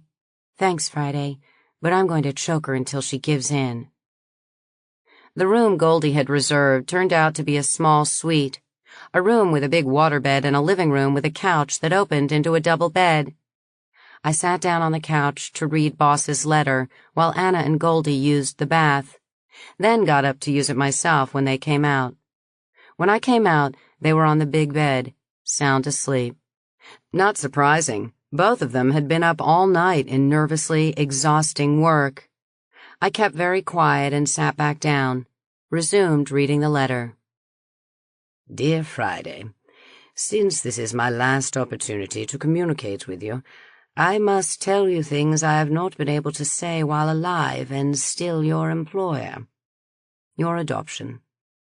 You do not remember it because it did not happen that way. You will find that all records are legally correct. You are indeed my foster daughter. Emma Baldwin has the same sort of reality as your Seattle parents, i.e., real for all practical and legal purposes. You need be careful of only one thing. Don't let your several identities trip each other. But you have walked that tight wire many times professionally. Be sure to be present or represented at the reading of my will, since I am a lunar citizen. Huh? This will be at Lunar City immediately after my death, Lunar Republic not having all the lawyer-serving delays one finds in most Earthside countries. Call Fong, Thomas Sauer, Rothschild, Fong, and Finnegan, Lunar City. Do not anticipate too much. My will does not relieve you of the necessity of earning a living. Your origin. You have always been curious about this. Understandably so. Since your genetic endowment was assembled from many sources, and since all records have been destroyed, I can tell you little. Let me mention 2 sources of your genetic pattern in whom you may take pride, 2 known to history as Mr. and Mrs. Joseph Green. There is a memorial to them in a crater near Luna City, but it is hardly worth the trip, as there is nothing much to see. If you will query the Luna City Chamber of Commerce concerning this memorial, you can obtain a cassette with a reasonably accurate account of what they did. When you hear it, you will know why I told you to suspend judgment on assassins. Assassination is usually a dirty business, but honorable hatchet men can be heroes. Play the cassette and judge for yourself. The Greens were colleagues of mine many years ago. Since their work was very dangerous, I had caused each of them to deposit genetic material, 4 of her ova, a supply of his sperm. When they were killed, I caused gene analysis to be made with an eye to posthumous children, only to learn that they were incompatible. Simple fertilization would have caused reinforcement of some bad alleles. Instead, when creation of artificial persons became possible, their genes were used selectively. Yours was the only successful design. Other attempts at including them were either not viable or had to be destroyed. A good genetic designer works the way a good photographer does. A perfect result derives from a willingness to discard drastically any attempt less than perfect. There will be no more attempts using the Greens. Gail's ova are gone, and Joe's sperm is probably no longer useful. It is not possible to define your relationship to them, but it is equivalent to something between granddaughter and great-granddaughter, the rest of you being from many sources, but you can take pride in the fact that all of you was most carefully selected to maximize the best traits of H. sapiens. This is your potential. Whether or not you achieve your potential is up to you. Before your records were destroyed, I once scratched my curiosity by listing the sources that went into creating you. As near as I can recall, they are Finnish, Polynesian, Amerindian, Inuit, Danish, Red Irish, Swazi, Korean, German, Hindu, English, and bits and pieces from elsewhere, since none of the above is pure. You can never afford to be racist. You would bite your own tail. All that the above really means is that the best materials were picked to design you, regardless of source. It is sheer luck that you wound up beautiful as well. Beautiful? Boss, I do own a mirror. Was it possible that he had really thought so? Surely I'm built okay. That just reflects the fact that I'm a crack athlete, which in turn reflects the fact that I was planned, not born. Well, it's nice that he thought so if he did, because it's the only game in town. I'm me, whatever. On one point I owe you an explanation, if not an apology. It was intended that you should be reared by selected parents as their natural child. But when you still weighed less than 5 kilos, I was sent to prison. Although I was able eventually to escape, I could not return to Earth until after the Second Atlantic Rebellion.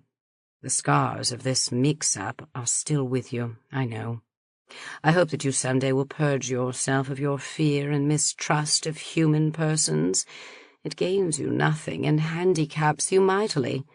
Someday, somehow, you must realize emotionally what you know intellectually, that they are as tied to the wheel as you are.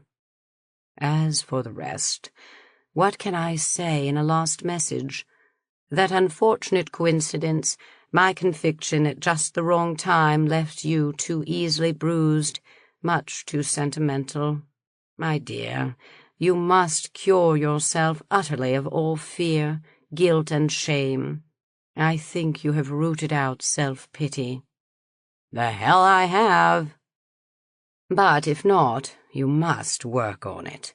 I think that you are immune to the temptations of religion.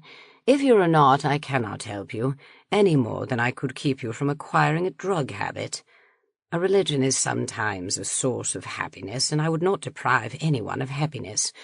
But it is a comfort appropriate for the weak, not for the strong. And you are strong. The great trouble with religion, any religion, is that a religionist, having accepted certain propositions by faith, cannot thereafter judge those propositions by evidence. One may bask at the warm fire of faith, or choose to live in the bleak uncertainty of reason, but one cannot have both. I have one last thing to tell you, for my own satisfaction, for my own pride. I am one of your ancestors, not a major one, but some of my genetic pattern lives on in you. You are not only my foster daughter, but also in part my natural daughter as well, to my great pride. So let me close this with a word I could not say while I was alive. Love, Hartley M. Baldwin. I put the letter back into its envelope and curled up and indulged in that worst of vices, self-pity, doing it thoroughly with plenty of tears. I don't see anything wrong with crying. It lubricates the psyche. Having gotten it out of my system, I got up and washed my face and decided that I was all through grieving over Boss. I was pleased and flattered that he had adopted me, and it warmed me all through to know that a bit of him was used in designing me, but he was still Boss. I thought that he would allow me one cathartic session of grief, but if I kept it up, he would be annoyed with me. My chums were still sawing wood, exhausted, so I closed the door that shut them off, was pleased to note that it was a sound silencer door, and I sat down at the terminal, stuck my card into the slot, and coded Fong, Tomasawa, and so forth, having routed through exchange service to get the code, then coding directly. It's cheaper that way. I recognized the woman who answered. Low G certainly is better than a bra.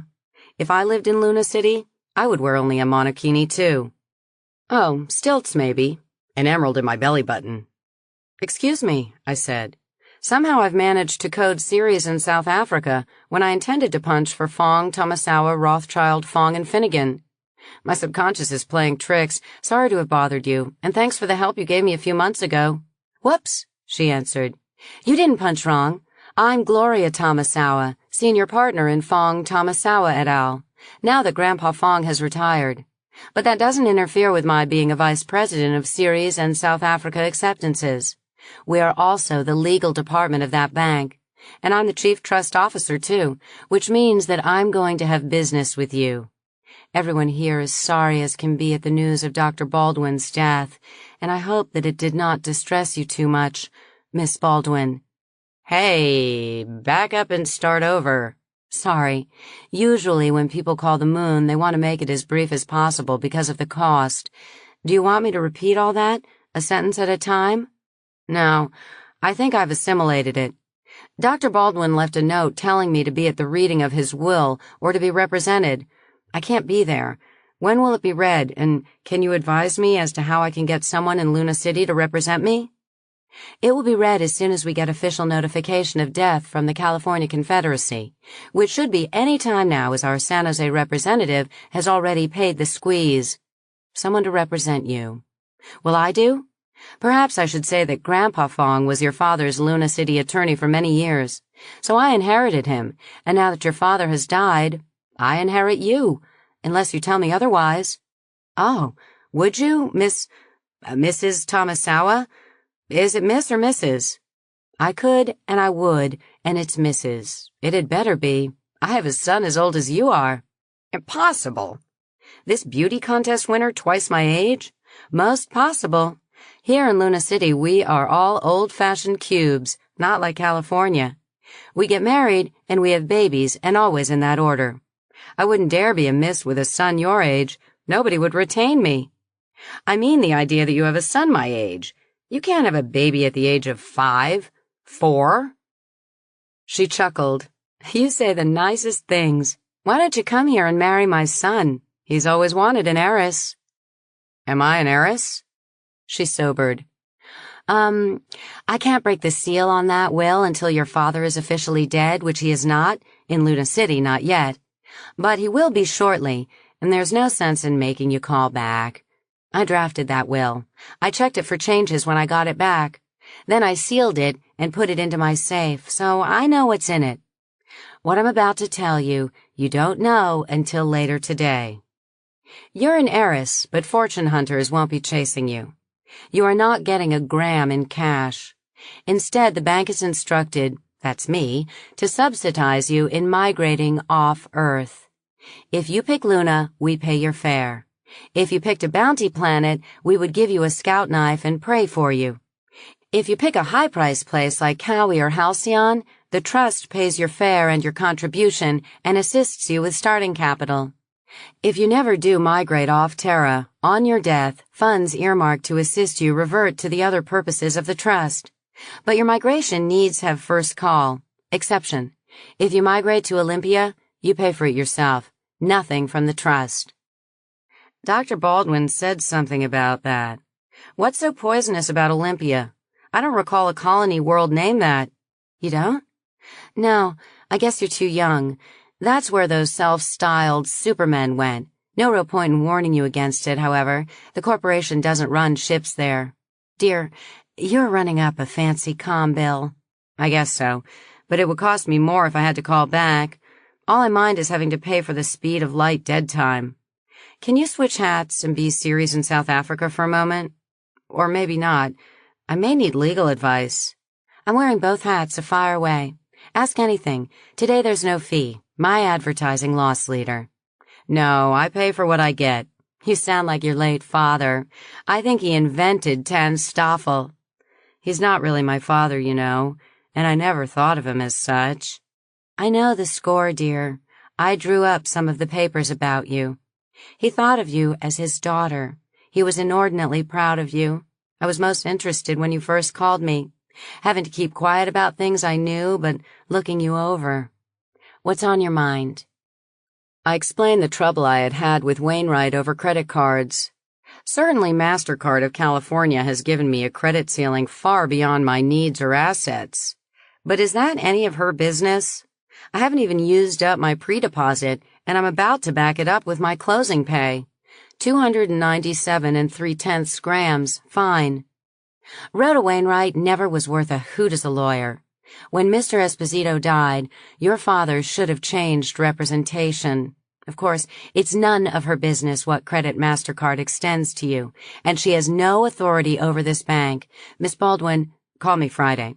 Friday, your late father was a director of this bank and is, or was, a major stockholder.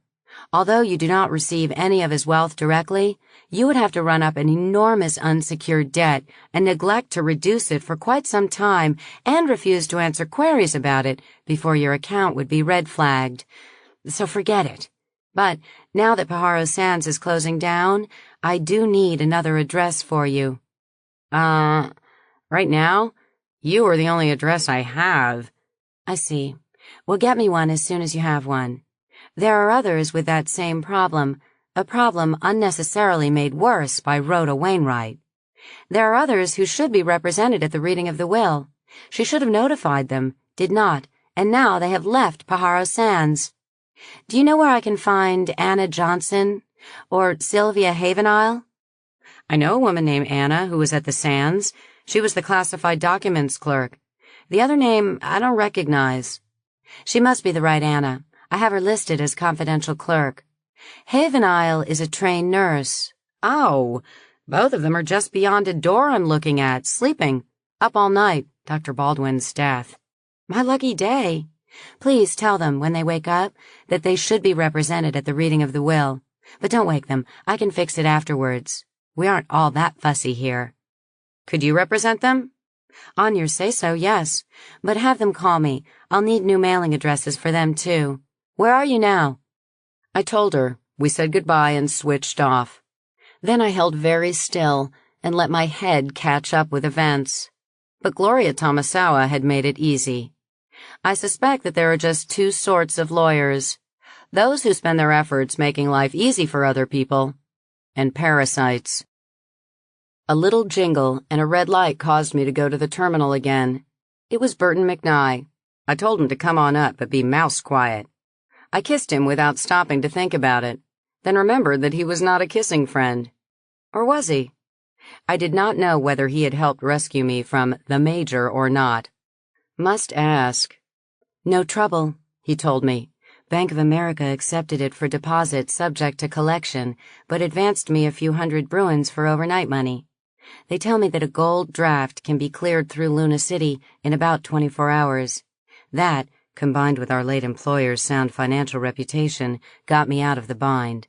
So, you don't have to let me sleep here tonight. I'm supposed to cheer? Bert, now that you are solvent again, you can take me out to dinner. Out, because my roommates are zombies. Dead, maybe. The poor dears were up all night. It's too early for dinner. It wasn't too early for what we did next. I hadn't planned on it, but Bert claimed that he had in the APV, and I didn't believe him. I asked him about that night on the farm, and sure enough, he was part of the combat team. He claimed that he had been held in reserve, and thus was merely along for the ride. But nobody yet has admitted doing anything dangerous that night. But I recall Boss telling me that anybody at all was taken because bodies were so scarce, even Terrence, who doesn't really have to shave yet. He didn't protest when I started taking his clothes off. Bert was just what I needed. Too much had happened, and I felt emotionally battered. Sex is a better tranquilizer than any of those drugs, and much better for your metabolism.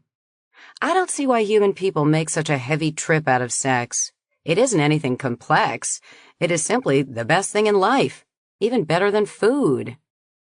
The bath in that suite could be reached without going through the bedroom, laid out that way probably, because the living room could double as a second bedroom. So we each tidied up a bit, and I put on that superskin jumpsuit with the wet look that had been the bait with which I had hooked Ian last spring, and learned that I had put it on through thinking sentimentally about Ian, but that I was no longer worried about Ian and Jan, and Georges. I would find them. I was now serenely sure. Even if they never went home, I would at worst track them down through Betty and Freddie. Bert made appropriate animal noises over how I looked in the superskin job, and I let him look and wiggled some, and told him that was exactly why I had bought it, because I was a slitch who wasn't even mildly ashamed of being female, and I wanted to thank him for what he had done for me. My nerves had been twanging like a harp, and now they were so relaxed they dragged on the ground, and I decided to pay for dinner to show my appreciation. He offered to wrestle me for it. I didn't tell him that I had to be very careful in moments of passion not to break male bones. I just giggled. I guess giggling looks silly on a woman my age, but there it is. When I'm happy, I giggle. I was careful to leave a note for my chums. When we got back, late-ish, they were gone, so Bert and I went to bed, this time stopping to open out that folding double bed.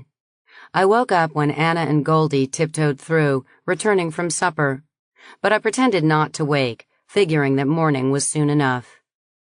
Sometime the next morning, I became aware that Anna was standing over us, and not looking happy. And, truthfully, that was the very first time that it occurred to me that Anna might be displeased at finding me in bed with a man. Certainly I had realized which way she leaned a long time ago. Certainly I knew that she leaned in my direction. But she herself had cooled it, and I had stopped thinking of her as unfinished business I would have to cope with someday.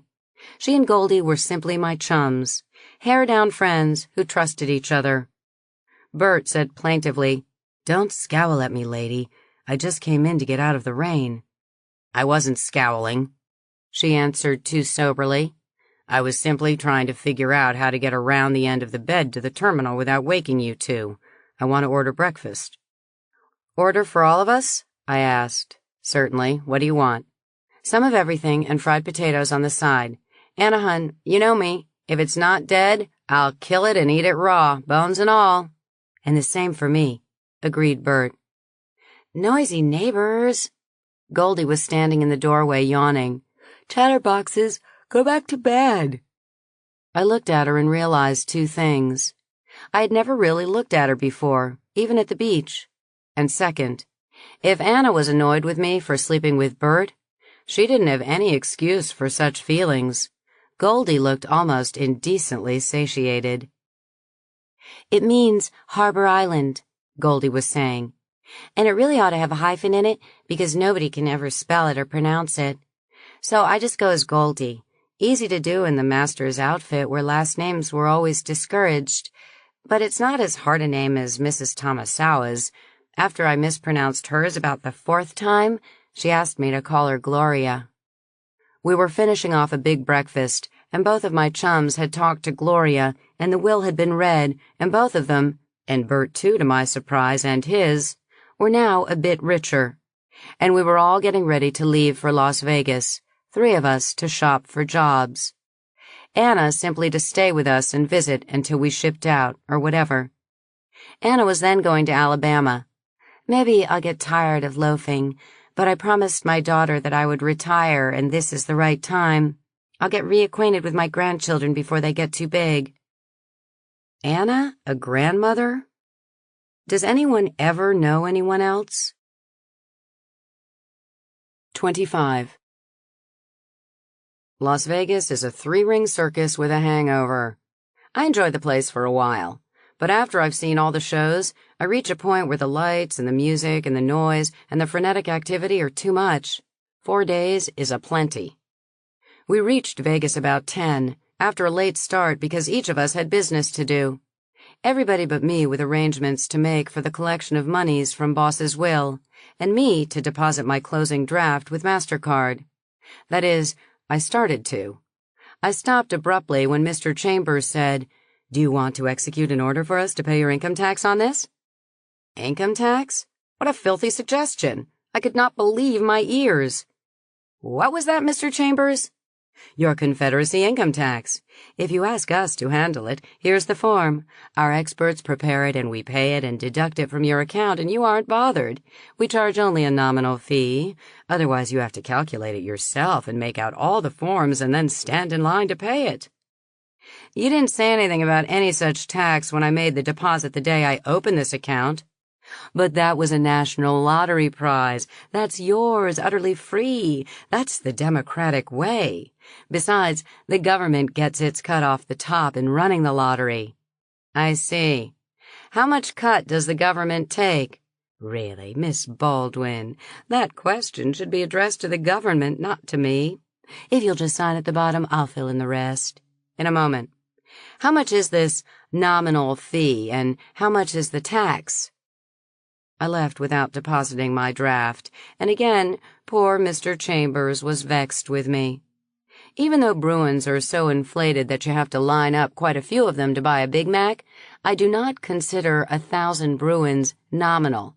It's more than a gram of gold, 37 Brit-Can dollars.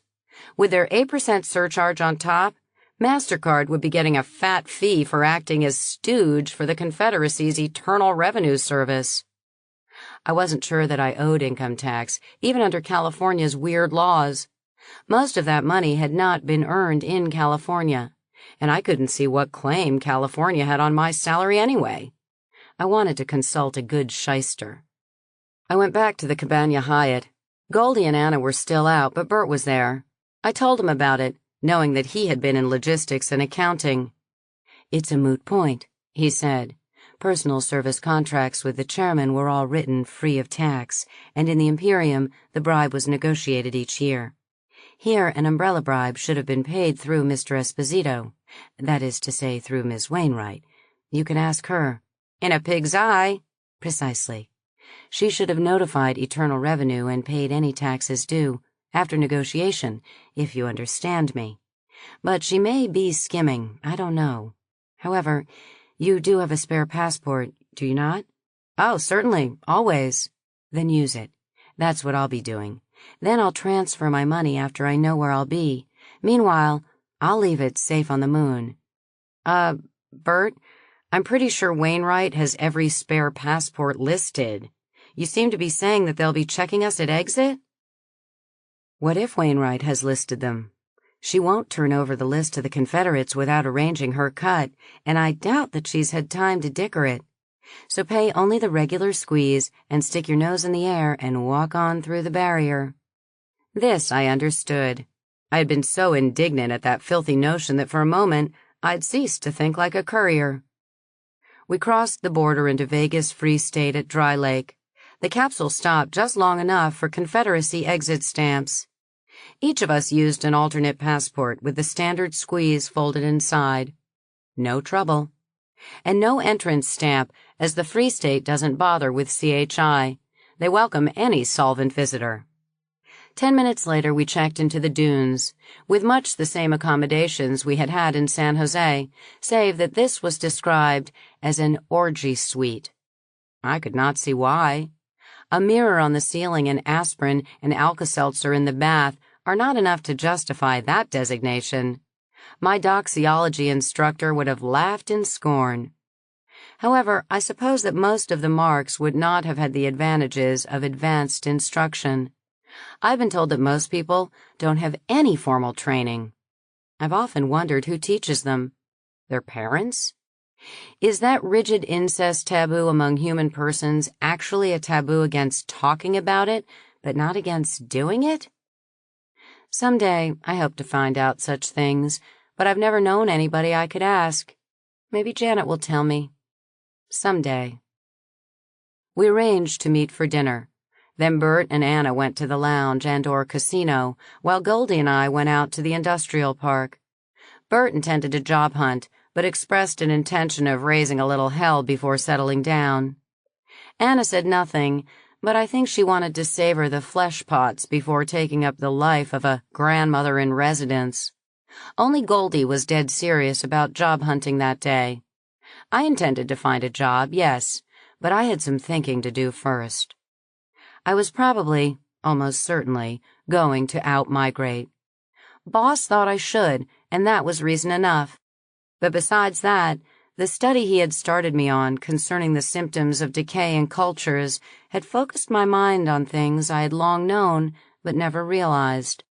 I've never been critical of the cultures I've lived in or traveled through.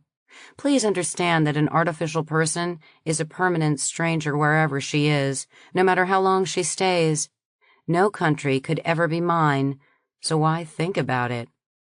But when I did study it, I saw that this old planet is in sorry shape. New Zealand is a pretty good place, and so is British Canada. But even those two countries showed major signs of decay. Yet those two are the best of the lot. But let's not rush things. Changing planets is something a person doesn't do twice, unless she is fabulously wealthy, and I was not.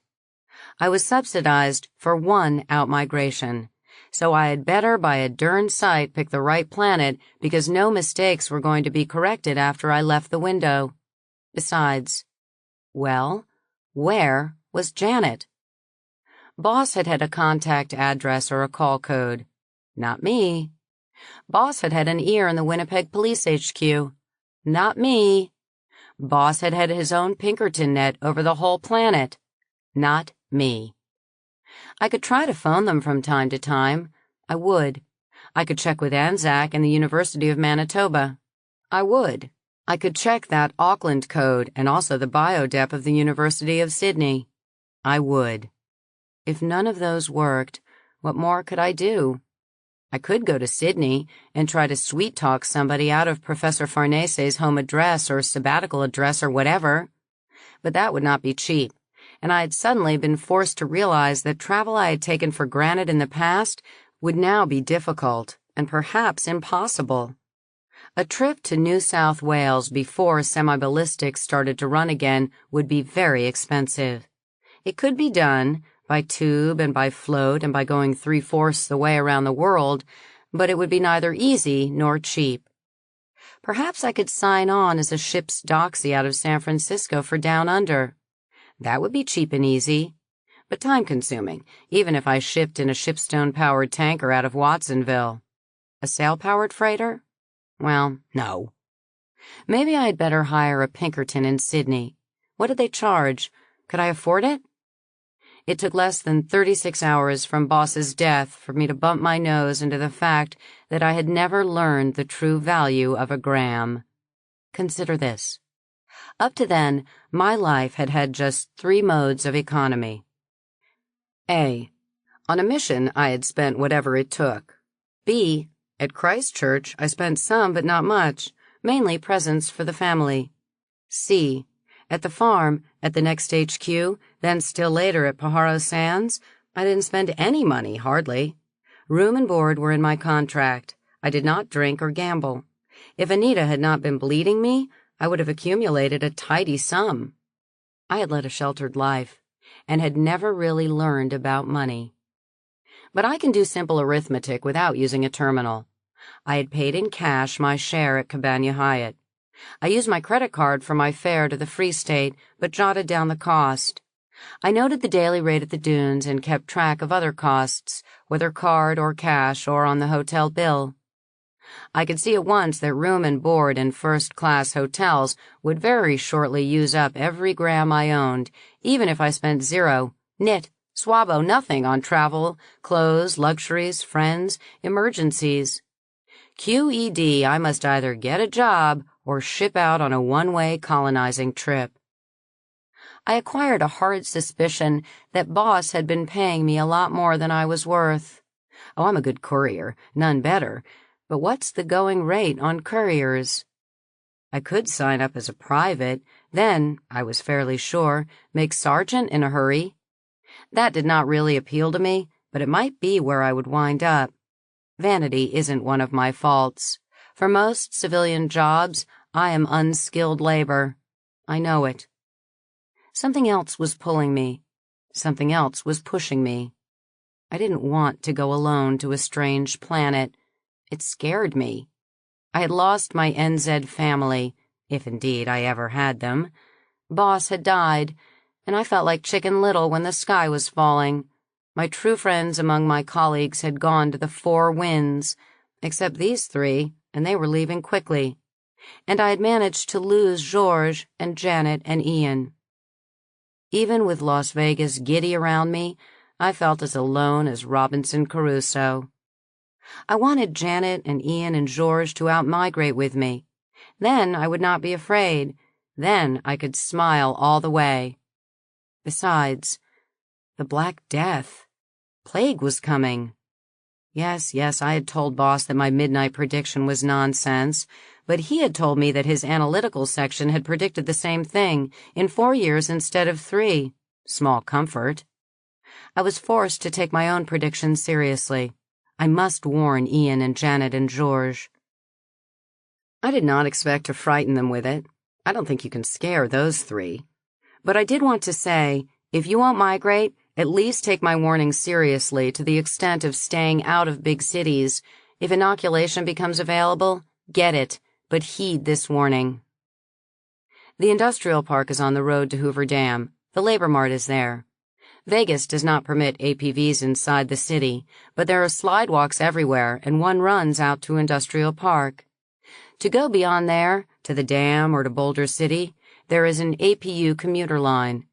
I plan to use it as Shipstone Death Valley leases a stretch of desert between East Las Vegas and Boulder City for a charging station, and I wanted to see it to supplement my study. Could the Shipstone complex be the corporation state behind Red Thursday? I could see no reason for it, but it had to be a power rich enough to blanket the globe and reach all the way out to Ceres in a single night. There were not many such.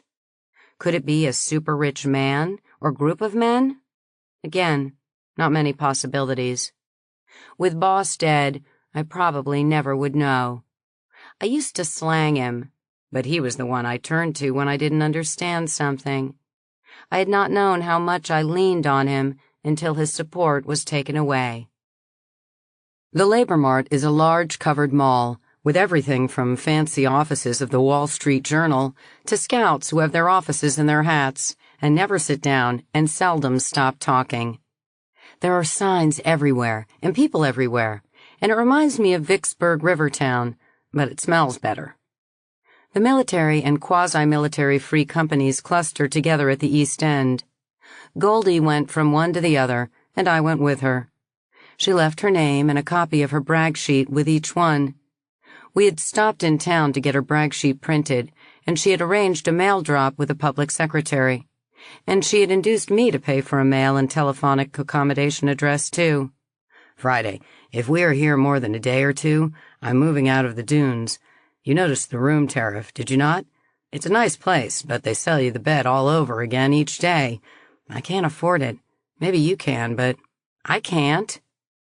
So I established an address of sorts and sent my brain a memo to tell Gloria Tomasawa. I paid a year's fee in advance and discovered that it gave me an odd feeling of security. It was not even a little grass shack, but it was a base, an address that would not wash away. Goldie did not sign up that afternoon, but did not seem disappointed. She said to me, "No war going on now, that's all. But peace never lasts more than a month or two. Then they'll start hiring again, and my name will be on file. Meanwhile, I'll list with the city registry and work substitute jobs. One thing about the bedpan business, Friday, a nurse never starves. The current emergency shortage of nurses has been going on for more than a century, and won't let up soon." The second recruiter she called on, representative of Royer's Rectifiers, Caesar's Column, and the Grim Reapers, all crack outfits, worldwide reputations, turned to me after Goldie had made her statement. "How about you? Are you an RN too?" "No," I said. "I'm a combat courier." "Not much call for that. Today most outfits use express mail if a terminal won't serve." I found myself somewhat piqued. Boss has warned me against that. "I'm elite," I replied. "I go anywhere, and what I carry gets there when the mail is shut down, such as the late emergency." "That's true," said Goldie. "She's not exaggerating." "There still isn't much call for your talents. Can you do anything else?" I should not boast. "What's your best weapon? I'll duel you with it, either contest rules or blood. Phone your widow and we'll do it." "My, you're a sparky little slitch. You remind me of a fox terrier I once had. Look, dear, I can't play games with you. I have to keep this office open. Now tell me the truth and I'll put your name on file." "Sorry, Chief. I shouldn't have sounded off. All right, I'm an elite courier. If I carry it, it gets there, and my fees are high. Or my salary if I'm hired as a specialist staff officer. As for the rest, of course I have to be the best, barehanded or with weapons, because what I carry must go through. You can list me as a DI if you wish, barehanded or any weapon, but I'm not interested in combat unless the pay is high. I prefer courier duty." He made notes. "All right, don't get your hopes up. The hairy characters I work for aren't likely to use couriers other than battlefield couriers." "I'm that too. What I carry gets through." "Or you get killed." He grinned. "They're more likely to use a superdog. Look, sweetheart, a corporate has more need for your sort of messenger than does a military. Why don't you leave your name with each of the multinationals? All the big ones are represented here, and they've got more money. Lots more money." I thanked him and we left. At Goldie's urging, I stopped in at the local branch post office and made printouts of my own brag sheet. I was going to ease off on the required salary, being sure that Boss had favored me. But Goldie wouldn't let me. "Raise it. This is your best chance. Outfits that need you will either pay without a quiver, or will at least call you and try to dicker. But cut your price? Look, dear, nobody buys at a fire sale if they can afford the best." I dropped one at each multinational. I didn't really expect any nibbles, but if anyone wanted the world's best courier, they could study my qualifications. When the offices started to close, we slid back to the hotel to keep our dinner date, and found both Anna and Bert just a leetle tipsy. Not drunk, just happy, and a touch too deliberate in their movements. Bert struck a pose and declaimed, "Ladies, look at me and admire. I am a great man." "You're swacked." "That too, Friday, my love.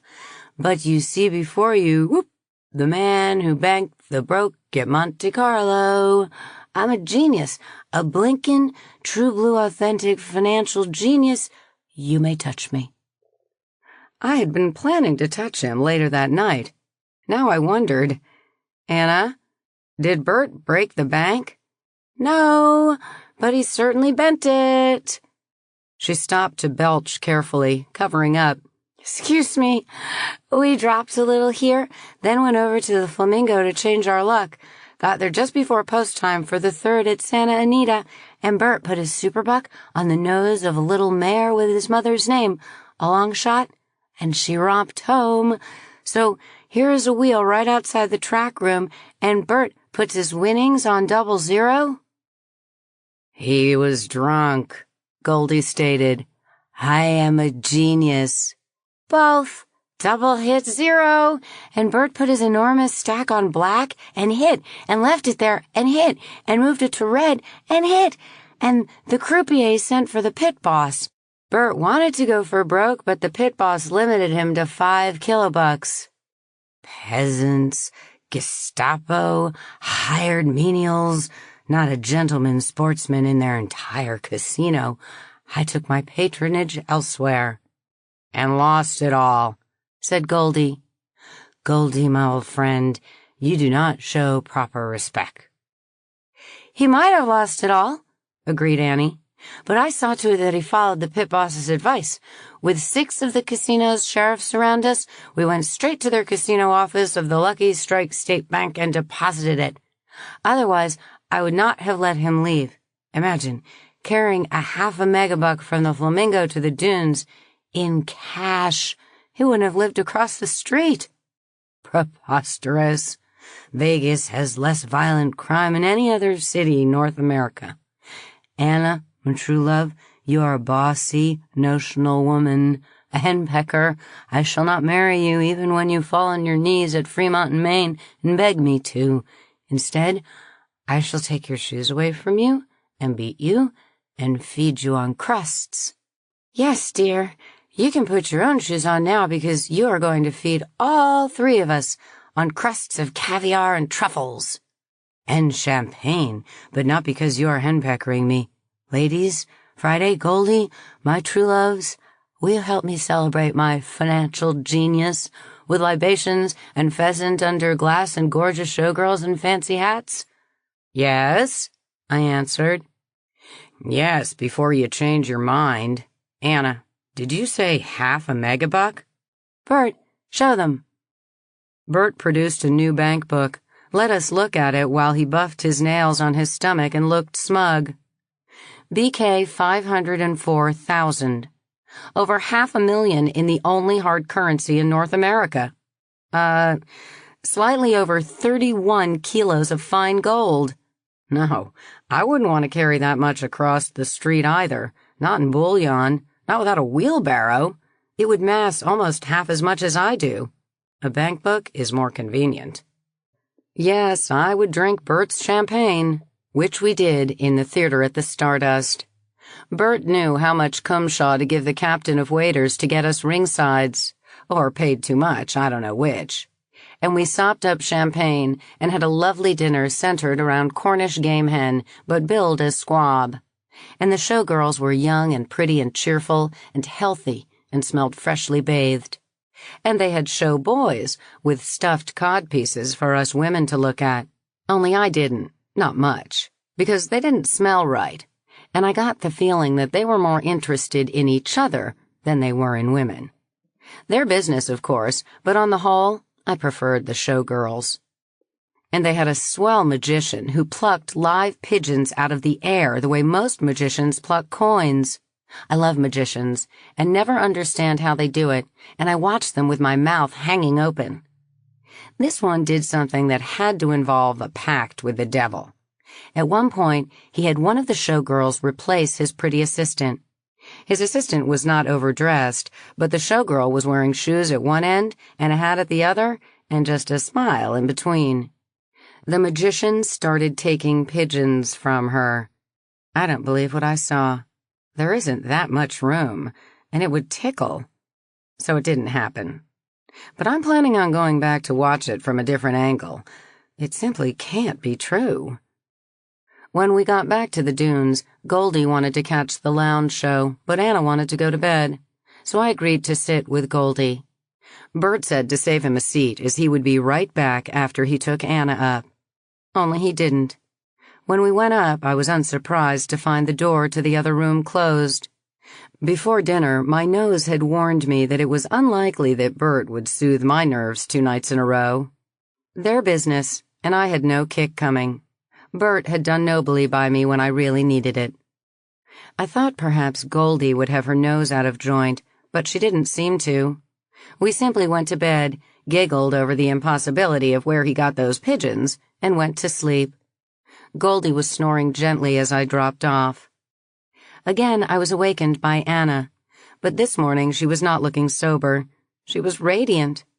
"Good morning, darlings. Pee and brush your teeth. Breakfast will be up in 2 ounces. Bert is just getting out of the bath, so don't dally." Along toward the second cup of coffee, Bert said, "Well, dear?" Anna said, "Shall I?" "Go ahead, hun." "All right. Goldie, Friday?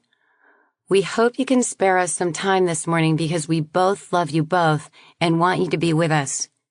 We're getting married this morning."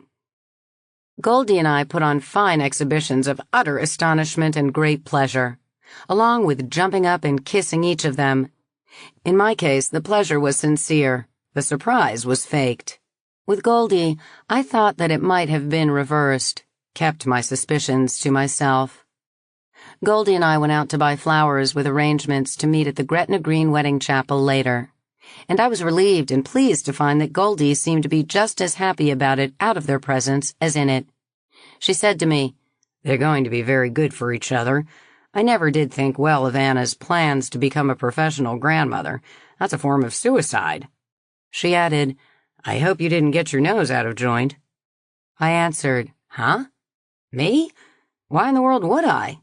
He slept with you night before last. He slept with her last night. Today he's marrying her. Some women would be quite upset. For God's sake, why? I'm not in love with Bert. Oh, I do love him because he was one of you who saved my life one busy night. So, night before last, I tried to thank him, and he was awfully sweet to me, too, when I needed it. But that's no reason for me to expect Bert to devote himself to me every night or even a second night." "You're right, Friday, but not many women your age can think that straight." "Oh, I don't know. I think it's obvious. You didn't get your feelings hurt. Same deal." "Eh? What do you mean?" "Exactly the same deal. Night before last, she slept with you. Last night, she slept with him. Doesn't seem to fret you." "Why should it?" "It should not, but the cases are parallel." "Goldie, please don't take me for a fool, dear. I not only saw your face, but I smelled you. Matter of fact, you surprised me a little. I didn't know you leaned that way. Of course, I knew that Anna did. She surprised me a bit in taking Bert to bed. I wasn't aware that she did. Men, I mean, hadn't known that she had ever been married." "Oh, yes, I suppose it could look that way. But it's much what you said about Bert. Anna and I love each other, have for years, and sometimes we express it in bed, but we're not in love. Each of us leans heavily toward men, no matter what impression you gained the other night. When Anna practically stole Bert out of your arms, I cheered, despite fretting a bit about you. But not fretting too much, because you always have a pack of men sniffing around after you, whereas with Anna, it had become a seldom thing. So I cheered. Hadn't expected it to lead to marriage, but it's grand that it has. Here's the golden orchid. What shall we buy?" "Wait a moment." I stopped her outside the florist shop. "Goldie." At great risk to her life, somebody went charging up to the bedroom of the farmhouse, carrying a basket stretcher. For me. Goldie looked annoyed. "Somebody talks too much." I should have talked sooner. I love you. More than I love Bert, for I've loved you longer. Don't need to marry him, can't marry you. Just love you. All right? 26. Maybe I did marry Goldie. Sort of. Once we had Anna and Bert formally married, we all went back to the hotel. Bert moved them into the bridal suite. No mirror on the ceiling. Interior decorations white and pink instead of black and red, otherwise much the same, but much more expensive. And Goldie and I moved out of the hotel and sublet a little cracker box near where Charleston slants into Fremont. This placed us in walking distance of the slidewalk connecting the labor mart with town, and that gave Goldie transportation to any of the hospitals and made it easy for me to shop. Otherwise, we would have had to buy or rent a horse and buggy or bicycles. Location was that house's sole virtue, maybe, but to me, it was a fairy tale honeymoon cottage with roses over the door. It had no roses and was ugly, and the only thing modern in it was a limited service terminal. But for the first time in my life, I had a home of my own and was a housewife. My home in Christchurch had never truly been mine. I certainly was never mistress of that household, and I had been steadily reminded in various ways that I was a guest rather than a permanent fixture. Do you know what fun it is to buy a saucepan for your very own kitchen? I was a housewife at once, as Goldie was called on that very day, and went on watch at 2300 to work all night to 0700. The following day, I cooked my first dinner while Goldie slept, and burned the potatoes beyond salvage and cried, which is, I understand, a bride's privilege. If so, I've used mine up against the day when I'm really a bride, if ever, and not a phony bride as in Christchurch. I was a proper housewife. I even bought sweet pea seeds and planted them in lieu of that missing climbing rose over the door, and discovered that gardening has more to it than sticking seeds in the ground. Those seeds did not germinate. So I consulted the Las Vegas library and bought a book, a real book with loose-leaf pages and pictures of what the complete gardener should do. I studied it. I memorized it. One thing I did not do. Although enormously tempted, I did not get a kitten. Goldie might ship out any day. She warned me that, if I was out of the house, she might be gone without saying goodbye, as I had warned Georges, and did do. Were I to get a kitten, I would be honor-bound to keep it. A courier can't carry a kitten everywhere in a travel case. That's no way to bring up a baby. Someday I would ship out, so I did not adopt a kitten. Aside from that, I enjoyed all the warm delights of being a housewife, including ants in the sugar and a waste pipeline that broke in the night, 2 delights that I don't care to repeat. It was a very happy time. Goldie slowly got my cooking straightened out. I had thought I knew how to cook. Now I do know how. And I learned to stir a martini exactly the way she preferred it. Beefeater gin 3.6 to 1 of Noy Pratt dry vermouth, a twist, no bitters, while I took Bristol cream on rocks. Martinis are too rugged for me, but I can see why a nurse with tired feet would want one the minute she is home. Swelp me, had Goldie been male, I would have had my sterility reversed and happily have raised children and sweet peas and cats. Bert and Anna left for Alabama early in this period, and we all made careful arrangements not to lose track of each other. They did not intend to live there, but Anna felt that she owed her daughter a visit, and owed herself, I think, a chance to show off her new husband.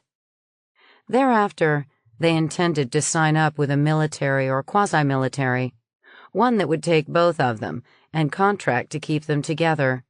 In combat, yes. Both were tired of desk work. Both were willing to take a bust in grade to leave staff and join a combat team. Better one crowded hour of life than a cycle of Cathay. Maybe so. It was their life. I kept in touch at the labor mart because the day was coming when I not only would want to ship out, but would have to ship out. Goldie was working quite steadily, and she tried to insist on paying all the household expenses. I laid my ears back and insisted on paying half right down the middle. Since I was keeping track of every buck, I knew exactly what it cost to live in Las Vegas. Too much, even in a cracker box. When Goldie left, I could live there a few months. Then I would be broke. But I would not do so. A honeymoon cottage is a no-good place to live alone. I continued to try to reach Georges and Ian and Janet, and Betty and Freddie, but I limited myself to twice a month. The terminal charges were considerable. Twice a week, I spent half a day at the labor mart, checking everything. I no longer expected to find a courier job even half as good as the one I had had with Boss, but I still checked the multinationals, who did indeed use experienced couriers. And I checked all other job opportunities, looking for something, anything, to match my decidedly odd talents. Boss had hinted that I was some sort of a Superman. If so, I can testify that there is very little demand for supermen. I considered going to school to become a croupier or dealer, then move that possibility to the bottom of the pile. A skilled dealer or stickman or wheelman can work for many years at good wages, but to me it would be a treadmill, a way to stay alive, but not a life. Better to join up as a private and buck for field rank. But there were other possibilities I had never thought about. Consider these. Host mother. Unlimited license, bonded by Transamerica and or Lloyd's. No extra charge for multiple births, up to quadruplets. Fee by arrangement. Standard interview fee with physical examination by your choice physiometricist. Babies Unlimited Incorporated. LV 7962M 4/3. I could try to sign up with Babies Unlimited, or I could freelance. My conditional sterility would be a selling point, as the thing customers of host mothers are most leery of is the host mother who slips one over on the client, gets pregnant on her own just before submitting herself for hosting. Sterility is no handicap, as bringing down an ovum is not the purpose. The technologist simply manipulates to change the body chemistry to make the field ripe for implantation. Ovulation is simply a nuisance. Having babies for other people could be only a stopgap, but a possible one. It paid well. Wanted. 90-day wife for off-planet vacation. All expenses. Luxury 9+, guild bonus scale. Physical range, S/W. Temperament, sanguine 8. Emotiveness scale, 7 or above. Client holds procreation license, Chicago Imperium. Will surrender it to holiday wife if she becomes pregnant, or both will undergo 120-day sterilization. Her choice. See Amelia Trent, licensed sex broker. Number 18/20, New Cortex Mezzanine. Not a bad deal for someone who wanted a 3-month vacation and enjoyed Russian roulette. To me, pregnancy was no danger, and my horny scale rating is higher than 7. Much. But the doxy bonus scale in the free state is not high enough to make the accumulated pay enough to justify losing chances at more permanent work. And that faceless client was almost certainly a crashing bore, or he wouldn't consider hiring a stranger for his holiday bed. Urgently needed. 2 time-space engineers, any sex, experienced in n-dimensional design. Must be willing to risk non-reversible temporal dislocation. Participation, amenities, assurance terms to be negotiated. Babcock and Wilcox Limited. Care Wall Street Journal, LV Labor Mart.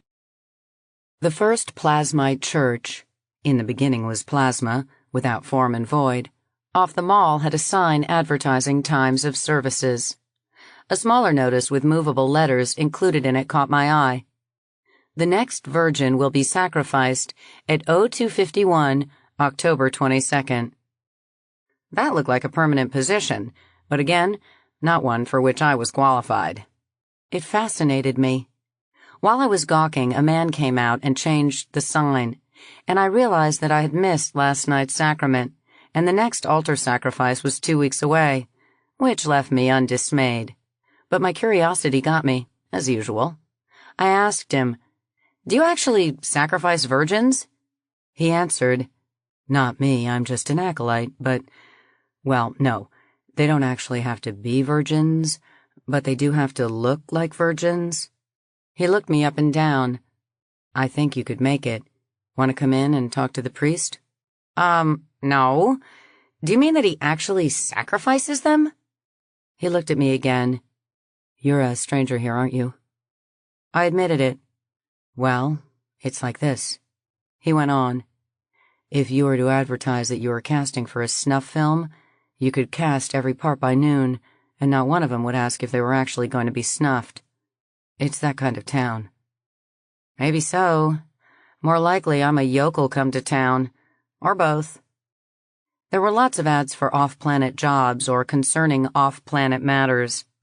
I did not expect to hire out for an off-planet job because I did expect to go off-planet as a colonist so lavishly subsidized that I would have free choice of any colony, from Proxima, almost in our laps, to the Realm, so far away that both cargo and people went by N ship. Except that the late word on the Realm was that the first citizen had closed it to migrants at any price, except certain artists and scientists by individual negotiation. Not that I wanted to go to the Realm, rich as it is reputed to be.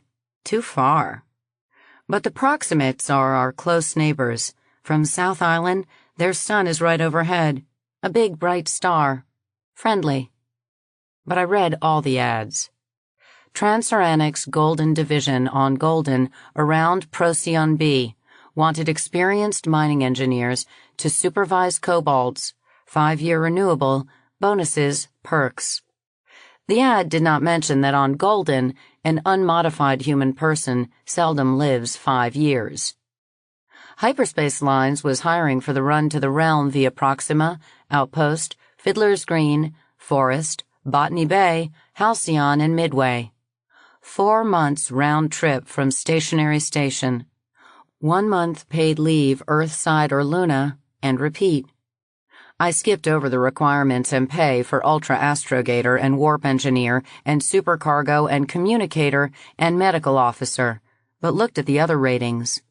Waiter, Room Steward, Maintenance Carpenter, Electrician, Plumber, Electronicist, Electronicist Computer, Plumber, Cook, Baker, Sous Chef, Pantryman, Chef, Specialty Cook, Bartender, Croupier/Dealer, Social Director, Holographer/Photographer, Dental Assistant, Singer, Dance Instructor, Game Supervisor, Companion, Secretary, Maid/Valet, Cruise Director's Assistant, Art Instructor, Cards Instructor, Cruise Hostess, Swimming Instructor, Hospital Nurse, Children's Nurse, Master-at-Arms Armed, Master-at-Arms Unarmed, Director/Bandmaster, Theatrical Director, Musician, 23 instruments named, but doubling on 2 or more required, Cosmetician, Barber, Masseur, Stores Clerk, Retail Sales Clerk, Sales Manager, Excursion Escort, and that's just a sample. In general, if they do it on the ground, they do it or something like it in the sky. Some of the jobs concerned uniquely with spaceship matters I can't even translate. What in the world, or out of it, is an Over-Kipsman 2/C? One profession not listed is doxy, despite the fact that Hyperspace Lines is an equal opportunity employer. By word of mouth, I learned how very equal this is. If you want to be hired for any of the not-so-very-technical jobs, it helps enormously to be young, handsome/pretty, healthy, horny, bisexual, money-hungry, and open to any reasonable proposition. The port captain himself has 2 left feet and was purser of the old Newton, up from room steward. In his sky voyaging days, he made certain that his first-class passengers got anything they wanted, and that they paid well for it. As port captain, this is still his purpose. He is said to favor married couples or equivalent over any single, if they can work as a team both in and out of bed. I had heard a story around the mall of one gigolo/doxy team who made themselves rich in only 4 trips. Dance instructors in the morning, swimming instructors in the afternoon, dancing host and hostess before and after dinner, a singing and comedy act, then private entertainment, singly or as a team at night. 4 voyages and ready to retire. And had to retire because they were fired, as they were no longer very attractive, no longer brimming with vitality. They had maintained this impossible pace on uppers and downers. I don't think money can tempt me that much. I'll stay awake all night most any time I'm asked, but I do want to catch up on sleep the next day. I wondered how it was that Hyperspace Lines, with only 4 passenger lines, was apparently hiring all their many ratings all the time. The line's assistant hiring agent said to me, "You really don't know?" I told her I did not. "At each of the 3 stops, it takes lots and lots of what makes the world go round to buy your way in. 3 more are not cheap, although some skills are accepted in lieu of contribution. Only 1 is a bounty planet. So, desertion, it's a major problem. Fiddler's Green is so desirable a place that the first officer of the Dirac jumped ship there a few years back. The company does not have too much trouble with crew recruited here, but suppose your home was Rangoon or Bangkok or Canton, and you were working cargo on Halcyon, and the pusher took his eyes off you just long enough? What would you do?" She shrugged and went on. "I'm telling you no secrets. Anybody who thinks about it knows that the only possible way for most people to get off Earth, even to Luna, is to sign on as crew of a spaceship, then jump ship. I'd do it myself if I could." "Why don't you?" I asked. "Because I have a 6-year-old son." I should learn to mind my own business. Some of the ads stirred my imagination. This was one. "New planet just opening. Type T8. Guaranteed maximum danger. Couples or groups only. Augmented survival plan. Churchill and Son Realtors. Las Vegas Labor Mart, 96/98. I remembered something Georges had said, that anything above terrain scale 8 called for a big bonus or bounty. But I knew more about that scale now. 8 was Earth's own basic rating. Most of this planet wasn't too easy to tame. Most of it had to be worked over, rebuilt. This very land I stood on had been fit only for Gila monsters and desert crawlies until it had been treated with tons of money and man, many tons of water. I wondered about that maximum danger. Was it something that called for the talents of a woman who was fast on her feet when triggered? I really didn't yearn to be a platoon leader of Amazons because some of my girls would get killed, and I wouldn't like that. But I wouldn't mind tackling a saber-toothed tiger or equivalent because I felt certain that I could move in, clobber him, and back off while he was still finding out that something was up. Maybe a raw T8 would be a better place for Friday than a manicured place like Fiddler's Green. On the other hand, that maximum danger might derive from too many volcanoes or too much radioactivity. Who wants to glow in the dark? Find out first, Friday. You won't get 2 chances. I stayed quite late at the mall that day because Goldie was again on the night shift. I had served her dinner when she got home that morning, put her to bed about 10, and hoped that she would sleep till at least 18. So I dallied until the mall offices started closing. When I got home, our house was dark, which pleased me, as it tended to indicate that Goldie had slept straight through. With luck, I could get her breakfast before she woke up. So I let myself in most quietly, and realized that the house was empty. I won't try to define this, but an empty house doesn't feel, smell, sound, or taste like one with a person sleeping in it. I went straight to the bedroom. Empty bed, empty bath. I switched on lights, and presently I found it, a long printout for me in the terminal. Dearest Friday, it looks now as if you won't be home before I leave, and that is probably just as well because we would just cry on each other, and that's no help. My job came through, but not as expected. Keeping in touch with my former boss paid off. Dr. Krasny called me shortly after I went to bed. He is CO of a brand new MASH being set up to serve the Sam Houston Scouts. And expanded Scouts, of course. Each battalion is cadre for a triangular combat team, a pony brigade. I'm not supposed to tell you where we are mounting or where we will go, but burn this printout after you read it. If you were to go west from Plainville, you might run across us in Los Llanos Estacados before you reach Portales. Where are we going? That's really classified. But if we don't hit Ascension, some wise will draw a pension. I called Anna and Bert. They're meeting me in El Paso at 18:10. 18:10? Then Goldie is already in Texas? Oh, dear. Because Dr. Krasny assured me that they would have jobs either as combat troops or as auxiliary medical if any hitch develops. There's a job for you too, my dear. Combat if that's what you want. Or I'll rate you MedTech 3 and use you myself and upgrade you to Master Sergeant.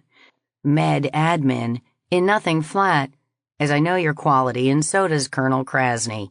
It would be good to have all 4 of us, 5 I mean, back together again. But I'm not trying to twist your arm.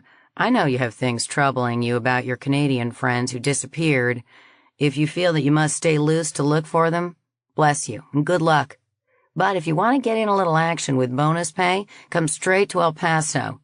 The address is Panhandle Investments, El Paso Division, Field Operations Officer, Environmental Factors. Attention, John Krasny, Chief Engineer.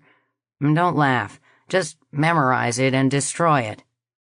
Once this operation is in the news, you can reach any of us openly through the Houston office of the Scouts. But in the meantime, I am Personnel Chief Clerk in Environmental Factors. May gracious God watch over you and keep you safe from harm. All my love, Goldie. 27. I burned it at once. Then I went to bed. I didn't feel like eating dinner. Next morning I went to the Labor Mart, looked up Mr. Fawcett, agent for Hyperspace Lines, and told him that I wanted to sign on as a master-at-arms, unarmed. The supercilious slob laughed at me. I glanced at his assistant for moral support, but she kept her eyes averted. I restrained my temper and said gently, "Would you mind explaining the joke?" He stopped his raucous cawing and said, "Look, chicken, master as in master in arms designates a male, although we might be able to hire you as mistress in some other department. Your sign says equal opportunity employer. The fine print under it states that waiter includes waitress, steward includes stewardess, and so forth. Is that true?" Fawcett stopped grinning. "Quite true, but it also says physically able to carry out the normal duties of the position.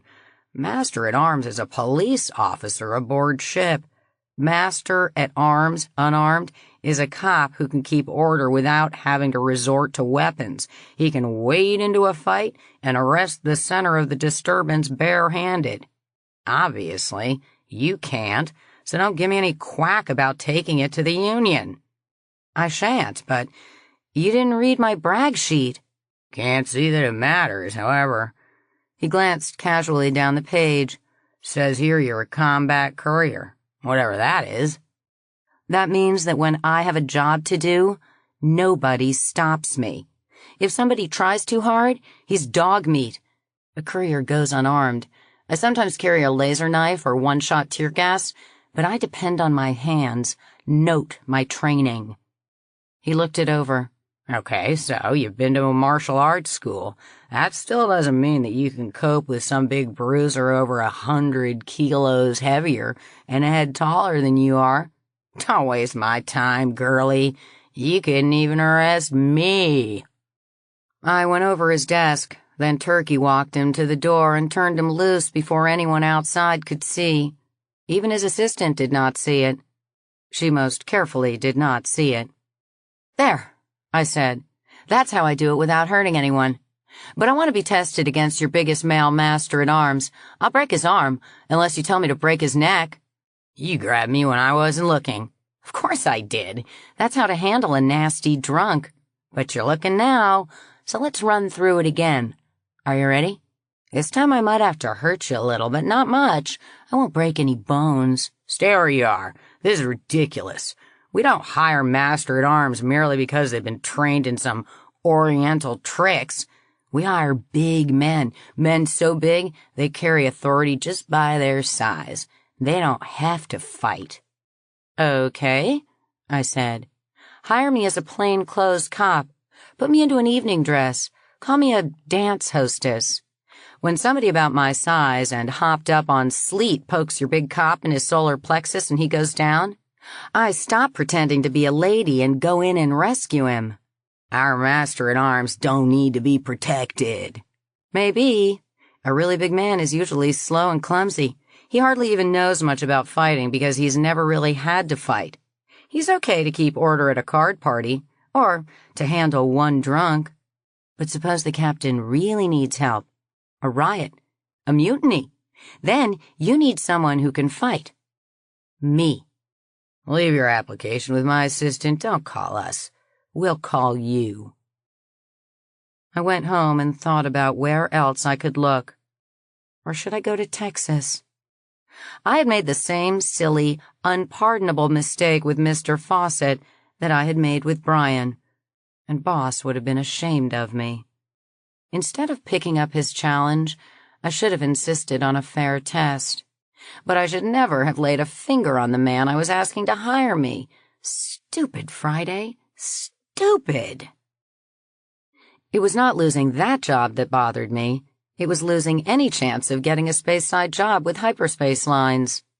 I was going to have a job pretty soon to accomplish the sacred duty of seeing to it that Friday eats. Let's face it, I eat like a pig. But it didn't have to be this job. I had decided to ship out with hyperspace because one voyage with them would let me size up more than half of the colonized planets in explored space. While I had made up my mind to migrate as Boss had advised, the idea of picking a planet solely from brochures written by advertising copywriters, with no return and exchange privilege, bothered me. I wanted to shop first.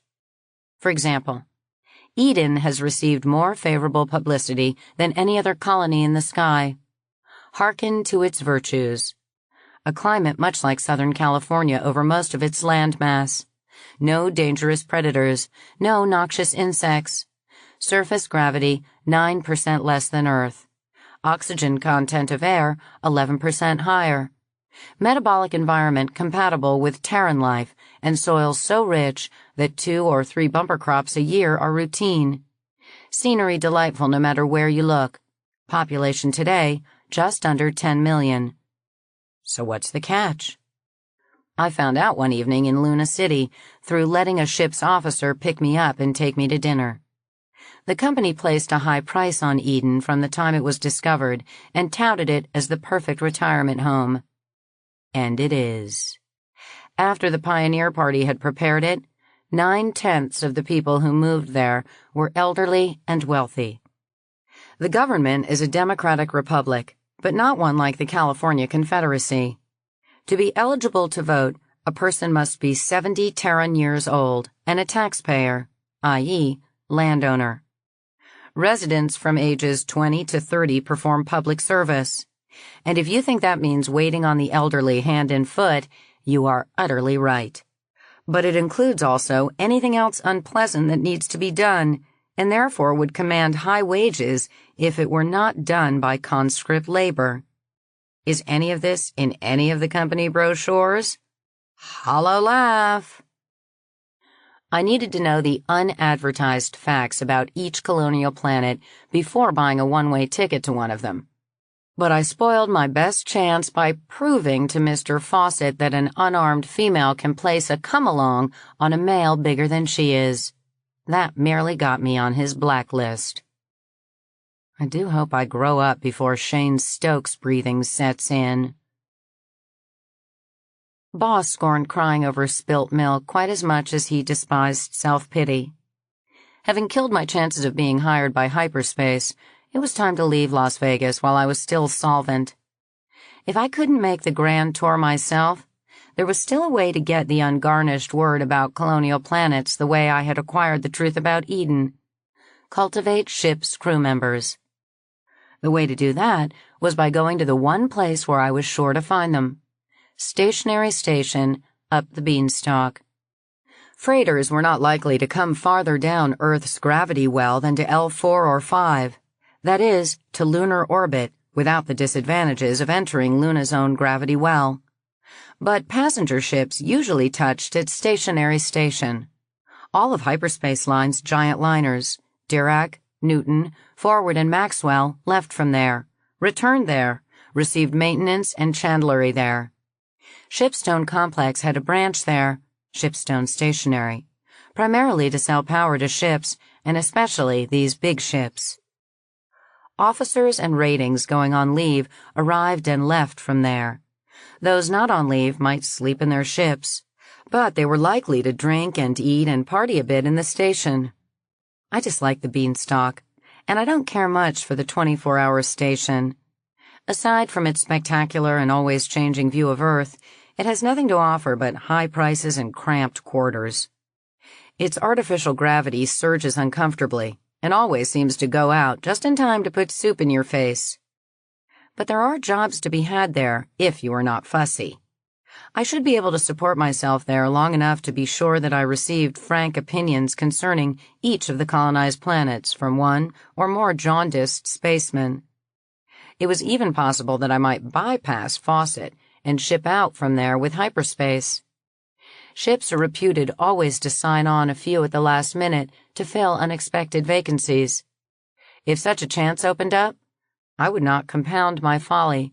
I would not ask for a master-at-arms billet. Waitress, scullery, chambermaid, bath attendant. If the job would swing me around the grand tour, I would grab it. Having thus picked my new home, I looked forward to boarding the same ship, by choice, as a luxury class passenger, passage paid under the odd terms of my foster father's will. I gave notice to the leaseholder of the mousetrap I lived in, then took care of some chores before leaving for Africa. Africa. Would I have to cross via Ascension? Or would SBs be running again? Africa made me think of Goldie, and Anna and Bert, and sweet Doc Krasny. I might reach Africa before they did. Irrelevant, as there was only one probable war there now that I knew of, and I intended to shun that area like the plague. Plague. I must at once prepare a report on plague for Gloria Tomasawa and for my friends at L5, Mr. and Mrs. Mortensen. It seemed preposterously unlikely that anything I could say would persuade them or anyone else that a Black Death epidemic was coming in only 2.5 years. I hadn't believed it myself. But if I could make responsible people uneasy enough so that anti-rat measures were tightened and health checks at CHI barriers be made more than a meaningless ritual, it just might, save space colonies and Luna. Unlikely, but I had to try.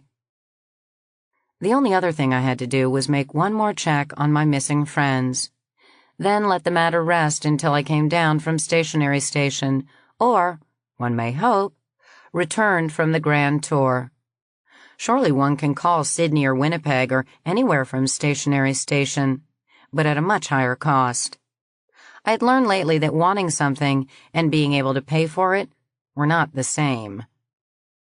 I punched the Tormy's Winnipeg call code, resigned to hearing, "The code you have signaled is temporarily out of service at the subscriber's request." What I got was, "Pirate's Pizza Palace." I muttered, "Sorry, I punched wrong," and cleared the board. Then I punched again most carefully, and got, "Pirate's Pizza Palace." This time I said, "I'm sorry to bother you. I'm in Las Vegas Free Station and have been trying to reach a friend in Winnipeg, but twice I've reached you.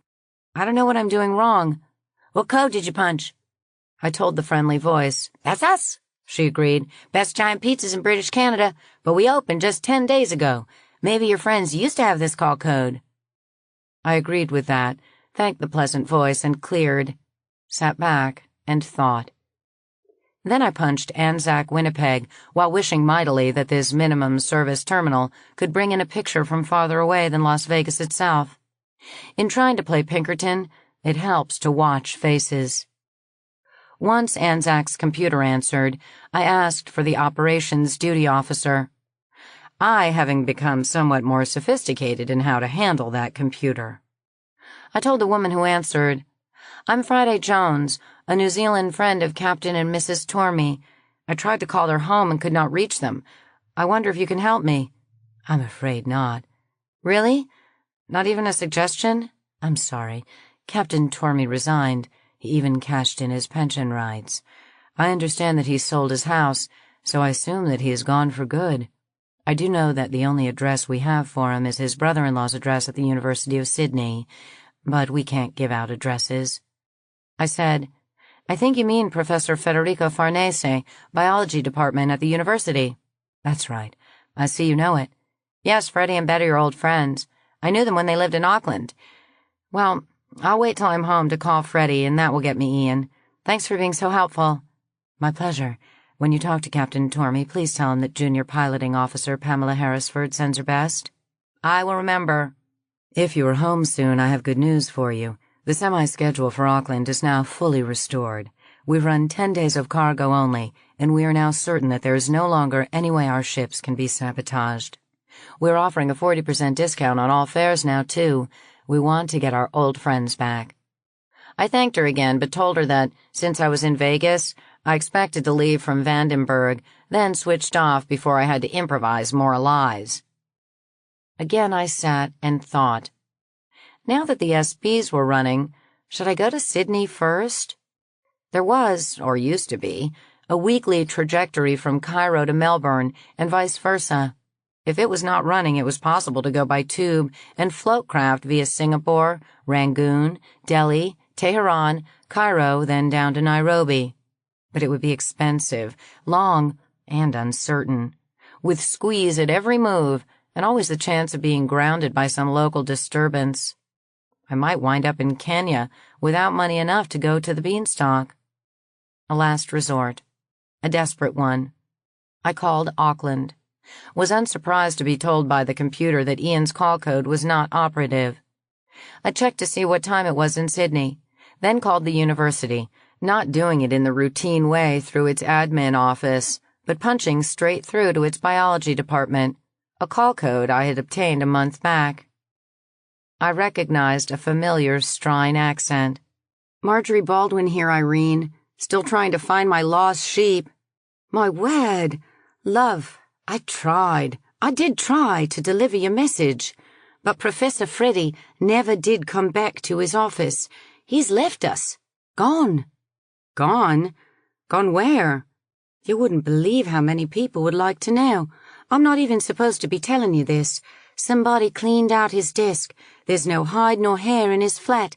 Gone. I can't tell you more than that, because nobody knows. After that dismaying call, I sat still and thought. Then called the Winnipeg Werewolves security guards.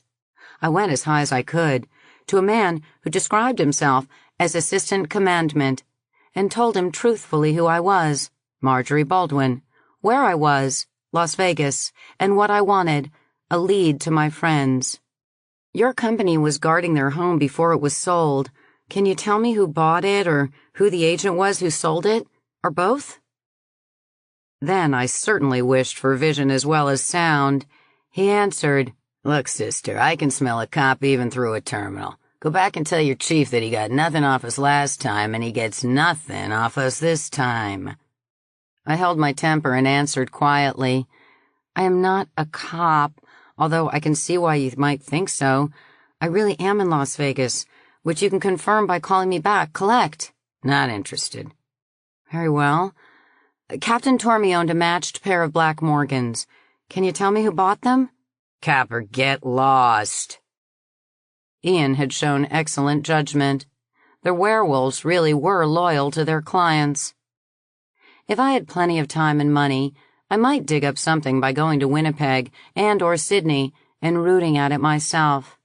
If wishes were horses, forget it, Friday. You are at last totally alone. You've lost them.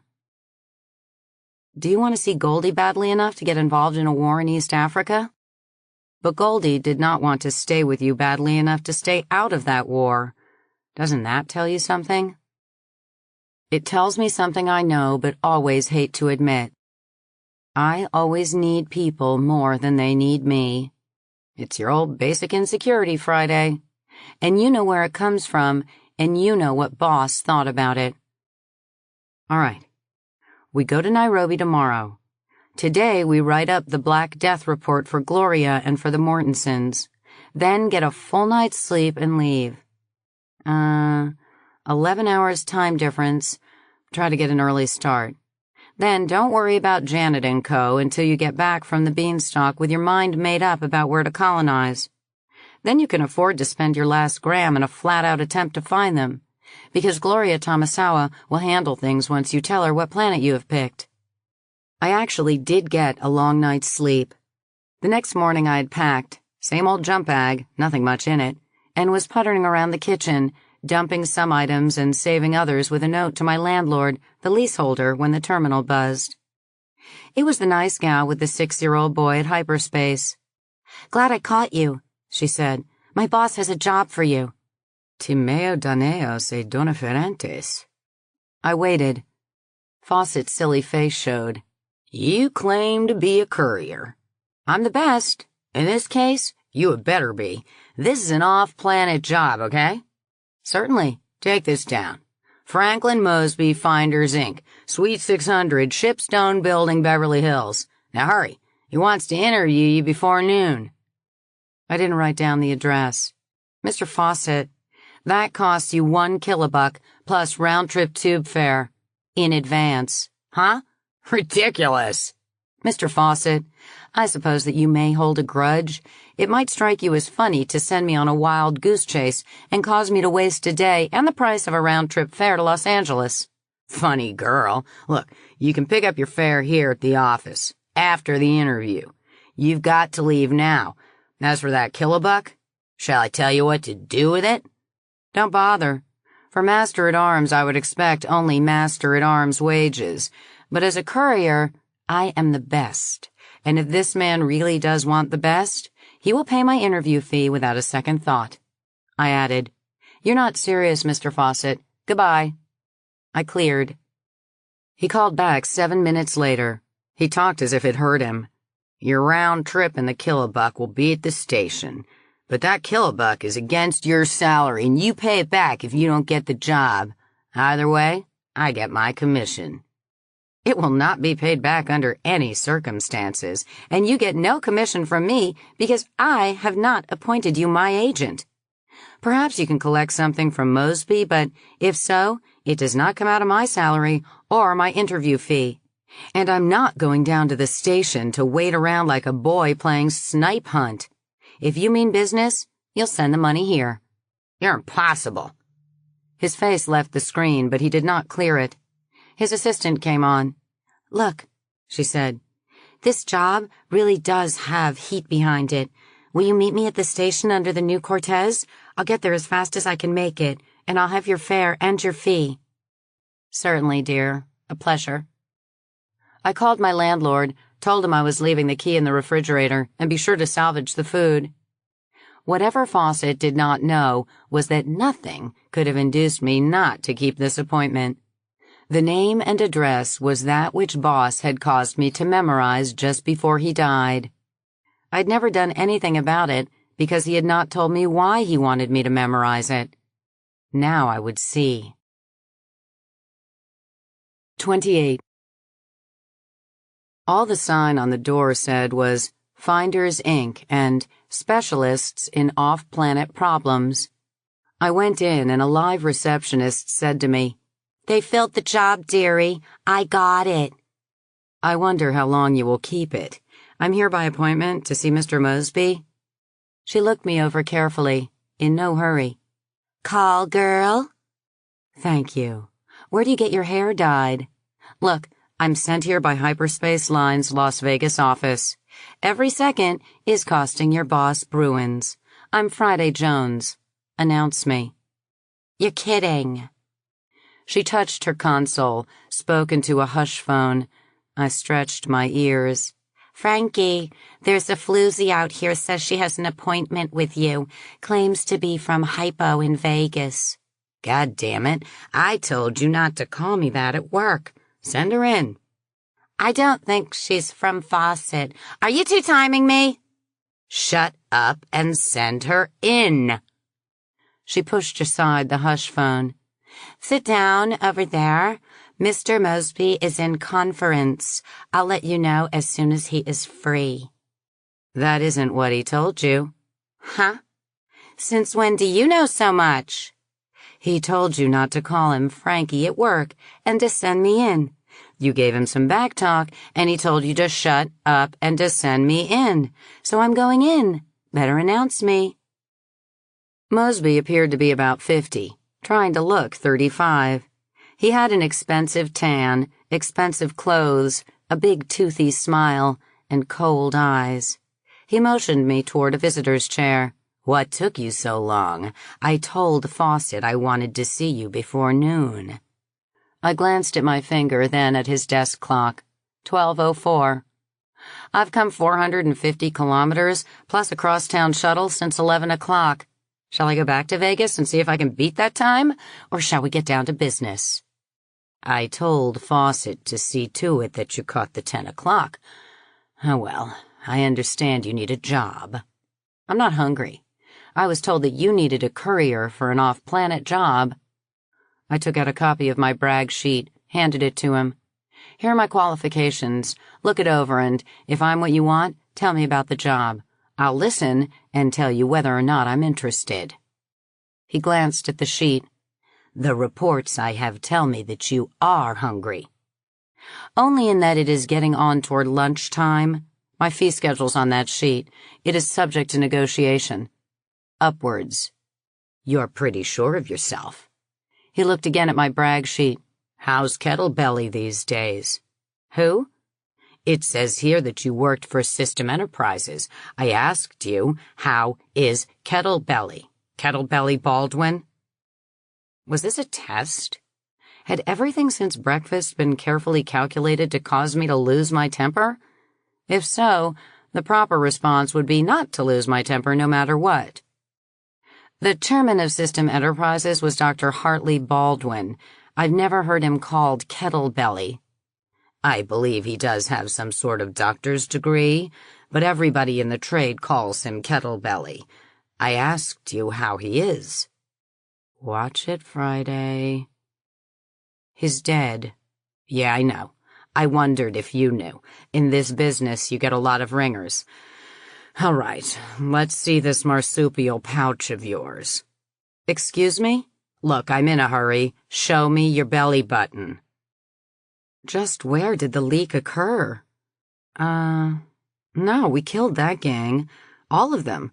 Or so Boss thought. Doesn't mean it couldn't have leaked from there before we killed them. No matter. It did leak, as Boss said it would. "Frankie boy, if you want to play belly buttons with me, I must warn you that the bleached blonde in your outer office is listening, and almost certainly recording." "Oh, she doesn't listen. She has her instructions about that." "Instructions she carries out the way she carries out your injunction not to call you Frankie during working hours? Look, Mr. Mosby, you started discussing classified matters under not secure conditions. If you want her to be part of this conference, bring her in. If not, get her out of the circuit. But let's have no more breaches of security." He drummed on his desk, then got up very suddenly, went into his outer office. The door was not totally soundproof. I heard angry voices, muffled. He came back in, looking annoyed. "She's gone to lunch. Now don't give me any more guff. If you are who you say you are, Friday Jones, also known as Marjorie Baldwin, formerly a courier for Dr. Baldwin, managing director of System Enterprises, you have a pouch created by surgery back of your navel. Show it to me. Prove your identity." I thought about it. A requirement that I prove my identity was not unreasonable. Fingerprint identification is a joke, at least inside the profession. Clearly, the existence of my courier's pouch was now a broached secret. It would never be useful again. Except that right now, it could be used to prove that I was me. I was I? It sounds silly either way. "Mr. Mosby, you paid a kilobuck to interview me." "I certainly did so far. I've had nothing from you but static." "I'm sorry. I've never been asked to show my trick belly button before, because up to recently it has been a closely held secret. Or so I thought. Evidently it is no longer a secret since you know of it. That tells me that I can no longer use it for classified work." If the job you have for me requires the use of it, perhaps you had better reconsider. A secret just a little bit broached is like a girl just a little bit pregnant. Well, yes and no. Show me. I showed him. I keep a smooth nylon sphere 1 centimeter in diameter in my pouch so that the pouch won't shrink between jobs. I popped out the sphere, letting him watch, and then replaced it. Then let him see that it was not possible to tell my navel from a normal navel. He studied it carefully. It doesn't hold very much. Maybe you would rather hire a kangaroo? It's big enough for the purpose. Barely. You'll be carrying the most valuable cargo in the galaxy, but it won't occupy much space. Zip up and adjust your clothing. We're going to lunch, and we must not be late. What is all this? Tell you on the way. Hurry up. A carriage was already waiting for us. Back of Beverly Hills, in the hills that name that town, is a very old hotel that is also very swank. It has the stink of money, an odor I don't despise. Between fires and the big quake, it has been rebuilt several times, always to look just as it did, but, so I hear, the last time it was rebuilt to be totally fire and earthquake-proof. It took about 20 minutes to drive at a spanking trot from the Shipstone building to the hotel. Mosby used it to fill me in. During this ride is about the only time that both of us can be sure that we don't have an ear planted on us. I wondered if he believed that. I could think of 3 obvious places for an ear: my jump bag, his pockets, and the cushions of the carriage. And there were always endless, unobvious places. But it was his problem. I had no secrets. None, now that my belly button was a window to the world. So let me talk fast. I'm meeting your price. Furthermore, there will be a bonus on completed performance. The trip is from Earth to the realm. That's what you're paid for. The trip back is deadhead, but since the round trip is 4 months, you'll be paid for 4 months. You collect your bonus at the far end at the Imperial capital. Salary. 1 month in advance, the rest as you go, okay? Okay. I had to avoid sounding too enthusiastic. A round trip to the realm? My dear man, only yesterday I was anxious to make this trip at petty officer's wages. What about my expenses? You won't have much in the way of expenses. Those luxury liners are all expense deals. Gratuities, squeeze, groundside excursions, walking around money, bingo, and such aboard ship? At a minimum, such expenses are never less than 25% of the price of the ticket. If I'm going to pretend to be a rich tourist, I must behave like one. Is that my cover? Well, yes. All right. Nobody's going to fuss if you spend a few thousand pretending to be Miss Rich Bitch. Keep track and bill us at the end. No. Advance the money, 25% of the ticket cost. I won't keep records, as it would not be in character. Miss Rich Bitch would not keep track of such trivia. All right, already, shut up and let me talk. We'll soon be there. You're a living artifact. I had not felt that cold chill in quite a while. Then I braced up and resolved to make him pay heavily for that one crude, rude remark. Are you being intentionally offensive? No, I'm not. Don't get in a flutter. You and I know that an artificial person can't be told offhand from a natural person. You'll be carrying, in stasis, a modified human ovum. You will carry it in your navel pouch, where the constant temperature and the cushioning will protect the stasis. When you reach the realm, you will catch a flu bug or some such and go to hospital.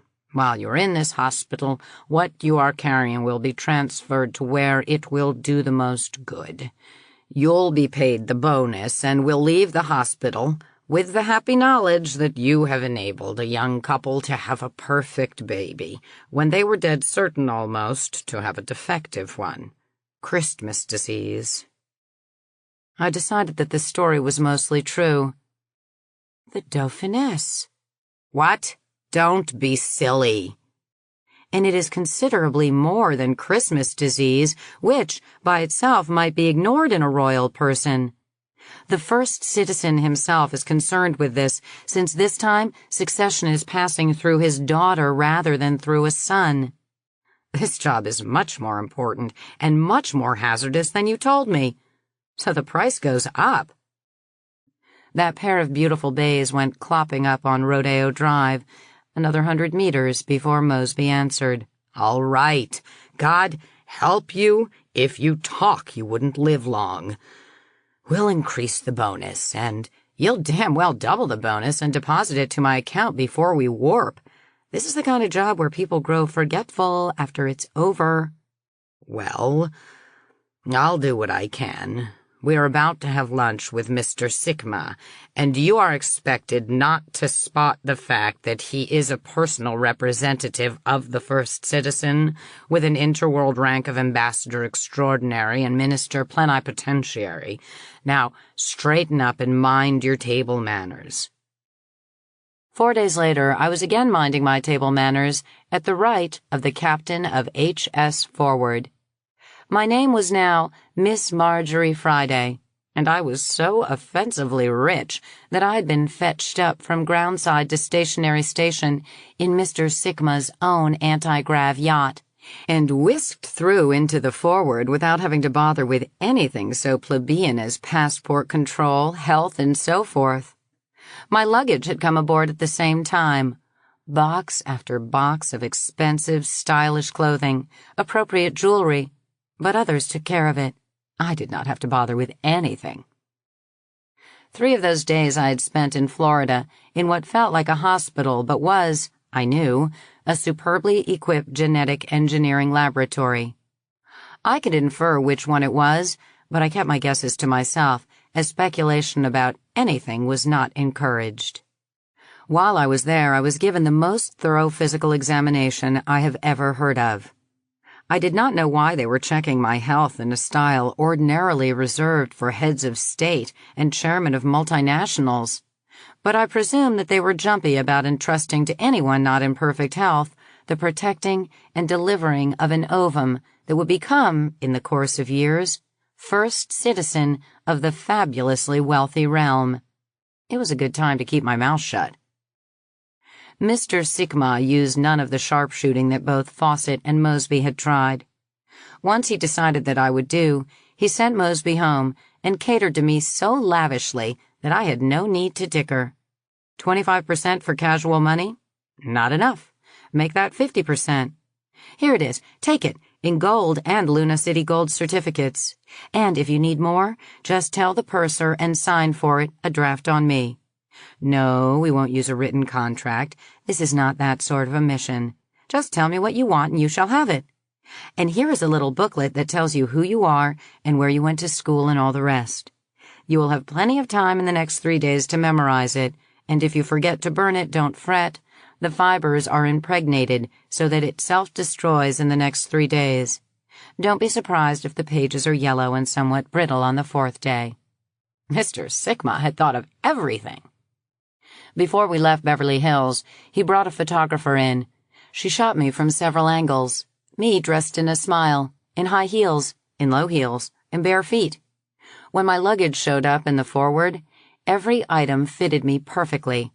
All the styles and colors suited me, and the clothes carried a spread of famous designers' names from Italy, from Paris, from Beijing et al.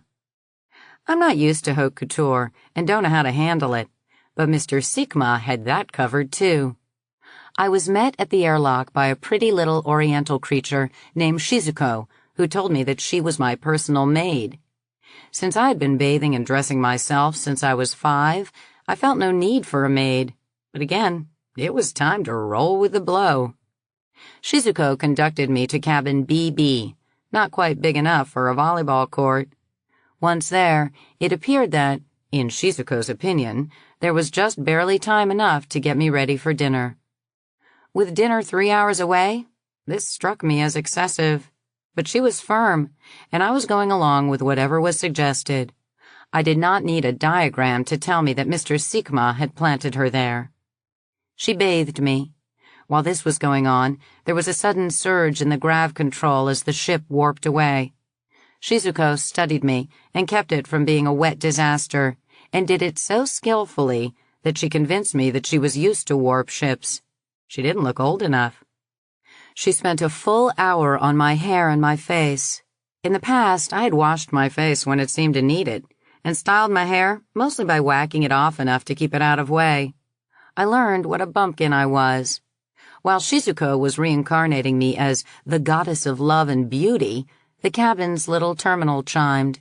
Letters appeared on the screen while the same message extruded from the printout. An imprudent tongue. The master of hyperspace ship Forward requests the pleasure of the company of Miss Marjorie Friday for sherry and bon ami in the captain's lounge at 1900 hours. Regrets only. I was surprised. Shizuko was not. She had already hung out and touched up a cocktail dress. It covered me completely, and I have never been so indecently dressed. Shizuko refused to let me be on time.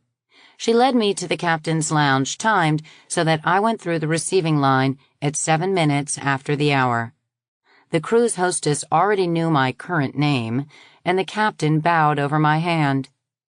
It is my considered opinion that being a VIP in a spaceship is a better deal than being a spaceship master-at-arms.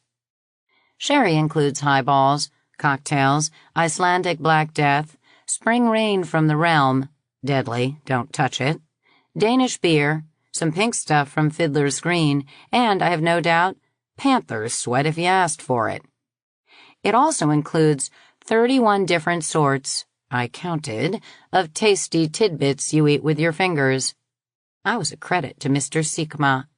I really did take sherry in only one small glass, and I greatly restrained myself when offered again and again and again and again those 31 tasty temptations. And it is well that I resisted. This ship puts on the nose bag 8 times a day. Again, I counted. Early morning coffee, café complète, that is with pastry. Breakfast, mid-morning refreshment, tiffin, afternoon tea with sandwiches and more pastry. Cocktail hour hors d'oeuvres, those 31 sinful traps. Dinner, 7 courses if you can stay the route. Midnight buffet supper. But if you feel peckish at any hour, you can always order sandwiches and snacks from the pantry. The ship has 2 swimming pools, a gymnasium, a Turkish bath, a Swedish sauna, and a girth control clinic. 2 1/3 times around the main promenade is a kilometer. I don't think that is enough. Some of our shipmates are eating their way across the galaxy. My own major problem will be to arrive at the Imperial capital still able to find my belly button.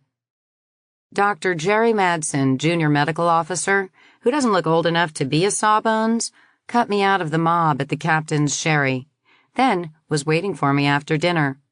He does not eat at the captain's table or even in the dining room. He eats with the other young officers in the wardroom. He took me to the Galactic Lounge, where we danced. Then there was a cabaret show. Singing, specialty dancing, and a juggler who did magic tricks on the side. Which made me think of those pigeons and of Goldie, and I felt suddenly wistful, but suppressed it. Then there was more dancing, and 2 other young officers, Tom Udell and Jamie Lopez, rotated with Jerry. And finally the lounge shut down, and all 3 took me to a little cabaret called the Black Hole. And I firmly declined to get drunk, but danced whenever I was asked. Dr. Jerry managed to outsit the others and took me back to cabin BB at an hour quite late by ship's time, but not especially late by the Florida time by which I had gotten up that morning. Shizuko was waiting, dressed in a beautiful formal kimono, silk slippers, and high makeup of another sort. She bowed to us, indicated that we should sit down at the lounge end, the bedroom end is shut off by a screen, and served us tea and little cakes. After a short time Jerry stood up, wished me a good night, and left. Then Shizuko undressed me and put me to bed. I did not have any firm plans about Jerry, though no doubt he could have persuaded me had he worked on it. My heels are quite short, I know, but both of us were sharply aware that Shizuko was sitting there, hands folded, watching, waiting. Jerry did not even kiss me goodnight. After putting me to bed, Shizuko went to bed on the other side of the screen, some deal with bedclothes she took out of a cupboard. I was never before quite so closely chaperoned, even in Christchurch. Could this be part of my unwritten contract? 29. A spaceship, a hyperspaceship, is a terribly interesting place. Of course, it takes very, very advanced knowledge of wave mechanics and multidimensional geometry to understand what pushes the ship. Education that I don't have and probably never will. Although I would like to back up and study for it, even now. Rockets, no problem. Newton told us how. Antigrav? A mystery until Dr. Forward came along and explained it. Now it's everywhere. But how does a ship massing about 100,000 tons, so the captain told me, manage to speed up to almost 1,800 times the speed of light, without spilling the soup or waking anyone? I don't know. This ship has the biggest shipstones I've ever seen. But Tim Flaherty, he's second assistant engineer, tells me that they are charged down only at the middle of each jump. Then they finish the voyage having used only parasitic power, ship's heat, cooking, ship's auxiliary services, etc. That sounds to me like a violation of the law of conservation of energy. I was brought up to bathe regularly and to believe that there ain't no such thing as a free lunch. I told him so. He grew just a touch impatient and assured me that it was indeed the law of conservation of energy that caused it to work out that way. It worked just like a funicular. You got back what you put in. I don't know. There aren't any cables out there. It can't be a funicular. But it does work. The navigation of this ship is even more confusing. Only they don't call it navigation. They don't even call it astrogation. They call it cosmonautics. Now, somebody is pulling Friday's leg because the engineer officers told me that the officers on the bridge, it's not a bridge, who practice cosmonautics are cosmetic officers because they are there just for appearances. The computer does all the work. And Mr. Lopez, the second officer, says that the ship has to have engineering officers because the union requires it, but the computer does it all. Not knowing the math for either one is like going to a lecture and not knowing the language. I've learned one thing. Back in Las Vegas, I thought that every grand tour was Earth, Proxima, Outpost, Fiddler's Green, Forest, Botany Bay, Halcyon, Midway, the Realm, and back to Earth, because that's how the recruiting posters read. Wrong. Each voyage is tailored. Usually, all 9 planets are touched, but the only fixed feature in the sequence is that Earth is at one end and the Realm, almost 100 light-years away, 98.7 plus, is at the other. The 7 way stations can be picked up either going out or coming back. However, there is a rule that controls how they are fitted in. Going out, the distance from Earth must be greater at each stop. Coming back, the distance must decrease. This is not nearly as complex as it sounds. It simply means the ship does not double back, just the way you would plan a shopping trip of many stops. But this leaves lots of flexibility. The 9 stars, the suns of these planets, are lined up fairly close to a straight line. See the sketch with the centaur and the wolf. Looking from Earth, all those stars, as you can see, are either at the front end of the centaur or close by in the wolf. I know the wolf doesn't look too well, but the centaur has been clobbering him for thousands of years. Besides, I've never seen a wolf, a 4-legged wolf that is, and it's the best I can do. Come to think of it, I've never seen a centaur either. That's the way those stars cluster in Earth's night sky. You have to be about as far south as Florida or Hong Kong to see them at all, and even then, with bare eyes, you will see only Alpha Centauri. But Alpha Centauri, Rigel Kentaurus, really shines out, 3rd brightest star in Earth's sky. 3 stars it is, actually, a brilliant one that is the twin brother of Sol. One not as bright that it is paired with and a distant, dim, small companion that swings around both of them about a 15th of a light year away. Years ago, Alpha Centauri was known as Proxima. Then somebody bothered to measure the distance to this inconsequential third cousin and found that it was a hair closer. So the title of Proxima, or nearest, was moved to this useless chunk of real estate. Then, when we set up a colony on the third planet of Alpha Centauri A, the twin of Sol, the colonists called their planet Proxima. Eventually, the astronomers who tried to shift the title to the dim companion were all dead, and the colonists got their way. Just as well, because that dim star, while a hair closer today, will soon be farther away. Just hold your breath a few millennia.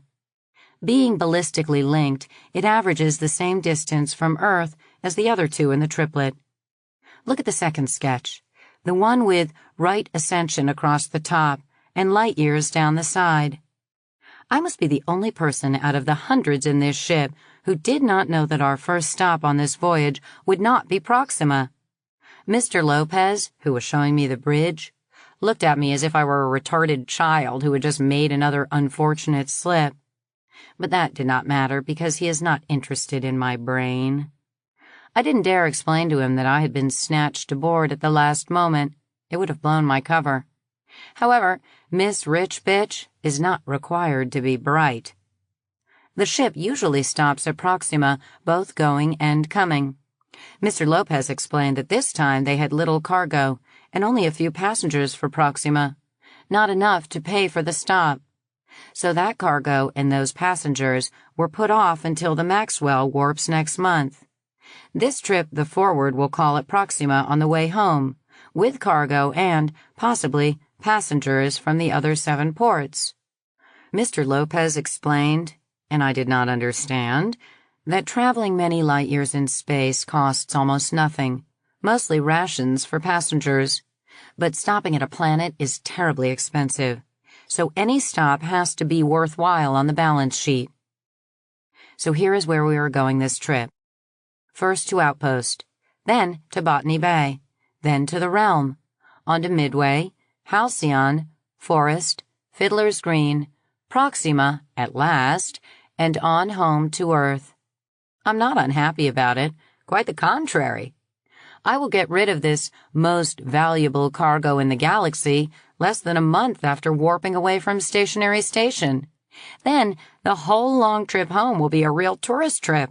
Fun, no responsibilities. Lots of time to look over these colonies squired around by eager young officers who smell good and are always polite. If Friday, or Miss Rich Bitch, can't have fun with that setup, it's time to cremate me. I'm dead. Now see the third sketch, declination across the top, light years down the side. This one makes the routing seem quite reasonable. But if you look back at the second sketch, you will see that the leg from Botany Bay to Outpost, which seems on the third sketch to skim the photosphere of Forest Sun, in fact, misses it by many light years. Picturing this voyage actually calls for 3 dimensions. You can take the data from the sketches and from the table below and punch it into your terminal and pull out a 3-dimensional hologram. It all makes sense seen that way. There's one on the bridge, frozen so that you can examine it in detail. Mr. Lopez, who made these sketches, all but Joe Centaur and the Sad Wolf, warned me that a flat plot simply could not portray 3-dimensional cosmonautics. But it helps to think of these 3 sketches as plan view, side view, and front elevation. As in visualizing a house from its plans, that is exactly analogous. When Mr. Lopez gave me a printout of this table, he warned me that the data are of about grammar school accuracy. If you aim a telescope by these coordinates, you will find the right star. But for science and for cosmonautics, you need more decimal places, and then correct for epoch. A fancy way of saying you must bring the data up to date, because each star moves. Outpost Sun moves the least. It just about keeps up with the traffic in our part of the galaxy. But the star of Fiddler's Green, NU 2 Lupi, has a vector of 138 kilometers per second. Enough that Fiddler's Green will have moved more than 1.5 billion kilometers between 2 visits 5 months apart by the forward. This can be worrisome. According to Mr. Lopez, it can worry a skipper right out of his job because whether or not a trip shows a profit depends on how closely a master can bring his ship out of hyperspace to a port planet without hitting something, such as a star, like driving an APV blindfolded. But I will never pilot a hyperspace ship, and Captain Van Kooten has a solid, reliable look to him. I asked him about it at dinner that night. He nodded. "We find it. Only once have we had to send some of the boys down in a landing boat to buy something at a bakery and read the signs." I didn't know whether he expected me to laugh or to pretend to believe him, so I asked what they bought at the bakery. He turned to the lady on his left and pretended not to hear me. "The bake shop in this ship makes the best pastry I have ever tasted and should be padlocked." Captain Van Kooten is a gentle, fatherly man, yet I have no trouble visualizing him with a pistol in one hand and a cutlass in the other, holding off a mob of mutinous cutthroats. He makes the ship feel safe. Shizuko is not the only guard placed on me. I think I have identified 4 more, and I am wondering if I have them all. Almost certainly not, as I have sometimes looked around and not spotted any of them. Yet the drill seems to be to have someone near me at all times. Paranoid? It sounds like it, but I'm not. I'm a professional who has stayed alive through always noticing anything offbeat.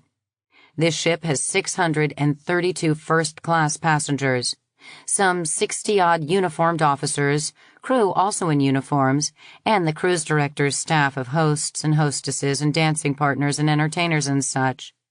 The latter dress like passengers, but they are young and they smile, and they make it their business to see that the passengers are happy. The passengers. In this ship, a first-class passenger under age 70 is a rarity.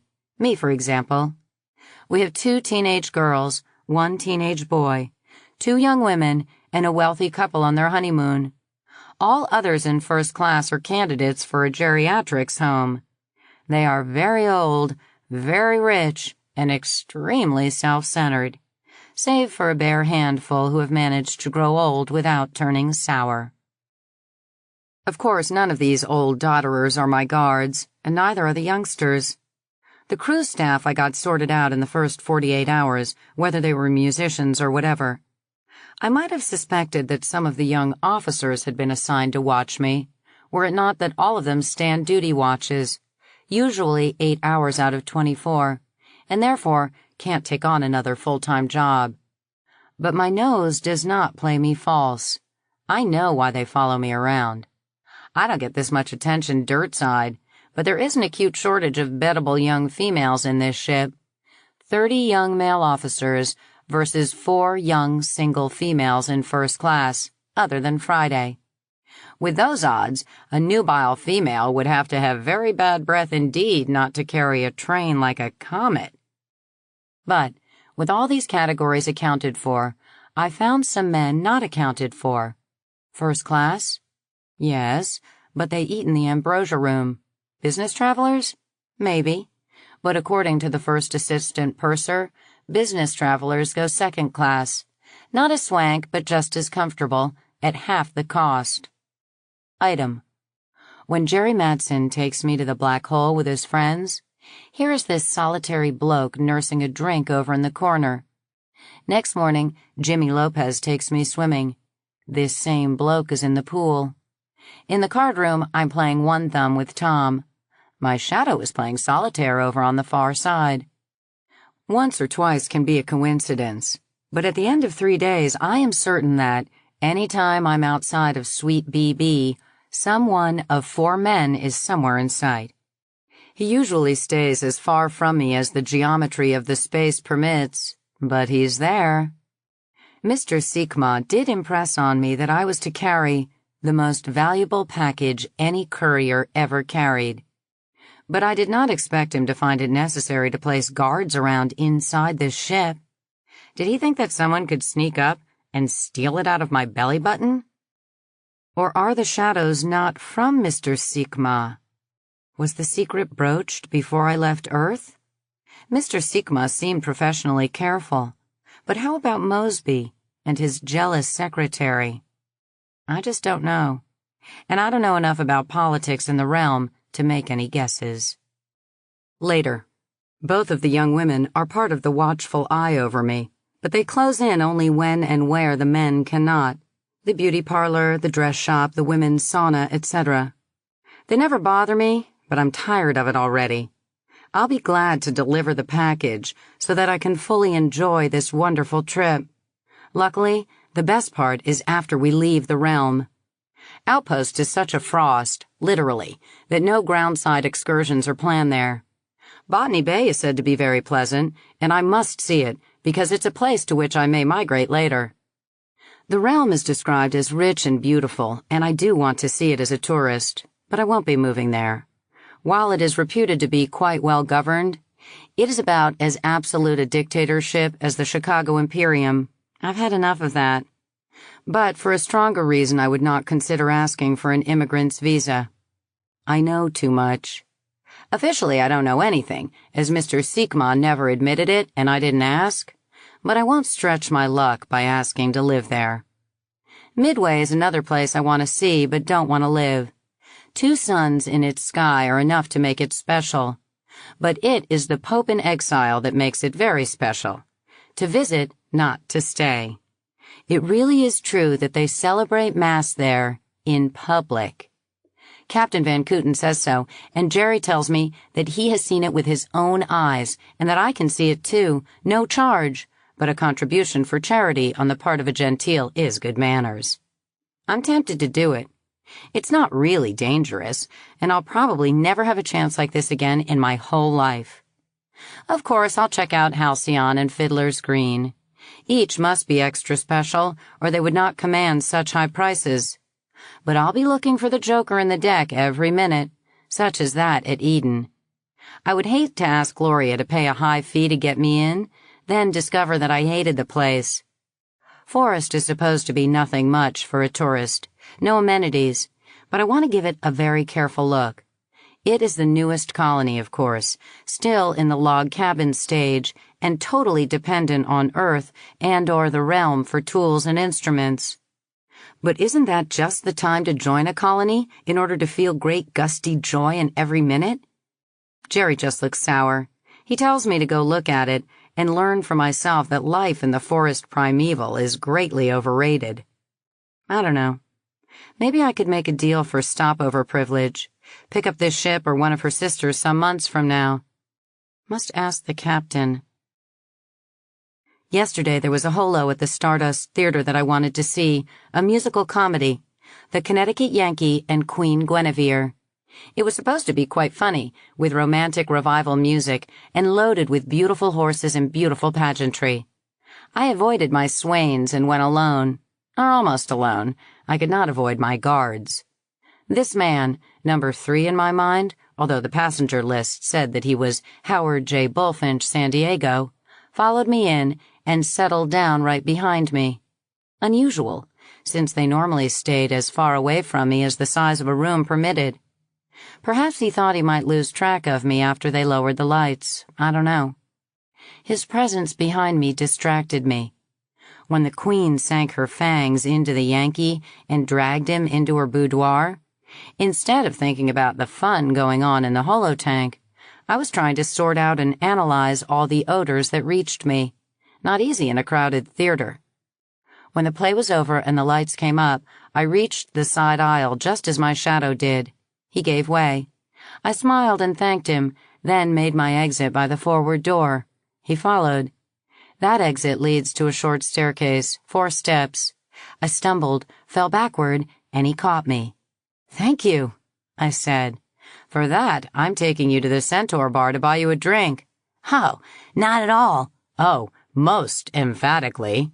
You're going to explain to me why you have been following me, and who hired you, and several other things." He hesitated. "You have made some mistake." "Not me, Mac. Would you rather come quietly, or would you rather explain it to the captain?" He gave a little quizzical smile. Or was it cynical? Your words are most persuasive even though you are mistaken, but I insist on paying for the drinks. All right, you owe me that. And then some. I picked a table in the corner where we could not be overheard by other customers, thereby ensuring that we could be overheard by an ear.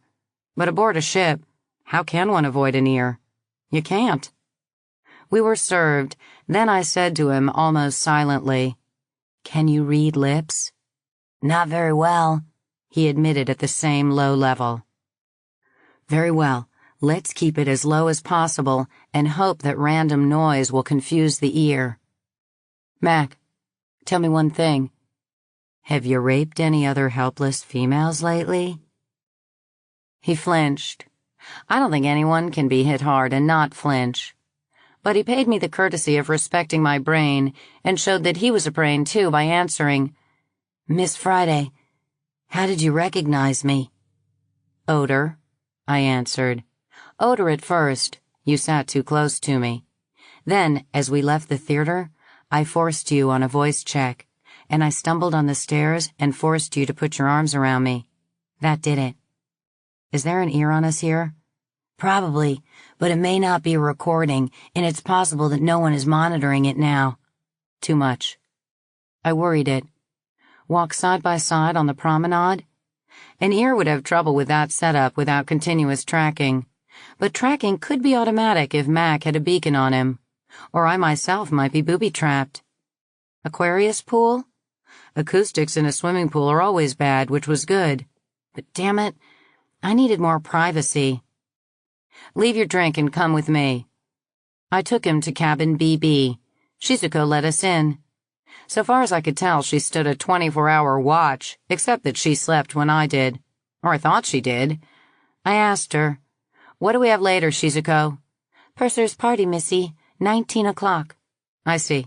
Go and take a walk or something. Come back in 1 hour. "Too late. 30 minutes. 1 hour.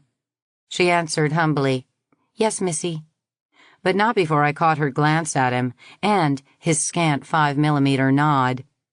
With Shizuko gone and the door bolted, I said quietly, "Are you her boss, or is she yours?"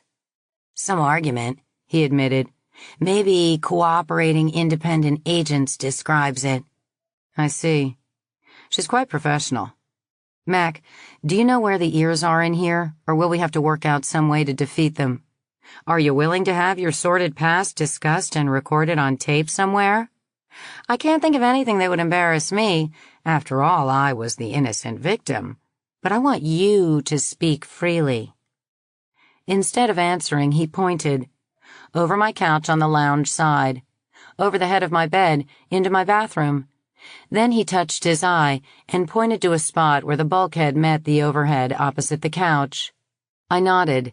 Then I dragged 2 chairs off into the corner farthest from the couch and out of line of sight for the eye location he had indicated.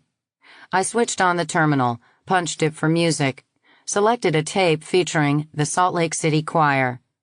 Perhaps an ear could reach through and sort out our voices, but I did not think so.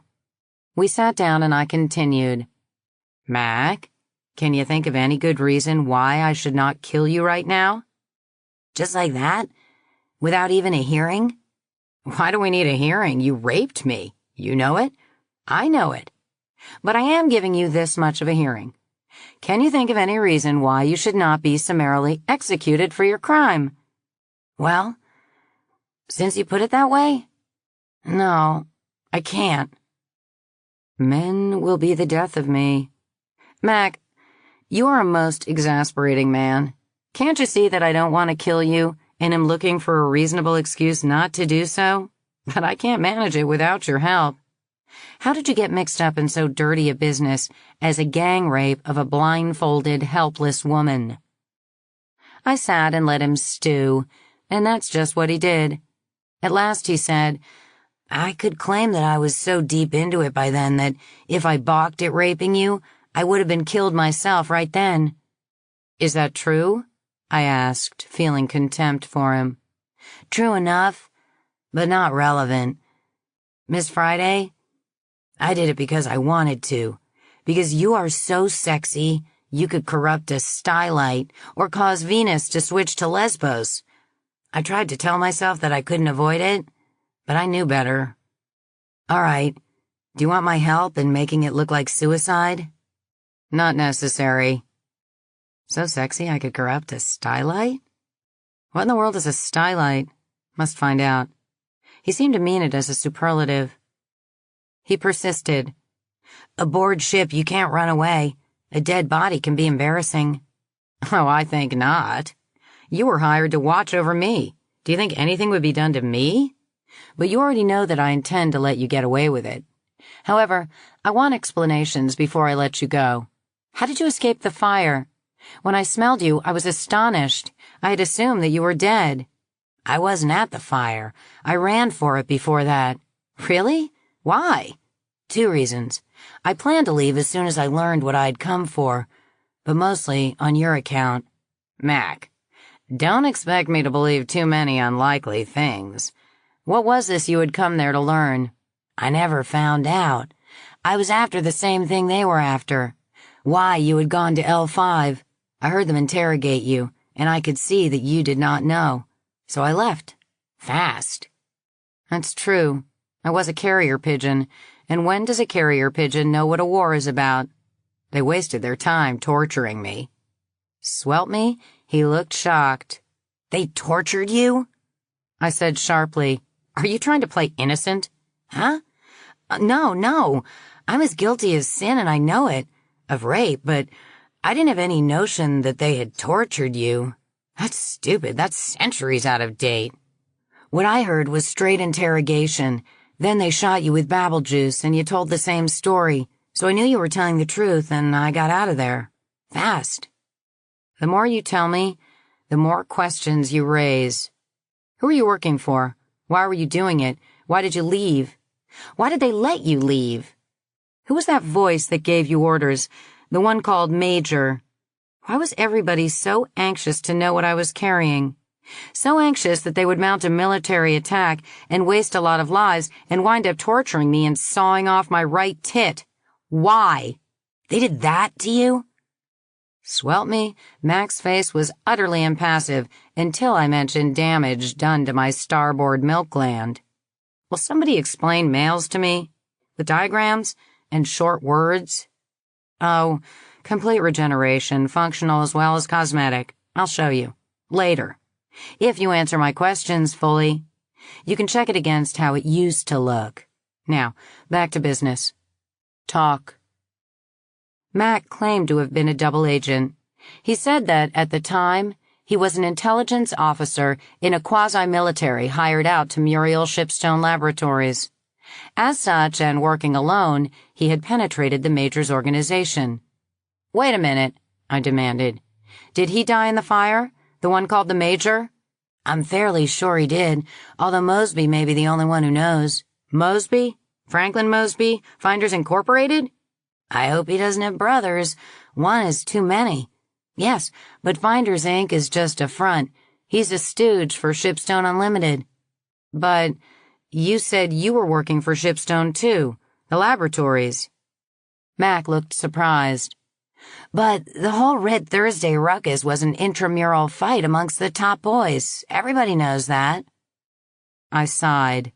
I seem to have led a protected life. All right. You were working for Shipstone, one piece of it. And, as a double agent, you were working for Shipstone, another piece of it.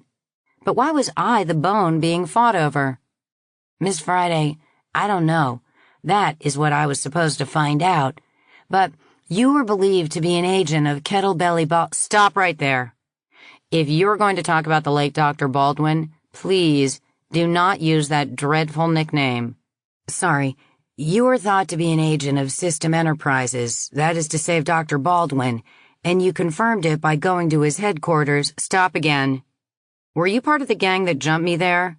I am happy to say that I was not. You killed 2 and 1 died later, and none of them was unhurt. Miss Friday, you're a wildcat.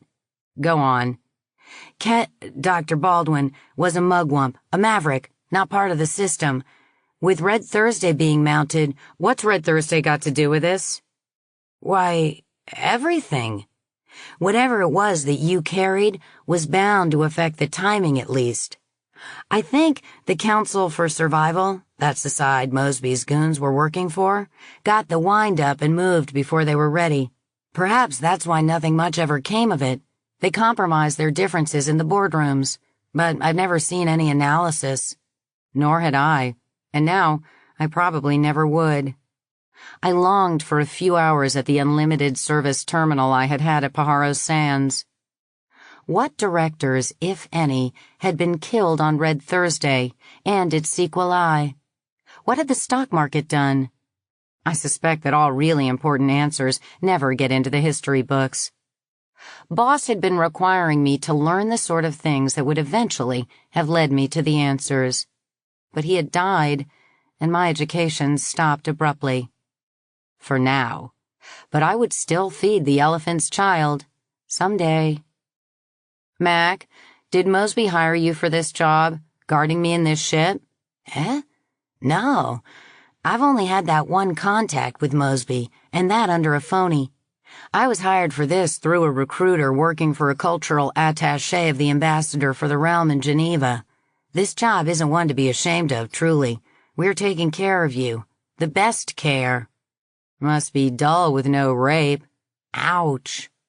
What are your instructions about me? And how many of you are there? You're in charge, are you not? He hesitated. Miss Friday, you're asking me to tell my employer secrets. In the profession, we don't do that, as I think you know. Fiddlesticks. You knew when you walked in that door that your life depended on answering my questions. Think back to that gang that jumped me on Dr. Baldwin's farm. Think what happened to them. Then speak up. I've thought about it many times. Yes, I'm in charge. Except possibly for Tilly. Which one is Tilly? Sorry, Shizuko. That's a professional name. At UCLA, she was Matilda Jackson. We all had been waiting in the Skyhead Hotel almost 2 months. We? Plural. Name them. Ship's roster names. And don't try to stall me with guff about the mercenaries code. Shizuka will be back in a few minutes. He named them. No surprises. I had spotted them all. Clumsy. Boss would never have tolerated it. Go on. We waited and the Dirac warped without us, and only 24 hours before warping time for the forward, we were suddenly alerted to leave in the forward. Then I was supplied with color holos of you for us to study, and, Miss Friday, when I saw your picture, I almost fainted. Pictures were that bad? Oh, come now. Huh? No, they were quite good. But consider where I saw you last. I thought that you had died in that fire.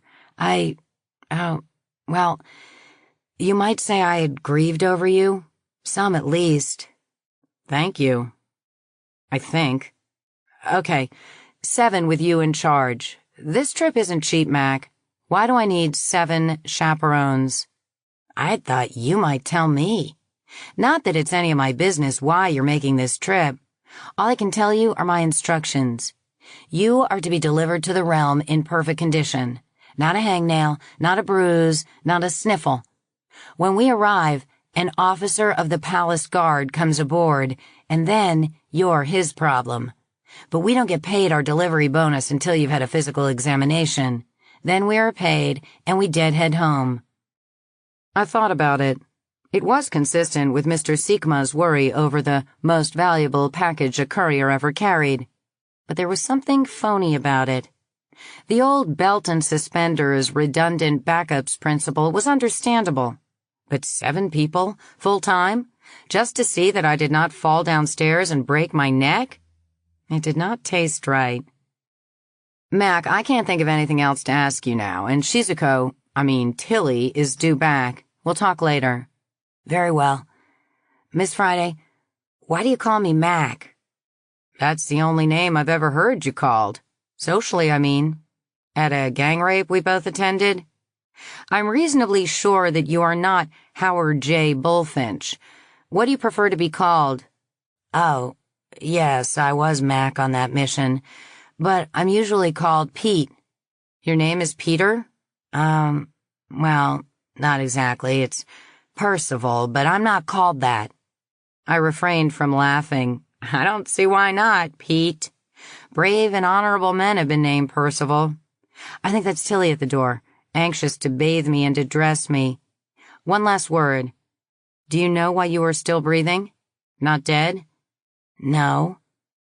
Because you let me pee. Thank you for letting me pee before you handcuffed me to that bed.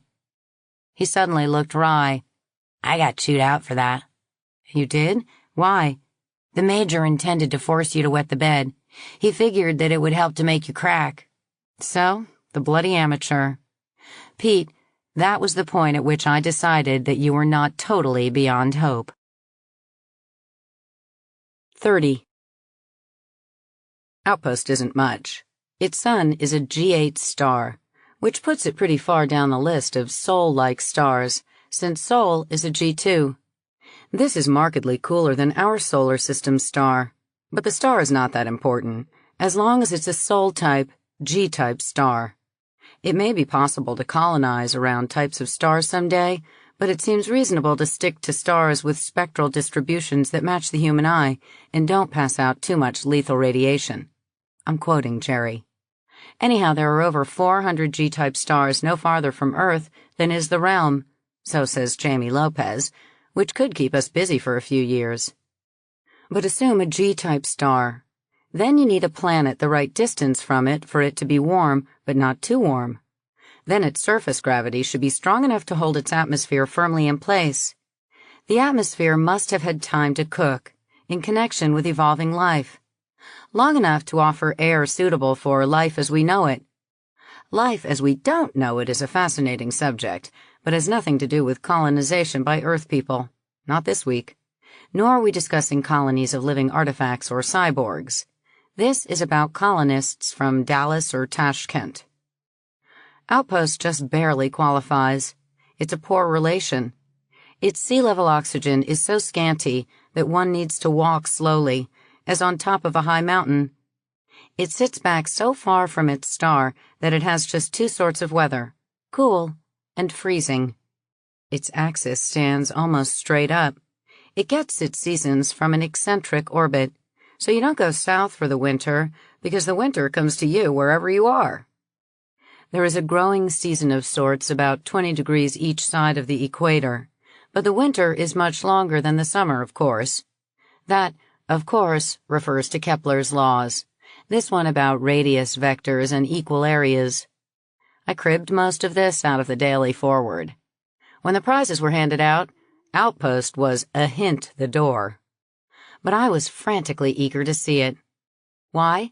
Because I'd never been farther away from home than Luna, and Luna almost is home. Outpost is over 40 light-years from Earth. Do you know how many kilometers that is? Neither did I. Here's what it is. 300,000 times 40.7 times 31,557,600 equals 385,318,296,000,000 kilometers. Rounded off, 400 million kilometers. Ship's schedule called for us to achieve stationary orbit, 22.1 hours orbital period, that being the length of the day at Outpost, at 0247, and for the starboard landing boat to drop away very early in the morning, ship's time morning, 0300 sharp. Not many signed up for the ride. That's all it would be, since no passenger would set foot on the ground, as the mid-watch isn't too popular an hour with most of our passengers. But I would as lief miss Armageddon. I left a good party and went to bed at 2200 in order to soak up several hours of sleep before rise and shine. I got up at 2 o'clock and ducked into my bathroom, latching the door behind me. If I don't latch it, Shizuko comes straight in behind me. I learned that my first day in the ship. She was up and dressed when I woke up. Latched the door behind me and promptly threw up. This surprised me. I was not immune to motion sickness, but I had not been bothered this trip. Riding the beanstalk plays hob with my stomach, and it goes on for endless hours. But in the forward, I had noticed one surge when we warped into hyperspace. Then, just before dinner last night, when we broke into normal space, I had felt a similar tremor, but the bridge had warned us to expect it. Did the artificial gravity feel steady now? I couldn't be sure. I was quite dizzy, but that might be an after effect of vomiting, for I'd certainly thrown up as thoroughly as if I had been riding that goddamn beanstalk. I rinsed my mouth, brushed my teeth without dentifrice, rinsed my mouth again, and said to myself, Friday, that's your breakfast. You are not going to let an unexpected case of beanstalk tummy keep you from seeing Outpost. Besides, you've gained 2 kilos, and it's time to cut down on the calories. Having given my stomach that fight talk, and then turned it over to mind-control discipline, I went out, let Tilly Shizuko help me into a heavy wool jumpsuit, then headed for the starboard landing boat airlock, with Shizuko paddling along behind, carrying heavy coats for each of us. At first, I had been inclined to be chummy with Shizuko, but after deducing, then confirming her true role, I tended to resent her. Petty of me, no doubt, but a spy is not entitled to the friendly consideration that a servant always rates. I was not rude to her. I simply ignored her much of the time. This morning, I did not feel sociable at best. Mr. Wu, purser's assistant in charge of ground excursions, was at the airlock with a clipboard. Miss Friday, your name isn't on my list. I certainly signed up. Either add it to your list or call the captain. I can't do that. So, then I'm going on a sit-down strike right in the middle of your airlock. I don't like this, Mr. Wu. If you're trying to suggest that I should not be here because of some clerical error in your office, I shall like it still less. I suppose it is a clerical error. There's not much time, so why don't you go in? Let them show you to a seat and I'll straighten it out after I get these other people checked off. He did not object to Shizuko's following me. We went forward along a long passageway. Even the landing boats of the forward are enormous, following arrows that said, "This way to bridge," and arrived in a fairly large room. Something like the interior of an omnibus APV, dual controls up front, seats for passengers behind, a big windshield. And for the first time since we left Earth, I was seeing sunlight. The light of Outpost's sun it was, lighting a white, very white curve of planet ahead, with black sky beyond. The sun star was itself not in sight. Shizuko and I found seats and fastened seatbelts, the 5-way sort used in SBs. Knowing that we were going by anti-grav, I was going to let it go simply with fastening the lap belt. But my little shadow twittered over me and fastened everything. After a while, Mr. Wu came looking, finally spotted me. He leaned across the man between me and the aisle and said, "Miss Friday, I'm sorry, but you still aren't on the list." "Indeed. What did the captain say?" "I couldn't reach him." "That's your answer, then. I stay." "I'm sorry. No." "Really? Which end are you going to carry? And who's going to help you carry me? For you will have to drag me kicking and screaming, and I assure you, I do kick and scream." "Miss Friday, we can't have this." The passenger next to me said, "Young man, aren't you making a fool of yourself? This young lady is a first-class passenger. I've noticed her in the dining room at the captain's table. Now, get that silly clipboard out of my face and find something better to do." Looking worried, junior pursers always look worried, Mr. Wu went away. After a bit, the red light came on, the siren sounded, and a loud voice said, "Leaving orbit, prepare for surges in weight." I had a miserable day. 3 hours to get down to the surface, 2 hours on the ground, 3 hours to get back up to stationary orbit. The trip down had music varied by an amazingly dull lecture on Outpost. The trip back had nothing but music, which was better. The 2 hours on the ground might have been okay, had we been able to leave the landing craft, but we had to stay inboard. We were allowed to unbelt and go aft to what was called the lounge, but was really just a space with a coffee and sandwich bar on the port side and transparent ports on the after end. Through these you could see the migrants getting out on the deck below and cargo being unloaded. Low rolling hills covered with snow. Some sort of stunted growth in the middle distance. Near the ship, low buildings connected by snow sheds. The immigrants were all bundled up, but they wasted no time in hurrying toward the buildings. The cargo was going onto a string of flatbed trucks, pulled by a machine of some sort that puffed out clouds of black smoke. Exactly the sort of thing you pictured in children's history books. But this was not a picture. I heard one woman say to her companion, "Why would anyone decide to settle here?" Her companion made some pious answer about the Lord's will, and I moved away. How can anyone get to be 70 years old, she was at least that, without knowing that no one decided to settle on Outpost, except in the limited sense that one decides to accept transportation as the only alternative to death or life imprisonment? My stomach still felt queasy, so I did not risk the sandwiches, but I thought a cup of coffee might help, until I whiffed it. Then I went straight to the restrooms forward of the lounge and won the title of Iron Jaw Friday. I won it fair and square, but nobody knows about it but me. I found the stalls all occupied and had to wait. And wait I did. Jaw muscles rigid. After a century or two, a stall was vacated and I grabbed it and threw up again. Dry heaves, mostly. I should not have smelled the coffee. The trip back was endless. Once in the forward, I called my friend Jerry Madsen, the junior ship surgeon, and asked to see him professionally.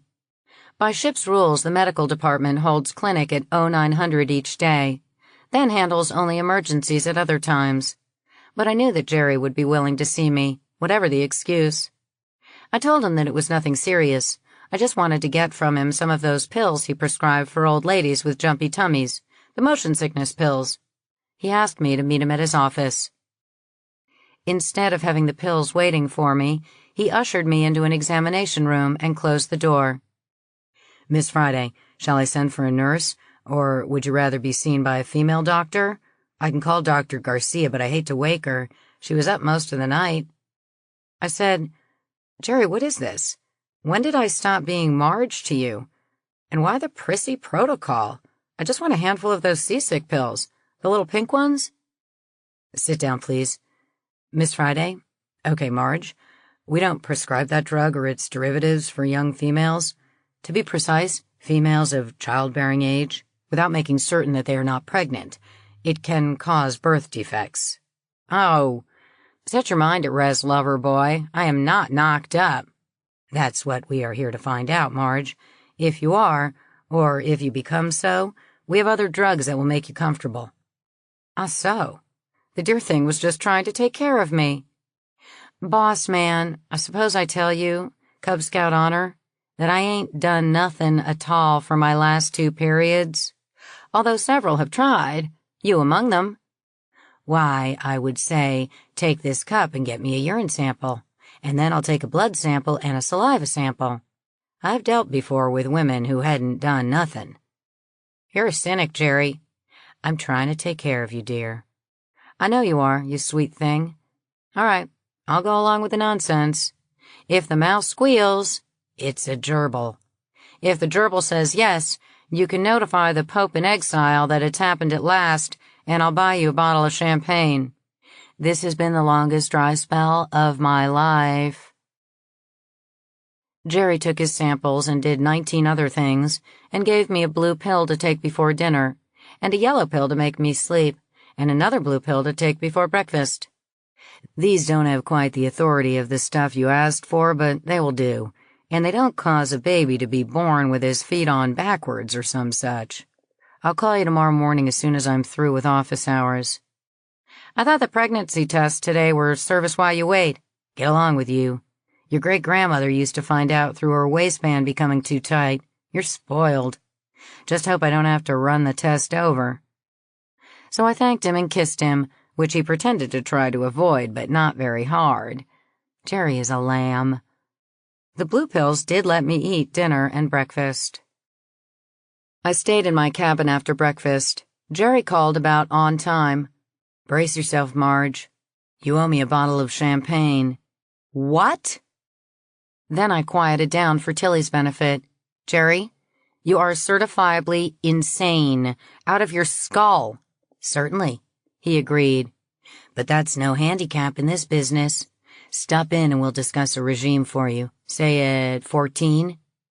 Say it right now. I want to talk to that gerbil. Jerry convinced me. He went over the details, showing just how each test was conducted. Miracles do happen, and I was demonstrably pregnant. So that's why my breasts had been feeling sort of tender lately.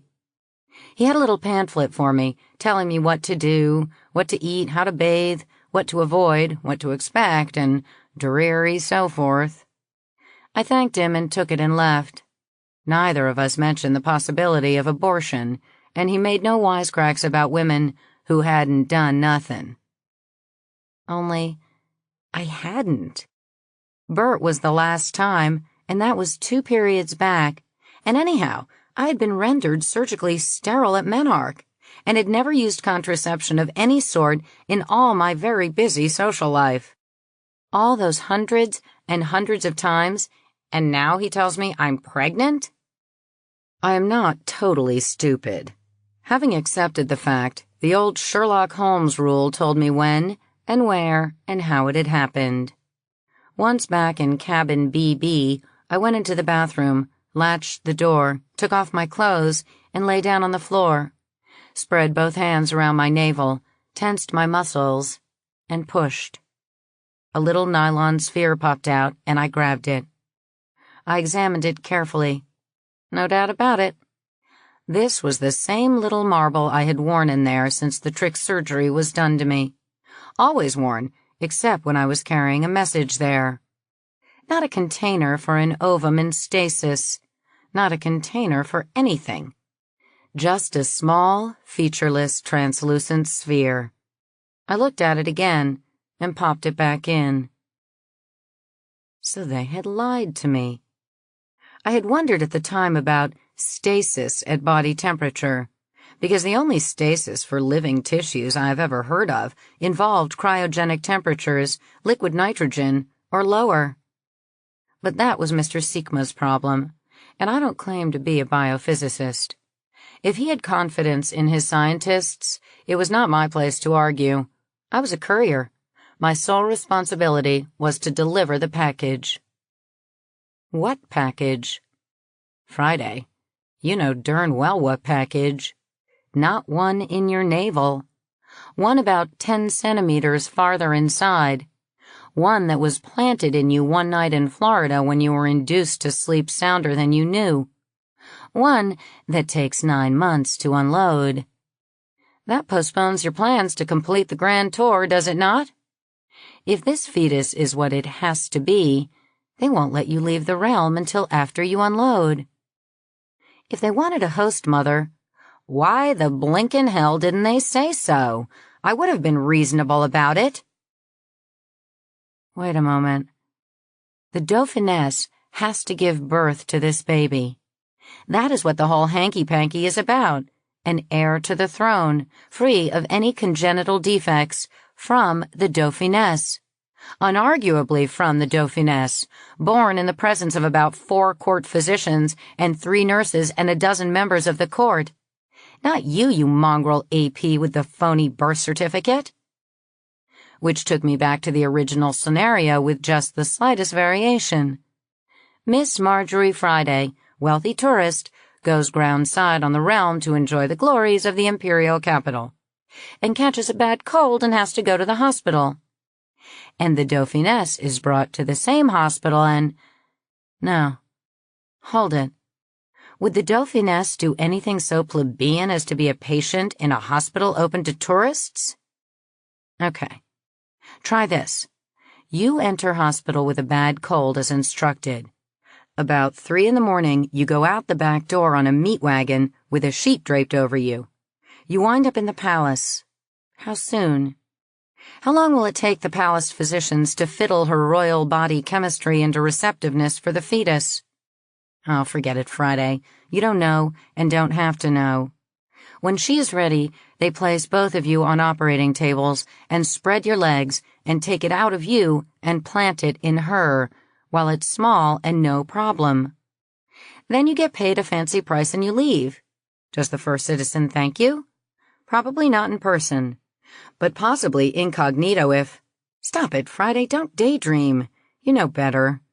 At a lecture, clear back in basic, one of Boss's orientation lectures, it was— The trouble with this sort of mission is that, after an agent has successfully completed it, something permanent happens to that agent, something that keeps him from talking, then or later. So, no matter how lavish the fee, it is well to avoid this class of mission.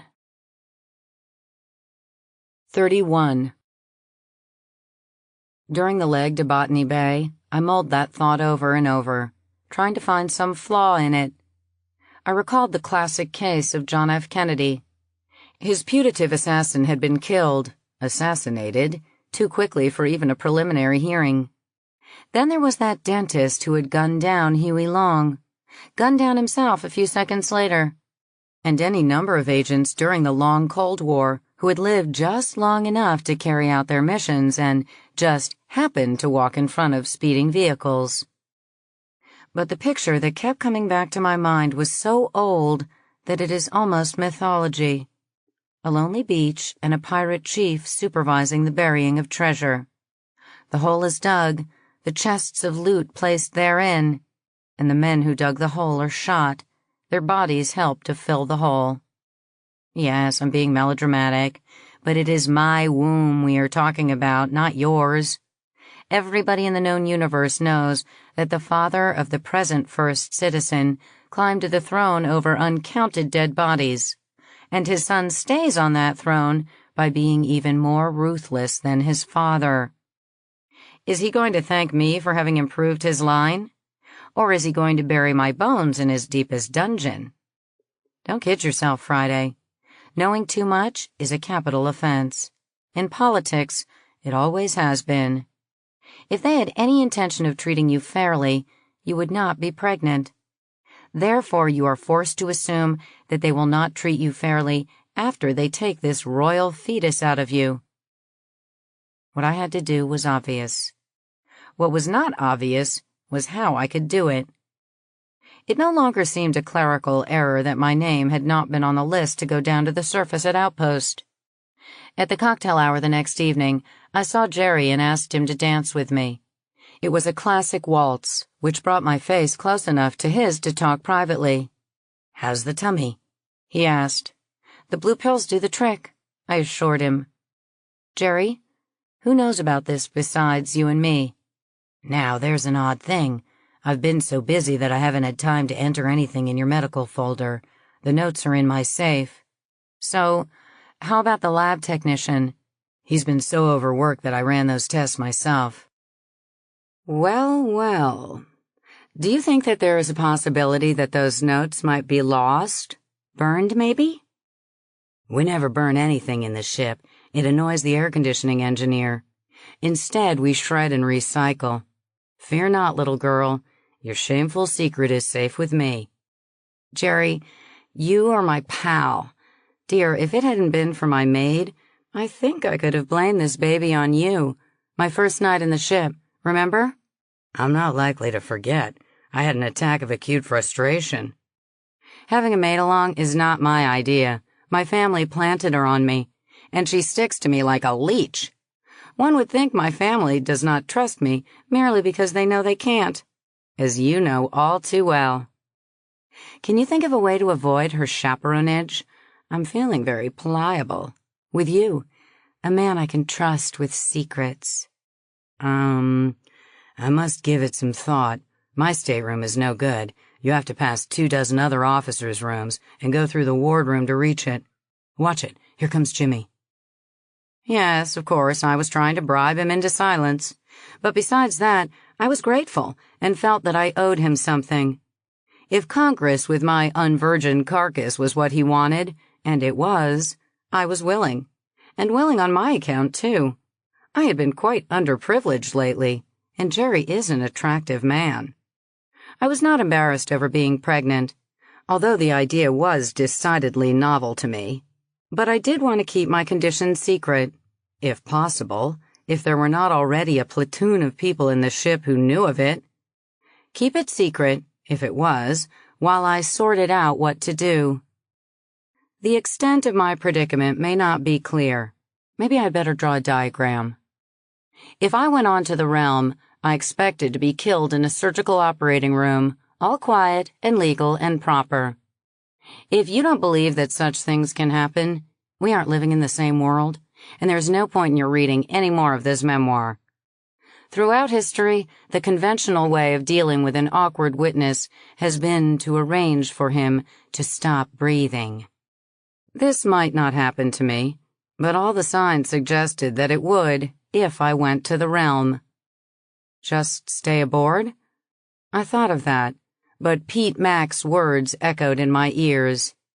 When we arrive, an officer of the palace guard comes aboard, and then you're his problem. Apparently, they weren't even going to wait for me to go groundside and pretend to fall ill. Ergo, I must leave the ship before we reach the realm, i.e., Botany Bay. No other choice. Simple. Just walk off the ship. Oh, sure. Walk down the gangway and wave goodbye from the ground. This is not an ocean ship. The closest the Forward ever gets to a planet is its stationary orbit. For Botany Bay, that is about 35,000 kilometers. That's a long way to go in some very thin vacuum. The only possible way I could get down to the surface of Botany Bay would be in one of the ship's landing boats, just as I had at Outpost.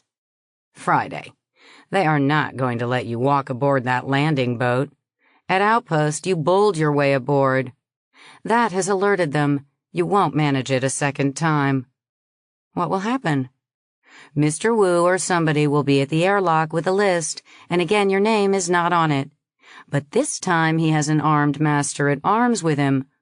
What do? Why, I disarm him, bang their heads together, step over their unconscious bodies, and take a seat. You can do it, Friday. You've been trained for it, and genetically designed for just that sort of rough stuff. Then what happens? The landing boat does not leave on time. It waits in its cradle while a squad of 8 comes in, and by brute force and a tranquilizer dart, takes you out of the boat and locks you into cabin BB, where you stay until that officer of the palace guard takes custody of your carcass. This is not a problem rough stuff can solve. That leaves sweet talk, sex appeal, and bribery. Wait, what about honesty? Huh? Certainly. Go straight to the captain. Tell him what Mr. Sigma promised you. Tell him how you were swindled. Get Jerry to show him the pregnancy report. Tell him that you're frightened and have decided to wait on Botany Bay until some ship calls that is headed back to Earth, not to the realm. He's a sweet fatherly old dear. You've seen pictures of his daughters. He'll take care of you. What would Boss's opinion be of that? He would take note that you sit on the captain's right. Why? You were given one of the ship's most posh cabins at the last minute. Why? Space was found for 7 others, people who spend all their time watching you. Do you think the captain does not know this? Someone took your name off the ground trip list for Outpost. Who? Who owns Hyperspace Lines? 30% is owned by Interworld, which in turn is owned or controlled by various segments of the Shipstone Group. And you noticed that 11% was owned by 3 banks on the realm. You noticed this because other chunks of Shipstone companies were owned from the realm. So don't expect too much from sweet old Captain Van Kooten. You can hear him now. Oh, I don't think so. Mr. Sigma is a good friend of mine. I have known him for years. Yes, I did promise him that no chances would be taken with your safety. That's why I can't tell you go down to wild, uncivilized planets. But when we go back, I show you real good time on Halcyon, I promise. Now, you just be a good girl and not make any more troubles, eh? He might even believe it. He almost certainly knows that you are not Miss Rich Bitch, and probably has been told that you contracted as a host mother. Probably not told that it was for the royal family, although he may guess it. And he would simply think that you are trying to welch on a legal and equitable contract. Friday. You have not one word in writing that would even tend to indicate that you were swindled. Don't expect help from the captain. Friday. You're on your own.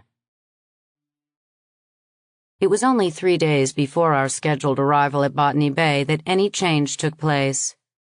I did a lot of pondering, but most of it was maundering, futile and time-wasting imaginings about what I would do if I could not manage to jump ship in Botany Bay. Like this. You heard me, Captain. I'm locking myself in my cabin until we leave the realm. If you have the door broken down so that you can turn me over to that palace guard officer, I can't stop you. But a dead body is all you'll find. Ridiculous. Sleepy gas through the air pipes is all it would take to outflank me. Or, Captain, have you ever seen a knitting needle abortion? You are invited to come watch. I understand that one can be quite bloody. Even more ridiculous. I can talk about abortion. I can't do it. Even though this wart inside me is no kin to me, it is, nevertheless, my innocent guest. I tried not to waste time on such useless thoughts, but to concentrate my mind on subversion while continuing to behave normally. When the purser's office announced that it was time to sign up for excursions on Botany Bay, I was one of the first to show up, going over all the possibilities, asking questions, taking brochures to my cabin, and signing up for and paying cash for all the best and most expensive trips. That night at dinner I chattered to the captain about the trips I had picked, asked his opinions on each, and complained again about my name having been left off the list at Outpost, and asked him to check on it for me this time. As if the captain of a giant liner had nothing better to do than to run errands for Miss Rich Bitch. So far as I could see, he did not flinch under any of this. He certainly did not tell me that I could not go groundside. But he may be as steeped in sin as I am. I learned to lie with a straight face long before I left the creche.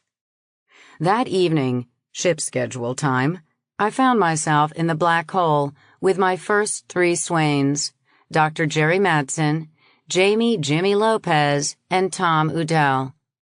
Tom is first assistant supercargo, and I had never known quite what that is.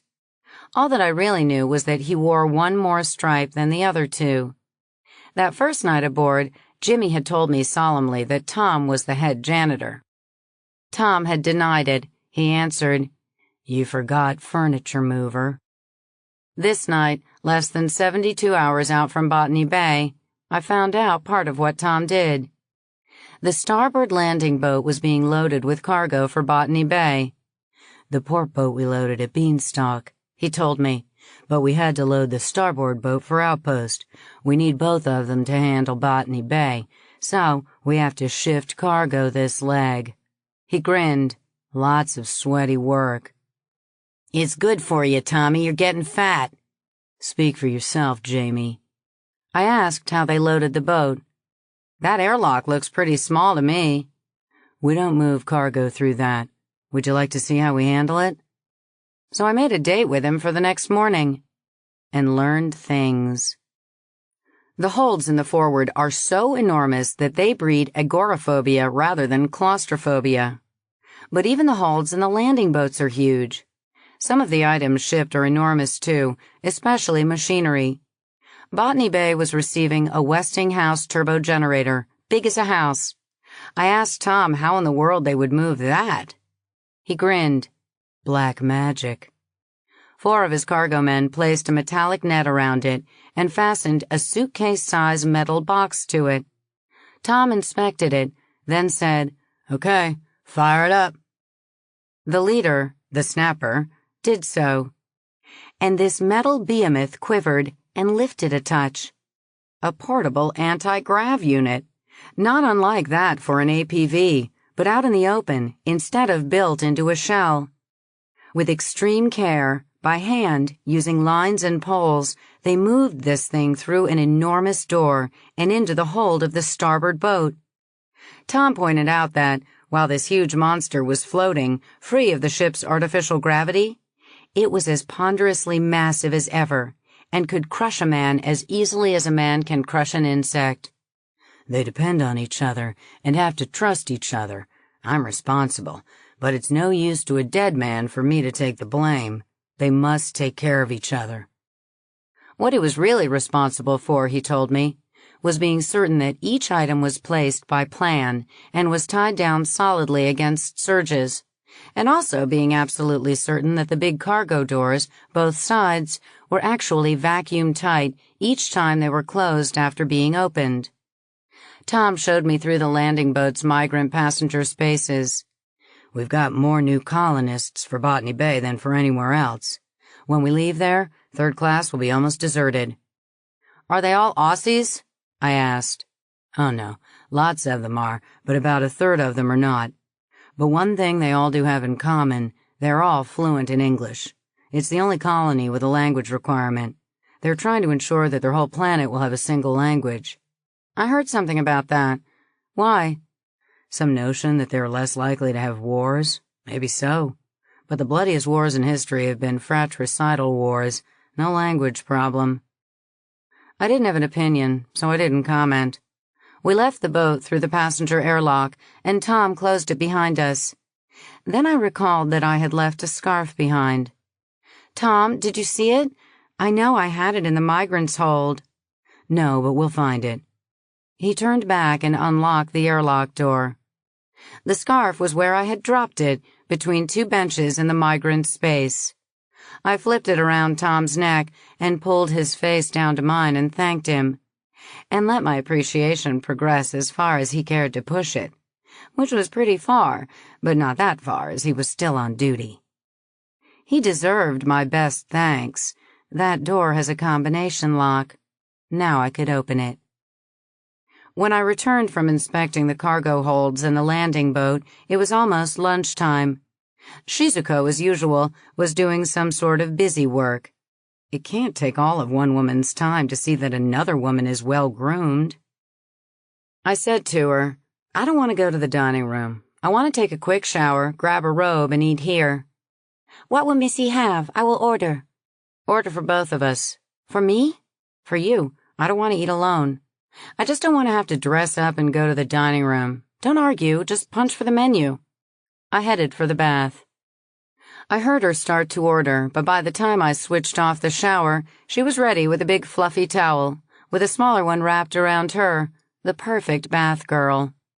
When I was dry and she had helped me into a robe, the dumbwaiter was chiming.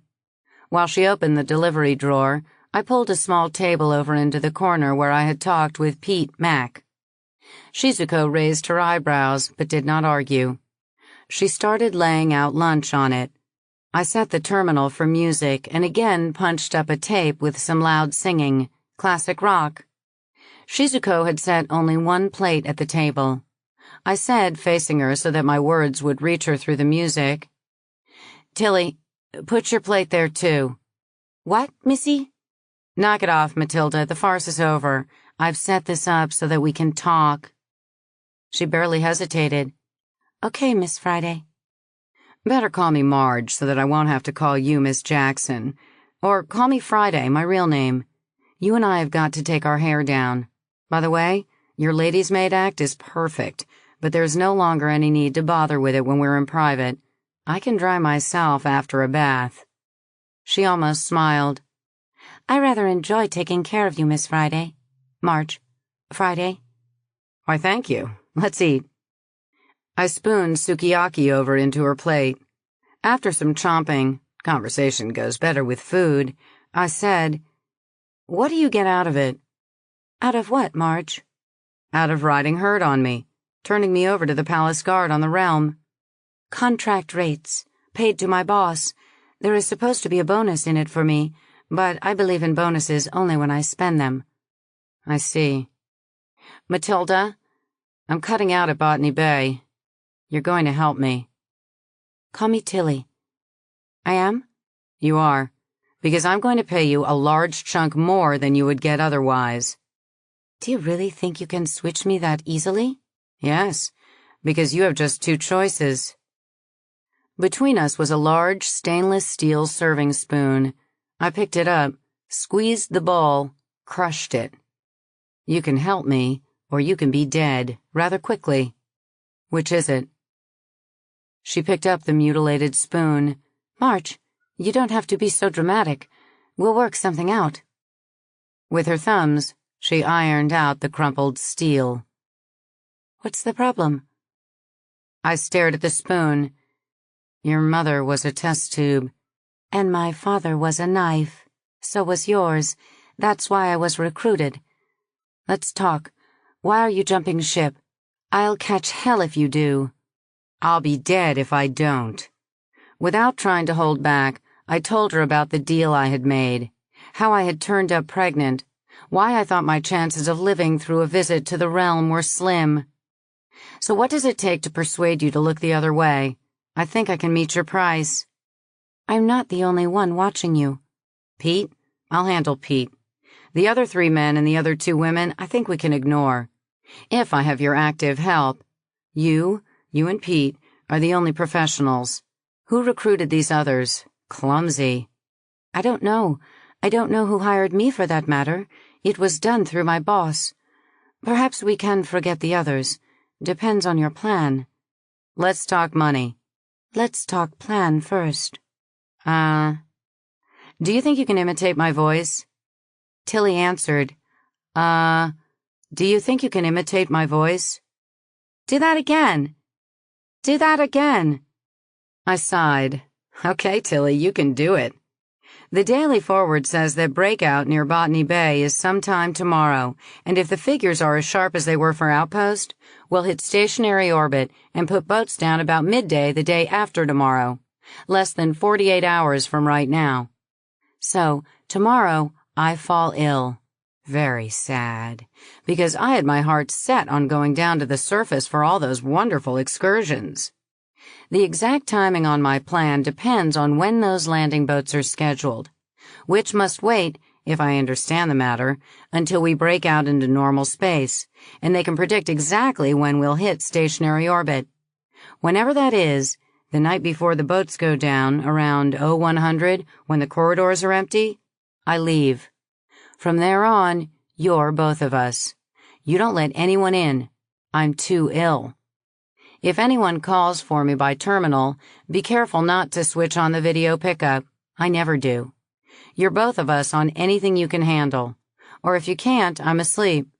If you start to impersonate me and it gets too sticky, why, you're just so fogged up with fever and medicine that you're not coherent. You'll order breakfast for both of us. Your usual breakfast for you, and tea and milk toast and juice for the invalid. Friday, I can see that you're planning on stowing away in a landing boat, but the doors to the landing boats are always locked when not in use. I know. So they are. Not to worry, Till. All right, not my worry. Okay, I can cover for you after you leave. What do I tell the captain after you've gone? So the captain is in on it. I thought so. He knows about it, but we get our orders from the purser. Makes sense. Suppose I arrange for you to be tied up and gagged, and your story is that I jumped you and did it to you. I can't, of course, because you have to be both of us from very early morning to whatever time the boats leave. But I can arrange to have you tied and gagged. I think. That would certainly improve my alibi. But who is the philanthropist? You remember our first night in the ship? I came in late with a date. You served us tea and almond cakes. Dr. Madsen? You're counting on him? I think so. With your help. That night he was kind of eager. She snorted. His tongue was dragging on the rug. Yes, it still is. Tomorrow I become ill. He comes to see me professionally. You're here as usual. We have the lights turned off in the bedroom end. If Dr. Jerry has the steady nerves I think he has, he'll take what I offer. Then he'll cooperate. I looked at her. Okay, he comes to see me the next morning and ties you up. Simple. Tilly sat and looked thoughtful for long moments. No. No? Let's keep it really simple. Don't let anyone else in on it, not anybody. I don't need to be tied up. That would just cause suspicion. Here's my story. Sometime not very long before the boats go down, you decide that you are well. You get up, get dressed, and leave the cabin. You don't tell me your plans. I'm just the poor dumb maid. You never tell me such things. Or maybe you've changed your mind and are going on the ground excursion anyhow. It doesn't matter either way. I am not charged with keeping you in the ship. My sole responsibility is to keep an eye on you here in the cabin. I don't think it's Pete's responsibility to keep you in the ship either. If you manage to jump ship, probably the only one who gets burned is the captain, and I'm not crying over him. Tilly, I think you're right on all points. I'd assumed that you would want an alibi, but you're better off without one. She looked at me and smiled. Don't let that keep you from taking Dr. Madsen to bed. Enjoy yourself. One of my jobs was to keep men out of your bed, as I think you know. I figured it out, I agreed dryly. But I am switching sides, so that is no longer the case. Suddenly she dimpled. Maybe I should offer Dr. Madsen a bonus. When he calls on his patient the next morning, and I tell him that you're well and have gone to the sauna or something. Don't offer him that sort of bonus unless you mean business. As I know that he means business. I shivered. I'm certain. If I advertise, I deliver. Are we all straight? She stood up. I followed. All but what I owe you. I've been thinking about that. Marge, you know your circumstances better than I do. I'll leave it up to you. But you didn't quite tell me what you're being paid. I don't know. My master hasn't told me. Are you owned? I felt sudden distress. Any AP would. No longer, or not quite. I was sold on a 20-year indenture, 13 years to go. Then I'm free. But, oh God, Tilly, let's get you off the ship too. She put a hand on my arm. Take it easy. You've got me thinking about it. That's the main reason I don't want to be tied up. Marge, I'm not on the ship's rolls as indentured. Consequently, I can take a groundside excursion if you can pay for it. And I can. Maybe I'll see you down there. Yes. I kissed her. She pulled me to her strongly, and the kiss gained speed. She was moaning against my tongue, and I felt her hand inside my robe. Presently I broke the kiss and looked into her eyes. Is that how it is, Tilly? Hell yes. From the first time I bathed you. That evening, the migrants leaving the ship at Botany Bay staged a lounge show for the first-class passengers. The captain told me that such shows were traditional and that the first-class passengers customarily contributed to a purse for the colonists, but that it was not compulsory. He himself went to the lounge that night, also traditional, and I found myself sitting with him. I used the opportunity to mention that I was not feeling well.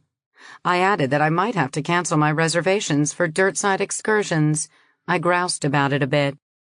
He told me that, if I did not feel perfectly well, I certainly should not risk exposing myself on the surface of a strange planet. Not to worry about missing Botany Bay, which wasn't much at best. The rest of the trip was the wonderful part. So be a good girl, or should I lock you in your room?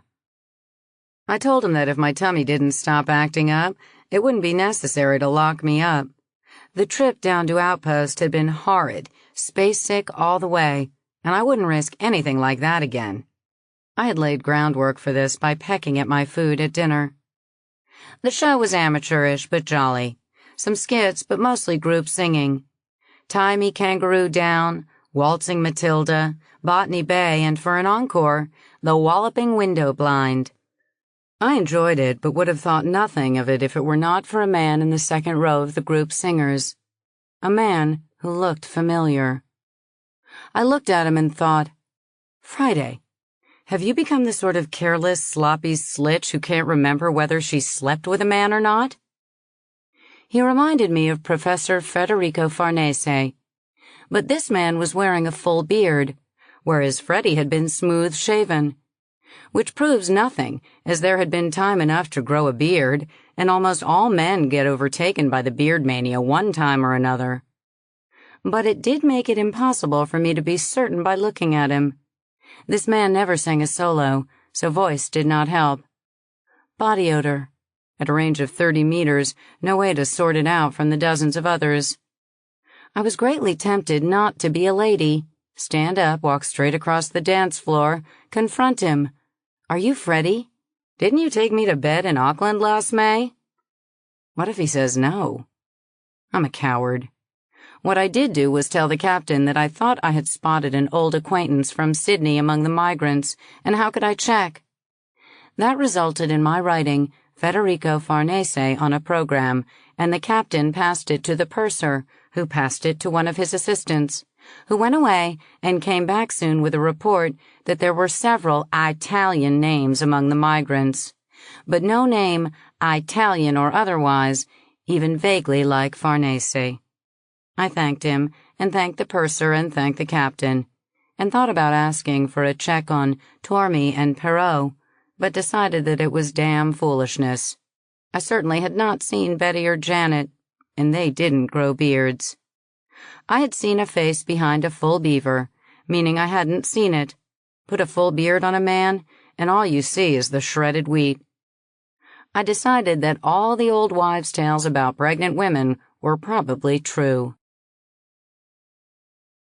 32. It was 2 hours past midnight ship's time. Breakout into normal space had taken place on time, about 11 in the morning, and the figures had been so good that the Forward was expected to achieve stationary orbit around Botany Bay at 0742, several hours better than had been estimated before breakfast.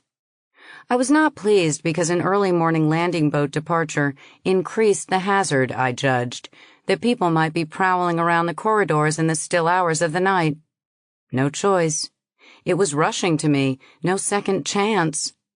I finished last-minute adjustments, kissed Tilly goodbye, cautioned her with a finger to make no noise, and let myself out the door of cabin BB. I had to go far aft and down 3 decks. Twice I slowed down to avoid night watchmen making their rounds.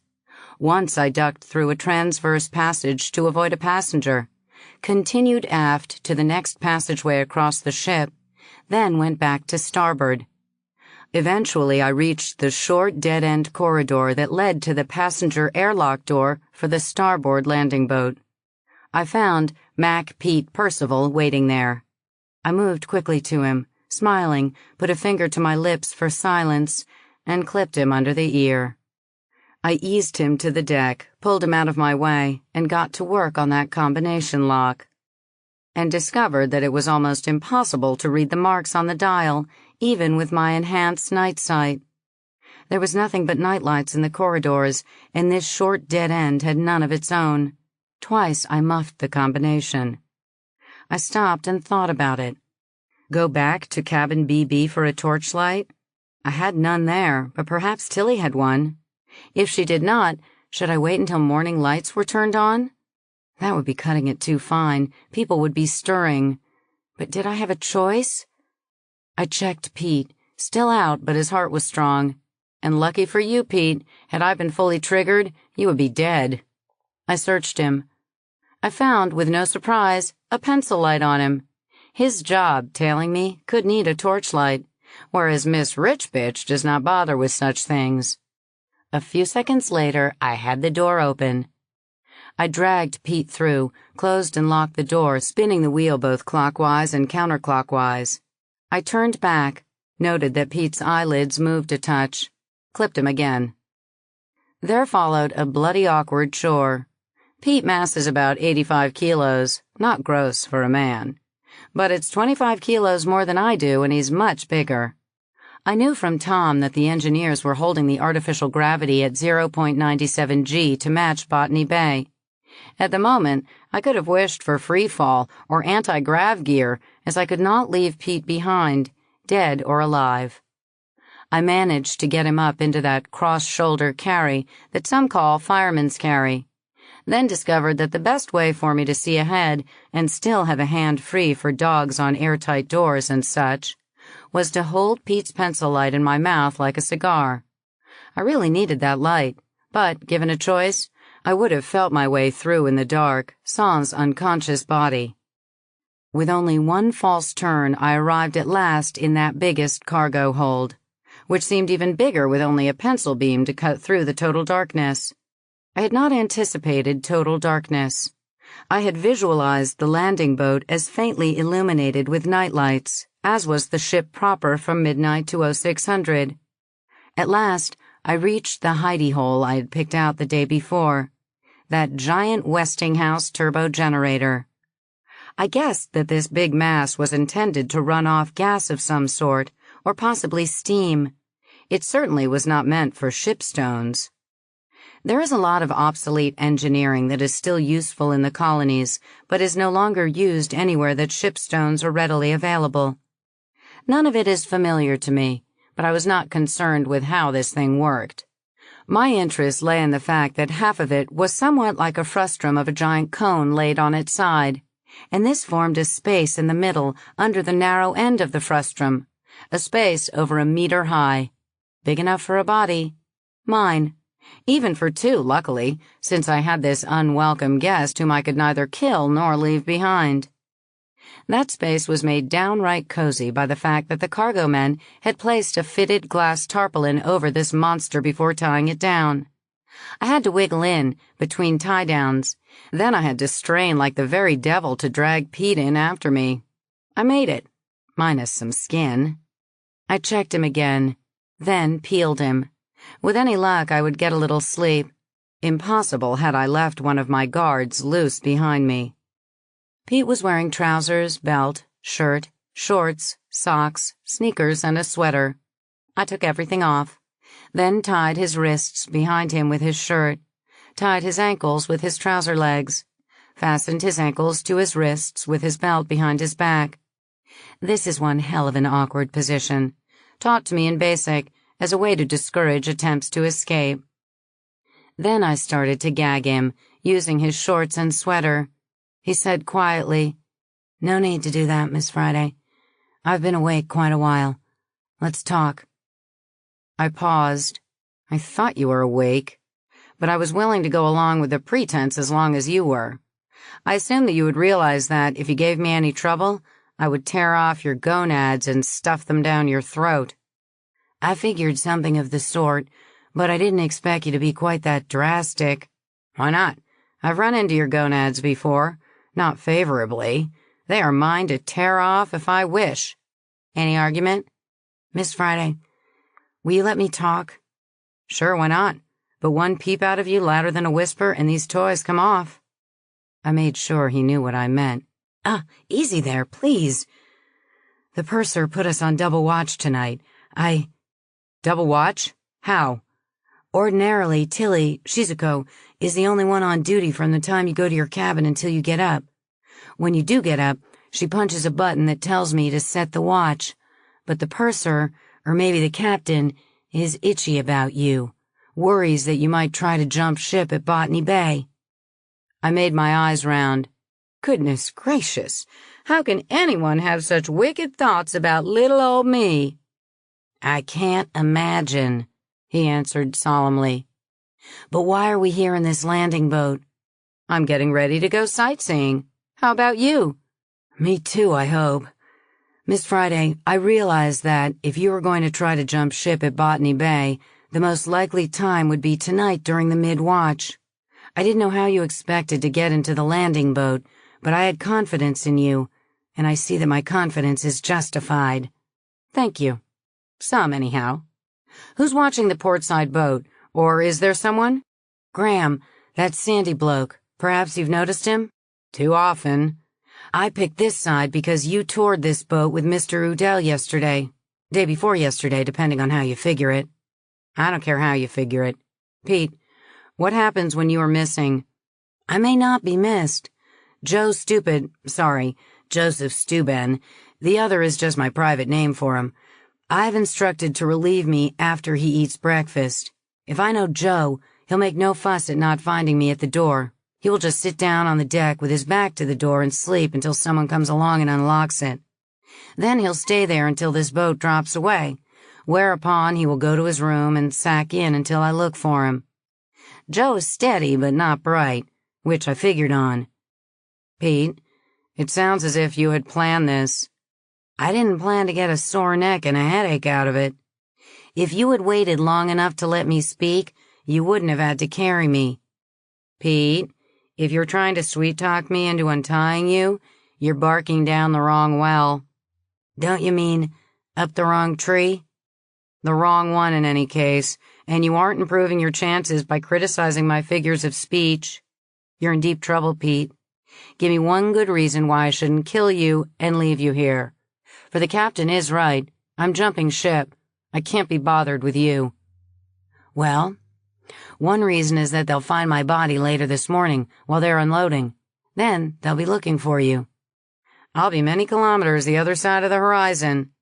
But why would they look for me? I'm not going to leave my fingerprints on you, just some purple bruises around your neck. Motive and opportunity. Botany Bay is a pretty law-abiding community, Miss Friday. You can probably talk your way out of trouble in jumping ship there. Others have. But if you are wanted for a murder aboard ship, the local people will cooperate. I'll plead self-defense. A known rapist. For God's sake, Pete, what am I going to do with you? You're an embarrassment. You know I won't kill you. I can't kill in cold blood. It has to be forced on me. But if I keep you tied up, let me see, 5 and 3 is 8, then add at least 2 hours before they work back to here and unloading. That's 10 hours at least, and I'll have to gag you. And it's getting cold. You bet it's getting cold. Could you sort of drape my sweater around me? All right, but I'll have to use it later when I gag you. And besides being cold, my hands and feet are going to sleep. Miss Friday, if you leave me tied up this way for 10 hours, I'll have gangrene in both hands and both feet and lose them. No regeneration out here. By the time I'm back where they can do it, I'll be a permanent basket case. Kinder to kill me. Damn it, you're trying to work on my sympathy. I'm not sure you have any. Look, I told him, if I untie you and let you put your clothes back on so that you won't freeze, will you let me tie you up and gag you later without fussing about it? Or must I clip you a good deal harder than I did and knock you out cold? Run a risk of breaking your neck? I can, you know. You've seen me fight. I didn't see it, I just saw the results. Heard about it. Same thing. Then you know. And you must know why I can do such things. My mother was a test tube. And my father was a knife, he interrupted. Miss Friday, I didn't have to let you clip me. You're fast, but I'm just as fast and my arms are longer. I knew that you were enhanced, but you did not know that I am, so I would have had the edge. I was sitting in Lotus facing him when he made this astounding statement. I felt dizzy and wondered if I was going to throw up again. Pete, I said almost pleadingly, you wouldn't lie to me. I've had to lie all my life, he answered, and so have you. However, he paused and twisted his wrists. His bonds broke. Do you know the breaking strength of a twisted sleeve of a good shirt? It's more than that of a manila line of equal thickness. Try it. I don't mind ruining the shirt, he said conversationally. The sweater will cover. But I would rather not ruin my trousers. I expect to have to appear in public in them before I can get more. You can reach the knots more easily than I can. Will you untie them, Miss Friday? Stop calling me Miss Friday, Pete. We're APs together. I started working on the knots. Why didn't you tell me a long time ago? I should have. Other things got in the way. There. Oh, your feet are cold. Let me rub them. Get the circulation back. We got some sleep, or I did. Pete was shaking my shoulder and saying quietly, Better wake up. We must be about to ground. Some lights have come on. A dim twilight trickled in, under, around, and through the tarpaulin covering the dinosaur we slept under. I yawned at it. I'm cold. Complaints. You at the inside of the snuggle. That's warmer than the outside. I'm frozen. Just what you deserve, rapist. You're too skinny. You don't make much of a blanket, Pete. We've got to put some fat on you. Which reminds me that we didn't have breakfast. And the thought of food... I think I'm about to throw up. Slide past me and sort of heave it back into that corner. Not here where we would have to lie in it, and keep as quiet as you can. There may be someone in here by now. Brute. Unfeeling brute. Just for that, I won't throw up. On the whole, I felt fairly good. I had taken one of the little blue pills just before leaving cabin BB, and it seemed to be holding. I had a butterfly or two in my tummy, but they weren't very muscular butterflies. Not the sort that shout, "Let me out of here!" I had with me the rest of the supply Dr. Jerry had given me. Pete, what are the plans? You're asking me? You planned this jailbreak, not me. Yes, but you are a big, strong, masculine man who snores. I assumed that you would take charge and have it all planned out while I napped. Am I mistaken? Well, Friday, what are your plans? The plans you made when you didn't expect to have me along. It wasn't much of a plan. After we ground, they're going to have to open a door. Either a people door or a big cargo door, I don't care which, 'cause when they do, I go out of here like a frightened cat, running roughshod over anything or anybody in my way, and I don't stop until I'm a long way from the ship. I don't want to hurt anybody, but I hope nobody tries too hard to stop me, for I won't be stopped. That's a good plan. You think so? It's not really a plan at all, just a determination. A door opens, I crush out. It's a good plan because it doesn't have any fancies to go wrong, and you have one big advantage. They don't dare hurt you. I wish I could be sure of that. If you are hurt, it will be by accident, and the man who does it will be strung up by his thumbs. At least. After hearing the rest of your story, I now know why the instructions to me were so emphatic. Friday, they don't want you dead or alive. They want you in perfect health. They'll let you escape before they will hurt you. Then it's going to be easy. Don't be too sure of it. Wildcat that you are, it has already been proved that enough men can grab you and hold you. We both know that.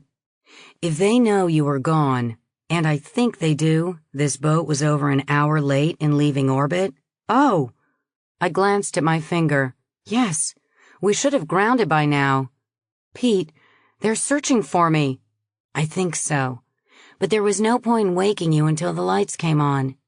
By now, they have had about 4 hours to make certain that you are not on the deck above with the first-class excursionists. They will have mustered the migrants as well.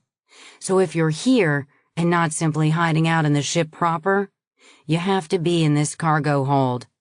That's an oversimplification, as there are all sorts of ways to play hide-and-seek in a space as big as this boat, but they'll watch the two bottlenecks, the cargo door on this level and the passenger door on the level above. Friday, if they use enough people, and they will, and if those Jimmy legs are equipped with nets and sticky ropes and tanglefoot, and they will be, they will catch you without hurting you as you come out of this boat. Oh, I thought about it. Pete, if it comes to that, there will be some dead and wounded first.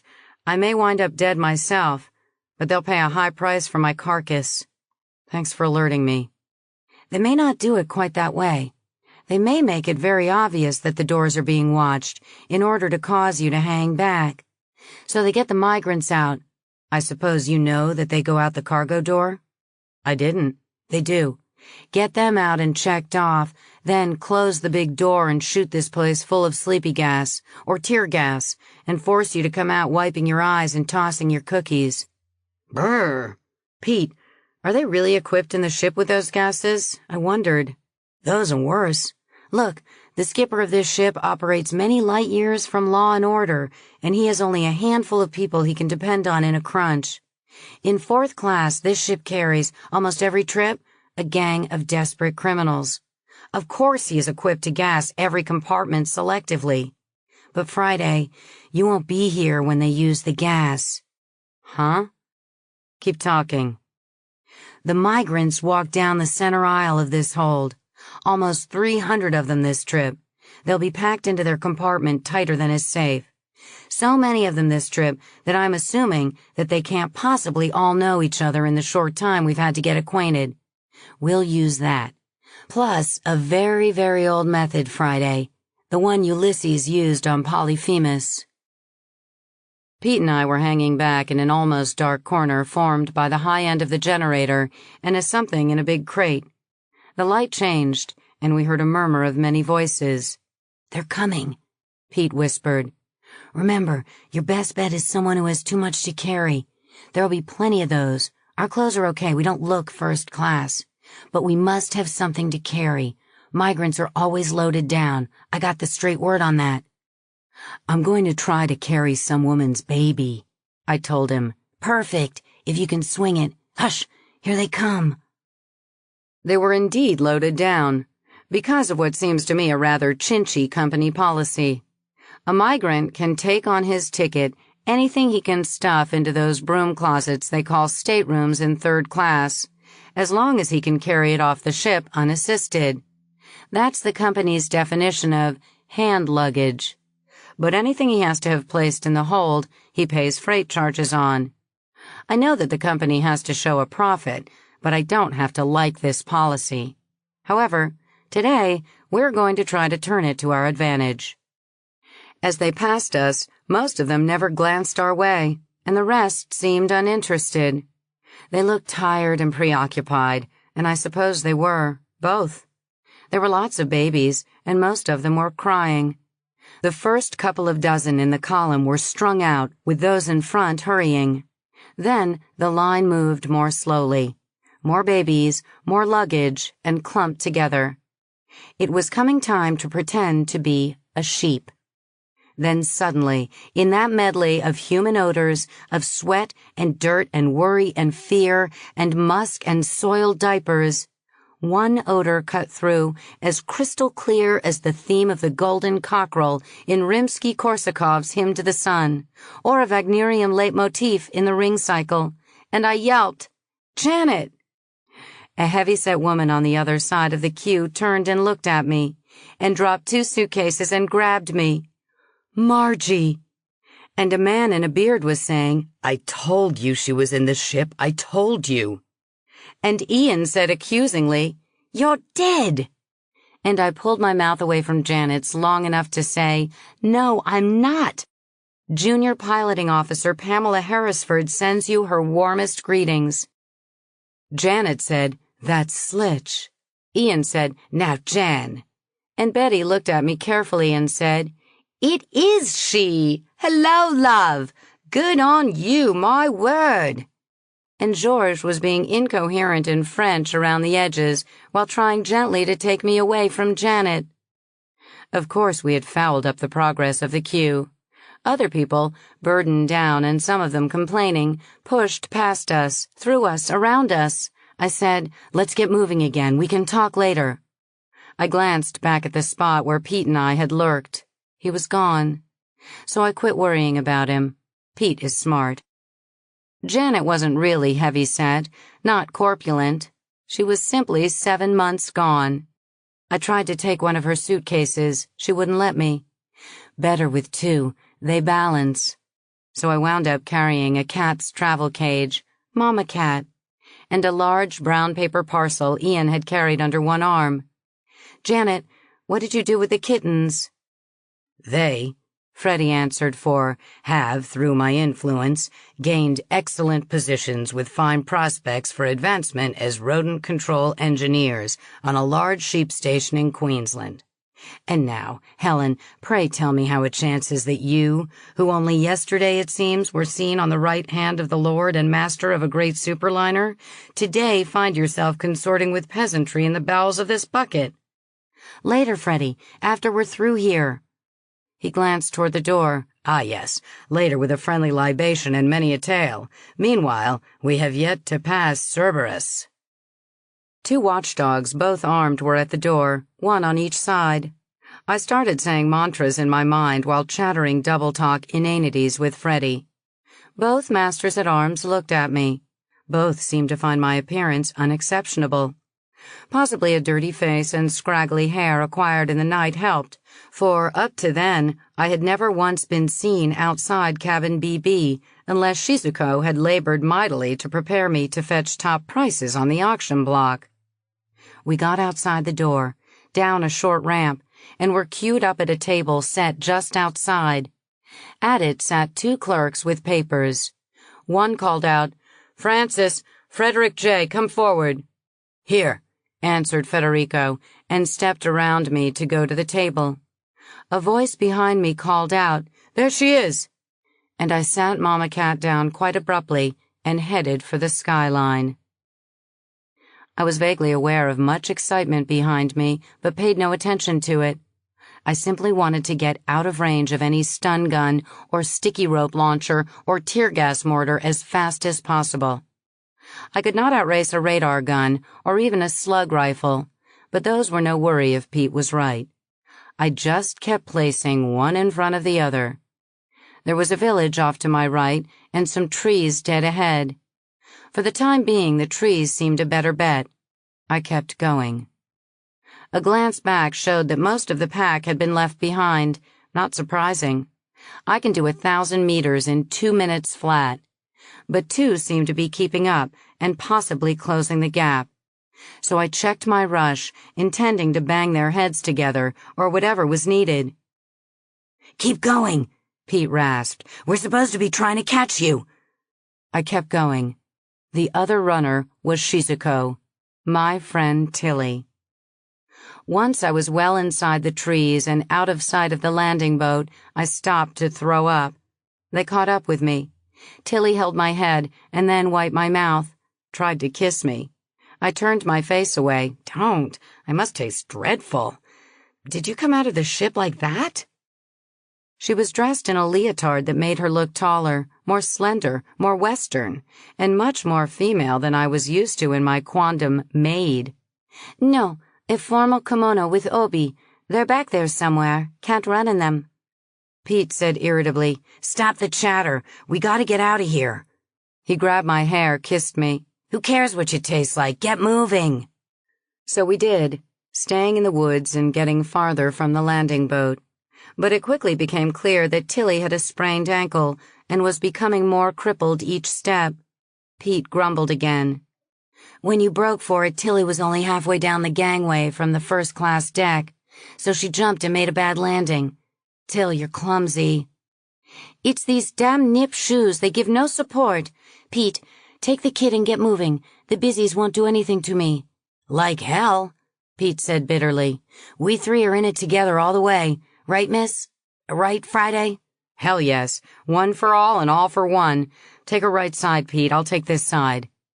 We did pretty well as a 5-legged race, not making fast time, but nevertheless putting more bush between us and pursuit. Somewhat later, Pete wanted to take her piggyback. I stopped us. "Let's listen." No sound of pursuit. Nothing but the strange sounds of a strange forest. Bird calls? I wasn't sure. The place was a curious mix of friendly and outre. Grass that wasn't quite grass. Trees that seemed to be left over from another geological epoch. Chlorophyll that was heavily streaked with red. Or was this autumn? How cold would it be tonight? It didn't seem smart to go looking for people for the next 3 days in view of the ship's schedule. We could last that long without food or water, but suppose it froze. "All right," I said, "piggyback, but we take turns." "Friday, you can't carry me." "I carried Pete last night. Tell her, Pete. You think I can't handle a little Japanese doll like you?" "Japanese doll, my sore feet. I'm as American as you are." "More so, probably, because I'm not very. Tell you later. Climb aboard." I carried her about 50 meters, then Pete carried her about 200, and so on, that being Pete's notion of 50-50. After an hour of this, we came to a road.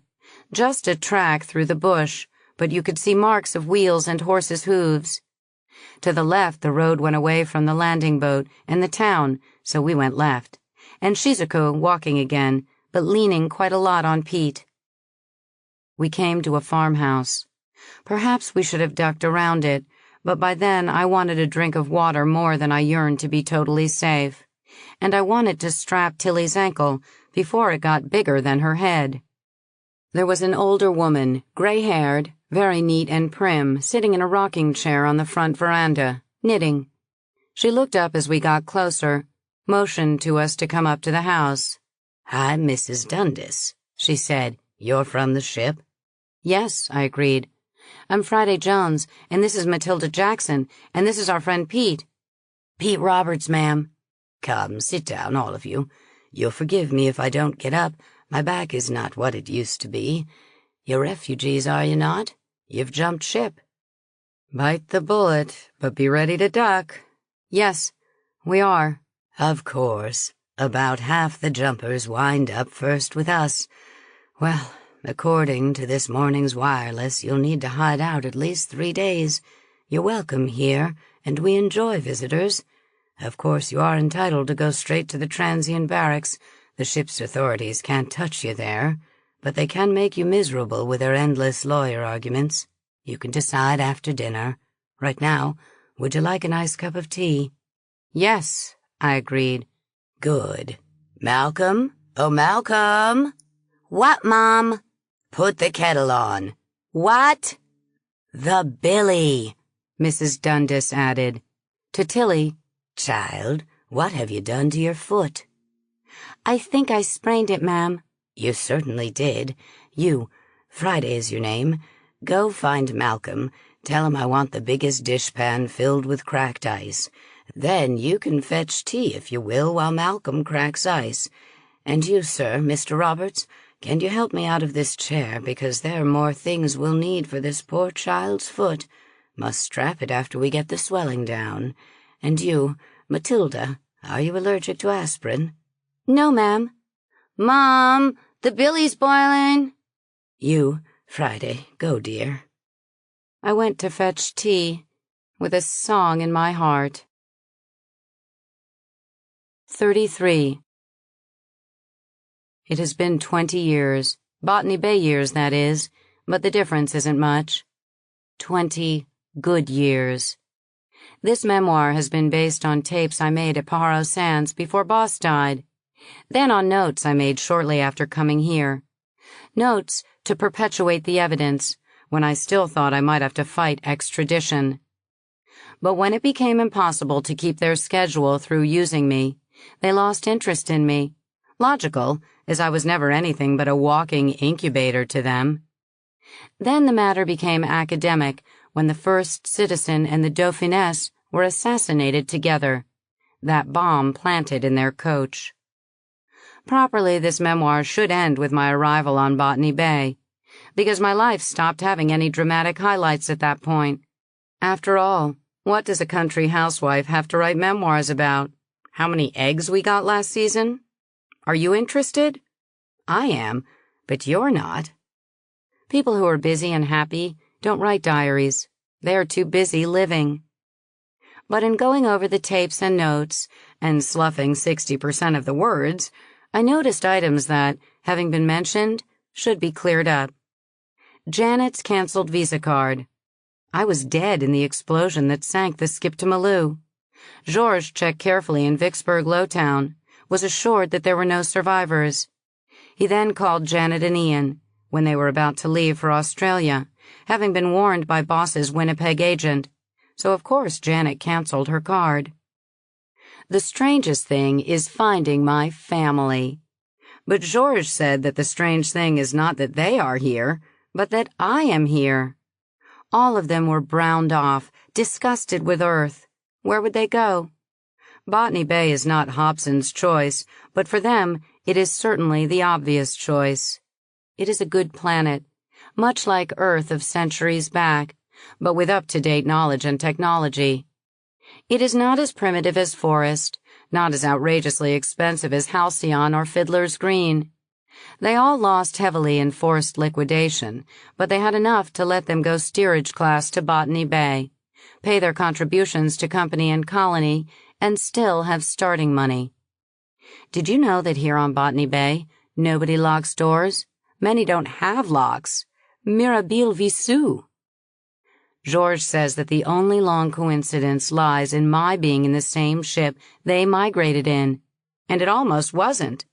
They missed the Dirac, then barely caught the forward because Janet crowded it, being dead set on traveling with a baby in her belly rather than in her arms. But of course, if they had taken a later ship or an earlier ship, I still would have met them here without planning it.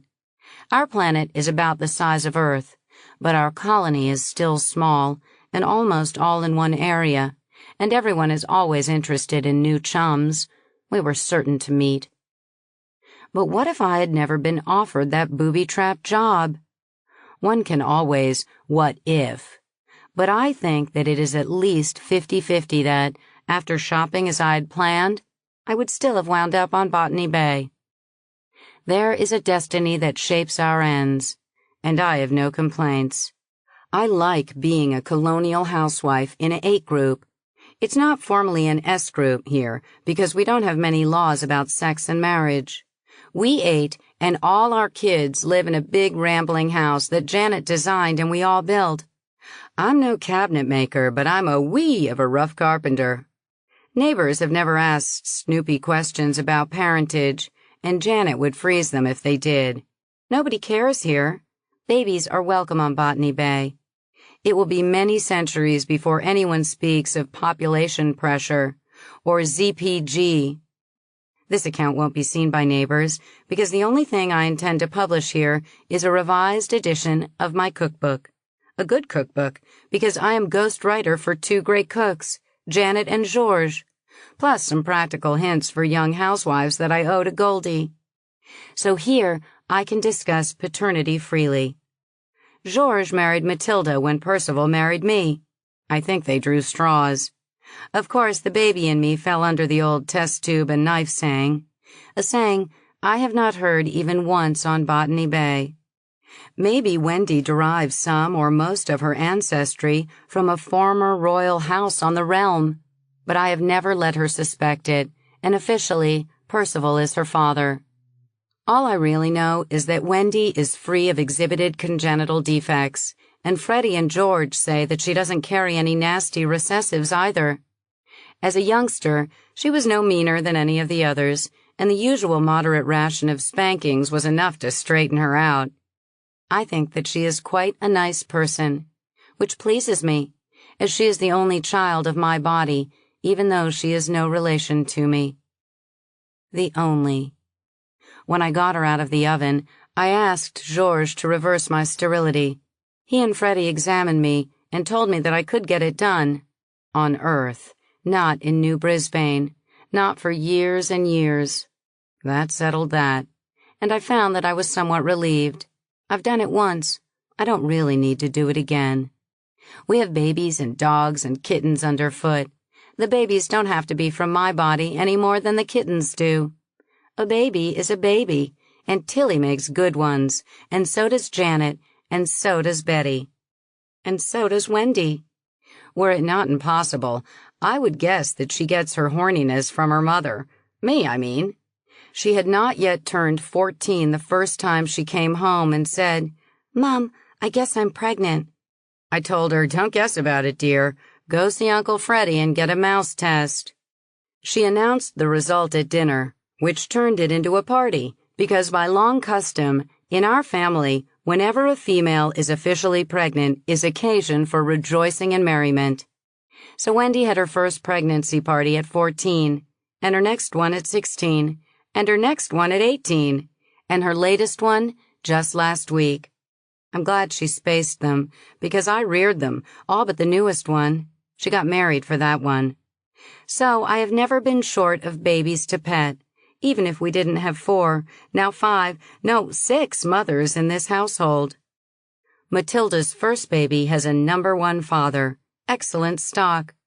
Dr. Jerry Madsen, so she tells me. So I believe.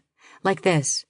Her former master had just had her sterility reversed, intending to breed her, when he got this chance to sell her services for a high-pay 4 months job.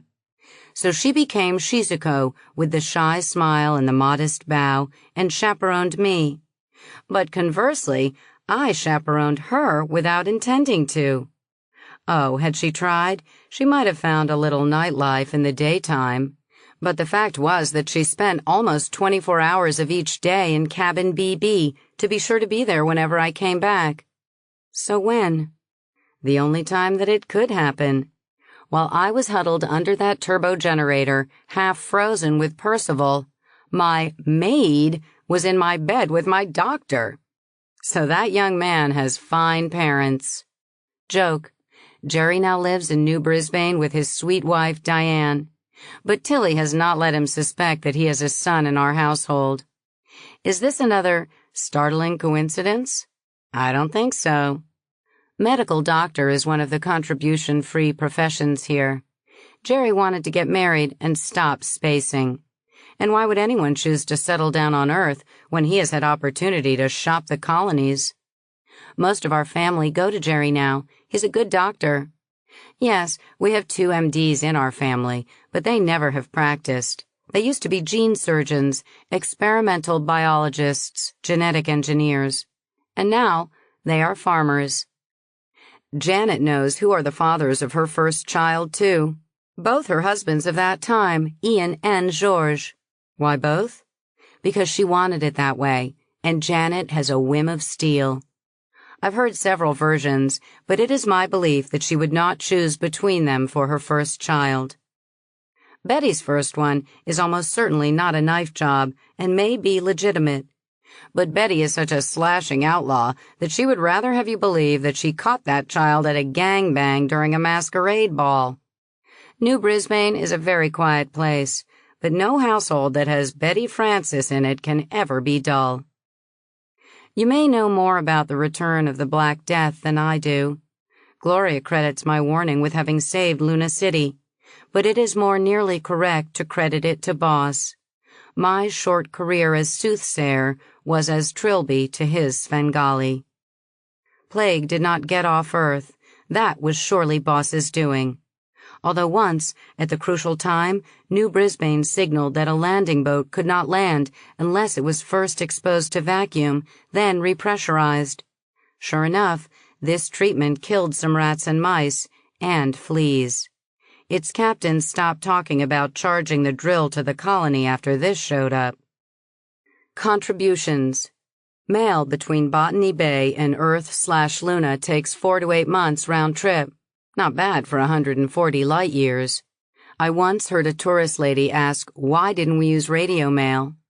Gloria paid my contribution to the colony with all possible speed and was lavish in setting me up with capital. Boss's will gave her leeway. She didn't send gold here. These were bookkeeping entries in the colony's account in Luna City, under which farm implements or anything can be shipped to Botany Bay. But Pete had little on Earth to draw on, and Tilly, a quasi-slave, had nothing. I still had a piece left of that lottery windfall, and all of my final paycheck, and even a few shares of stock. This got my fellow jumpers out of hock. Our colony never turns back a jumper. But it may take him years to pay his share in the colony. They both fussed. I fussed right back and worse. Not only is it all in the family, but without the help of both Percival and Matilda, I almost certainly would have been caught, then wound up on the realm, dead. But they still insisted on paying me. We compromised.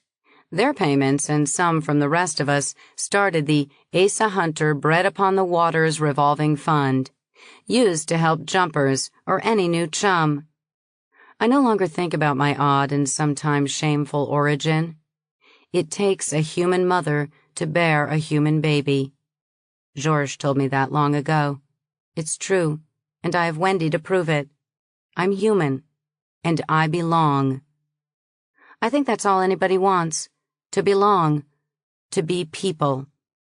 My word, do I belong. Last week I was trying to figure out why I was so short on time. I'm secretary of the town council. I'm program chairman of the Parents Teachers Association. I'm troop mistress of the new Toowoomba Girl Scouts. I'm a past president of the Garden Club, and I'm on the planning committee of the community college we're starting. Yes, I belong. It's a warm and happy feeling. This concludes the reading of Friday by Robert A. Heinlein, copyright 2003, by the Robert A. and Virginia Heinlein Prize Trust. This book was read by Hilary Huber.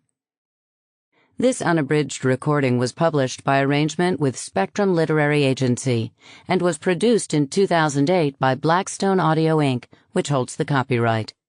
Neither this recording nor any portion of it may be reproduced or used for any purpose without prior written authorization from Blackstone Audio Inc. Audible hopes you have enjoyed this program.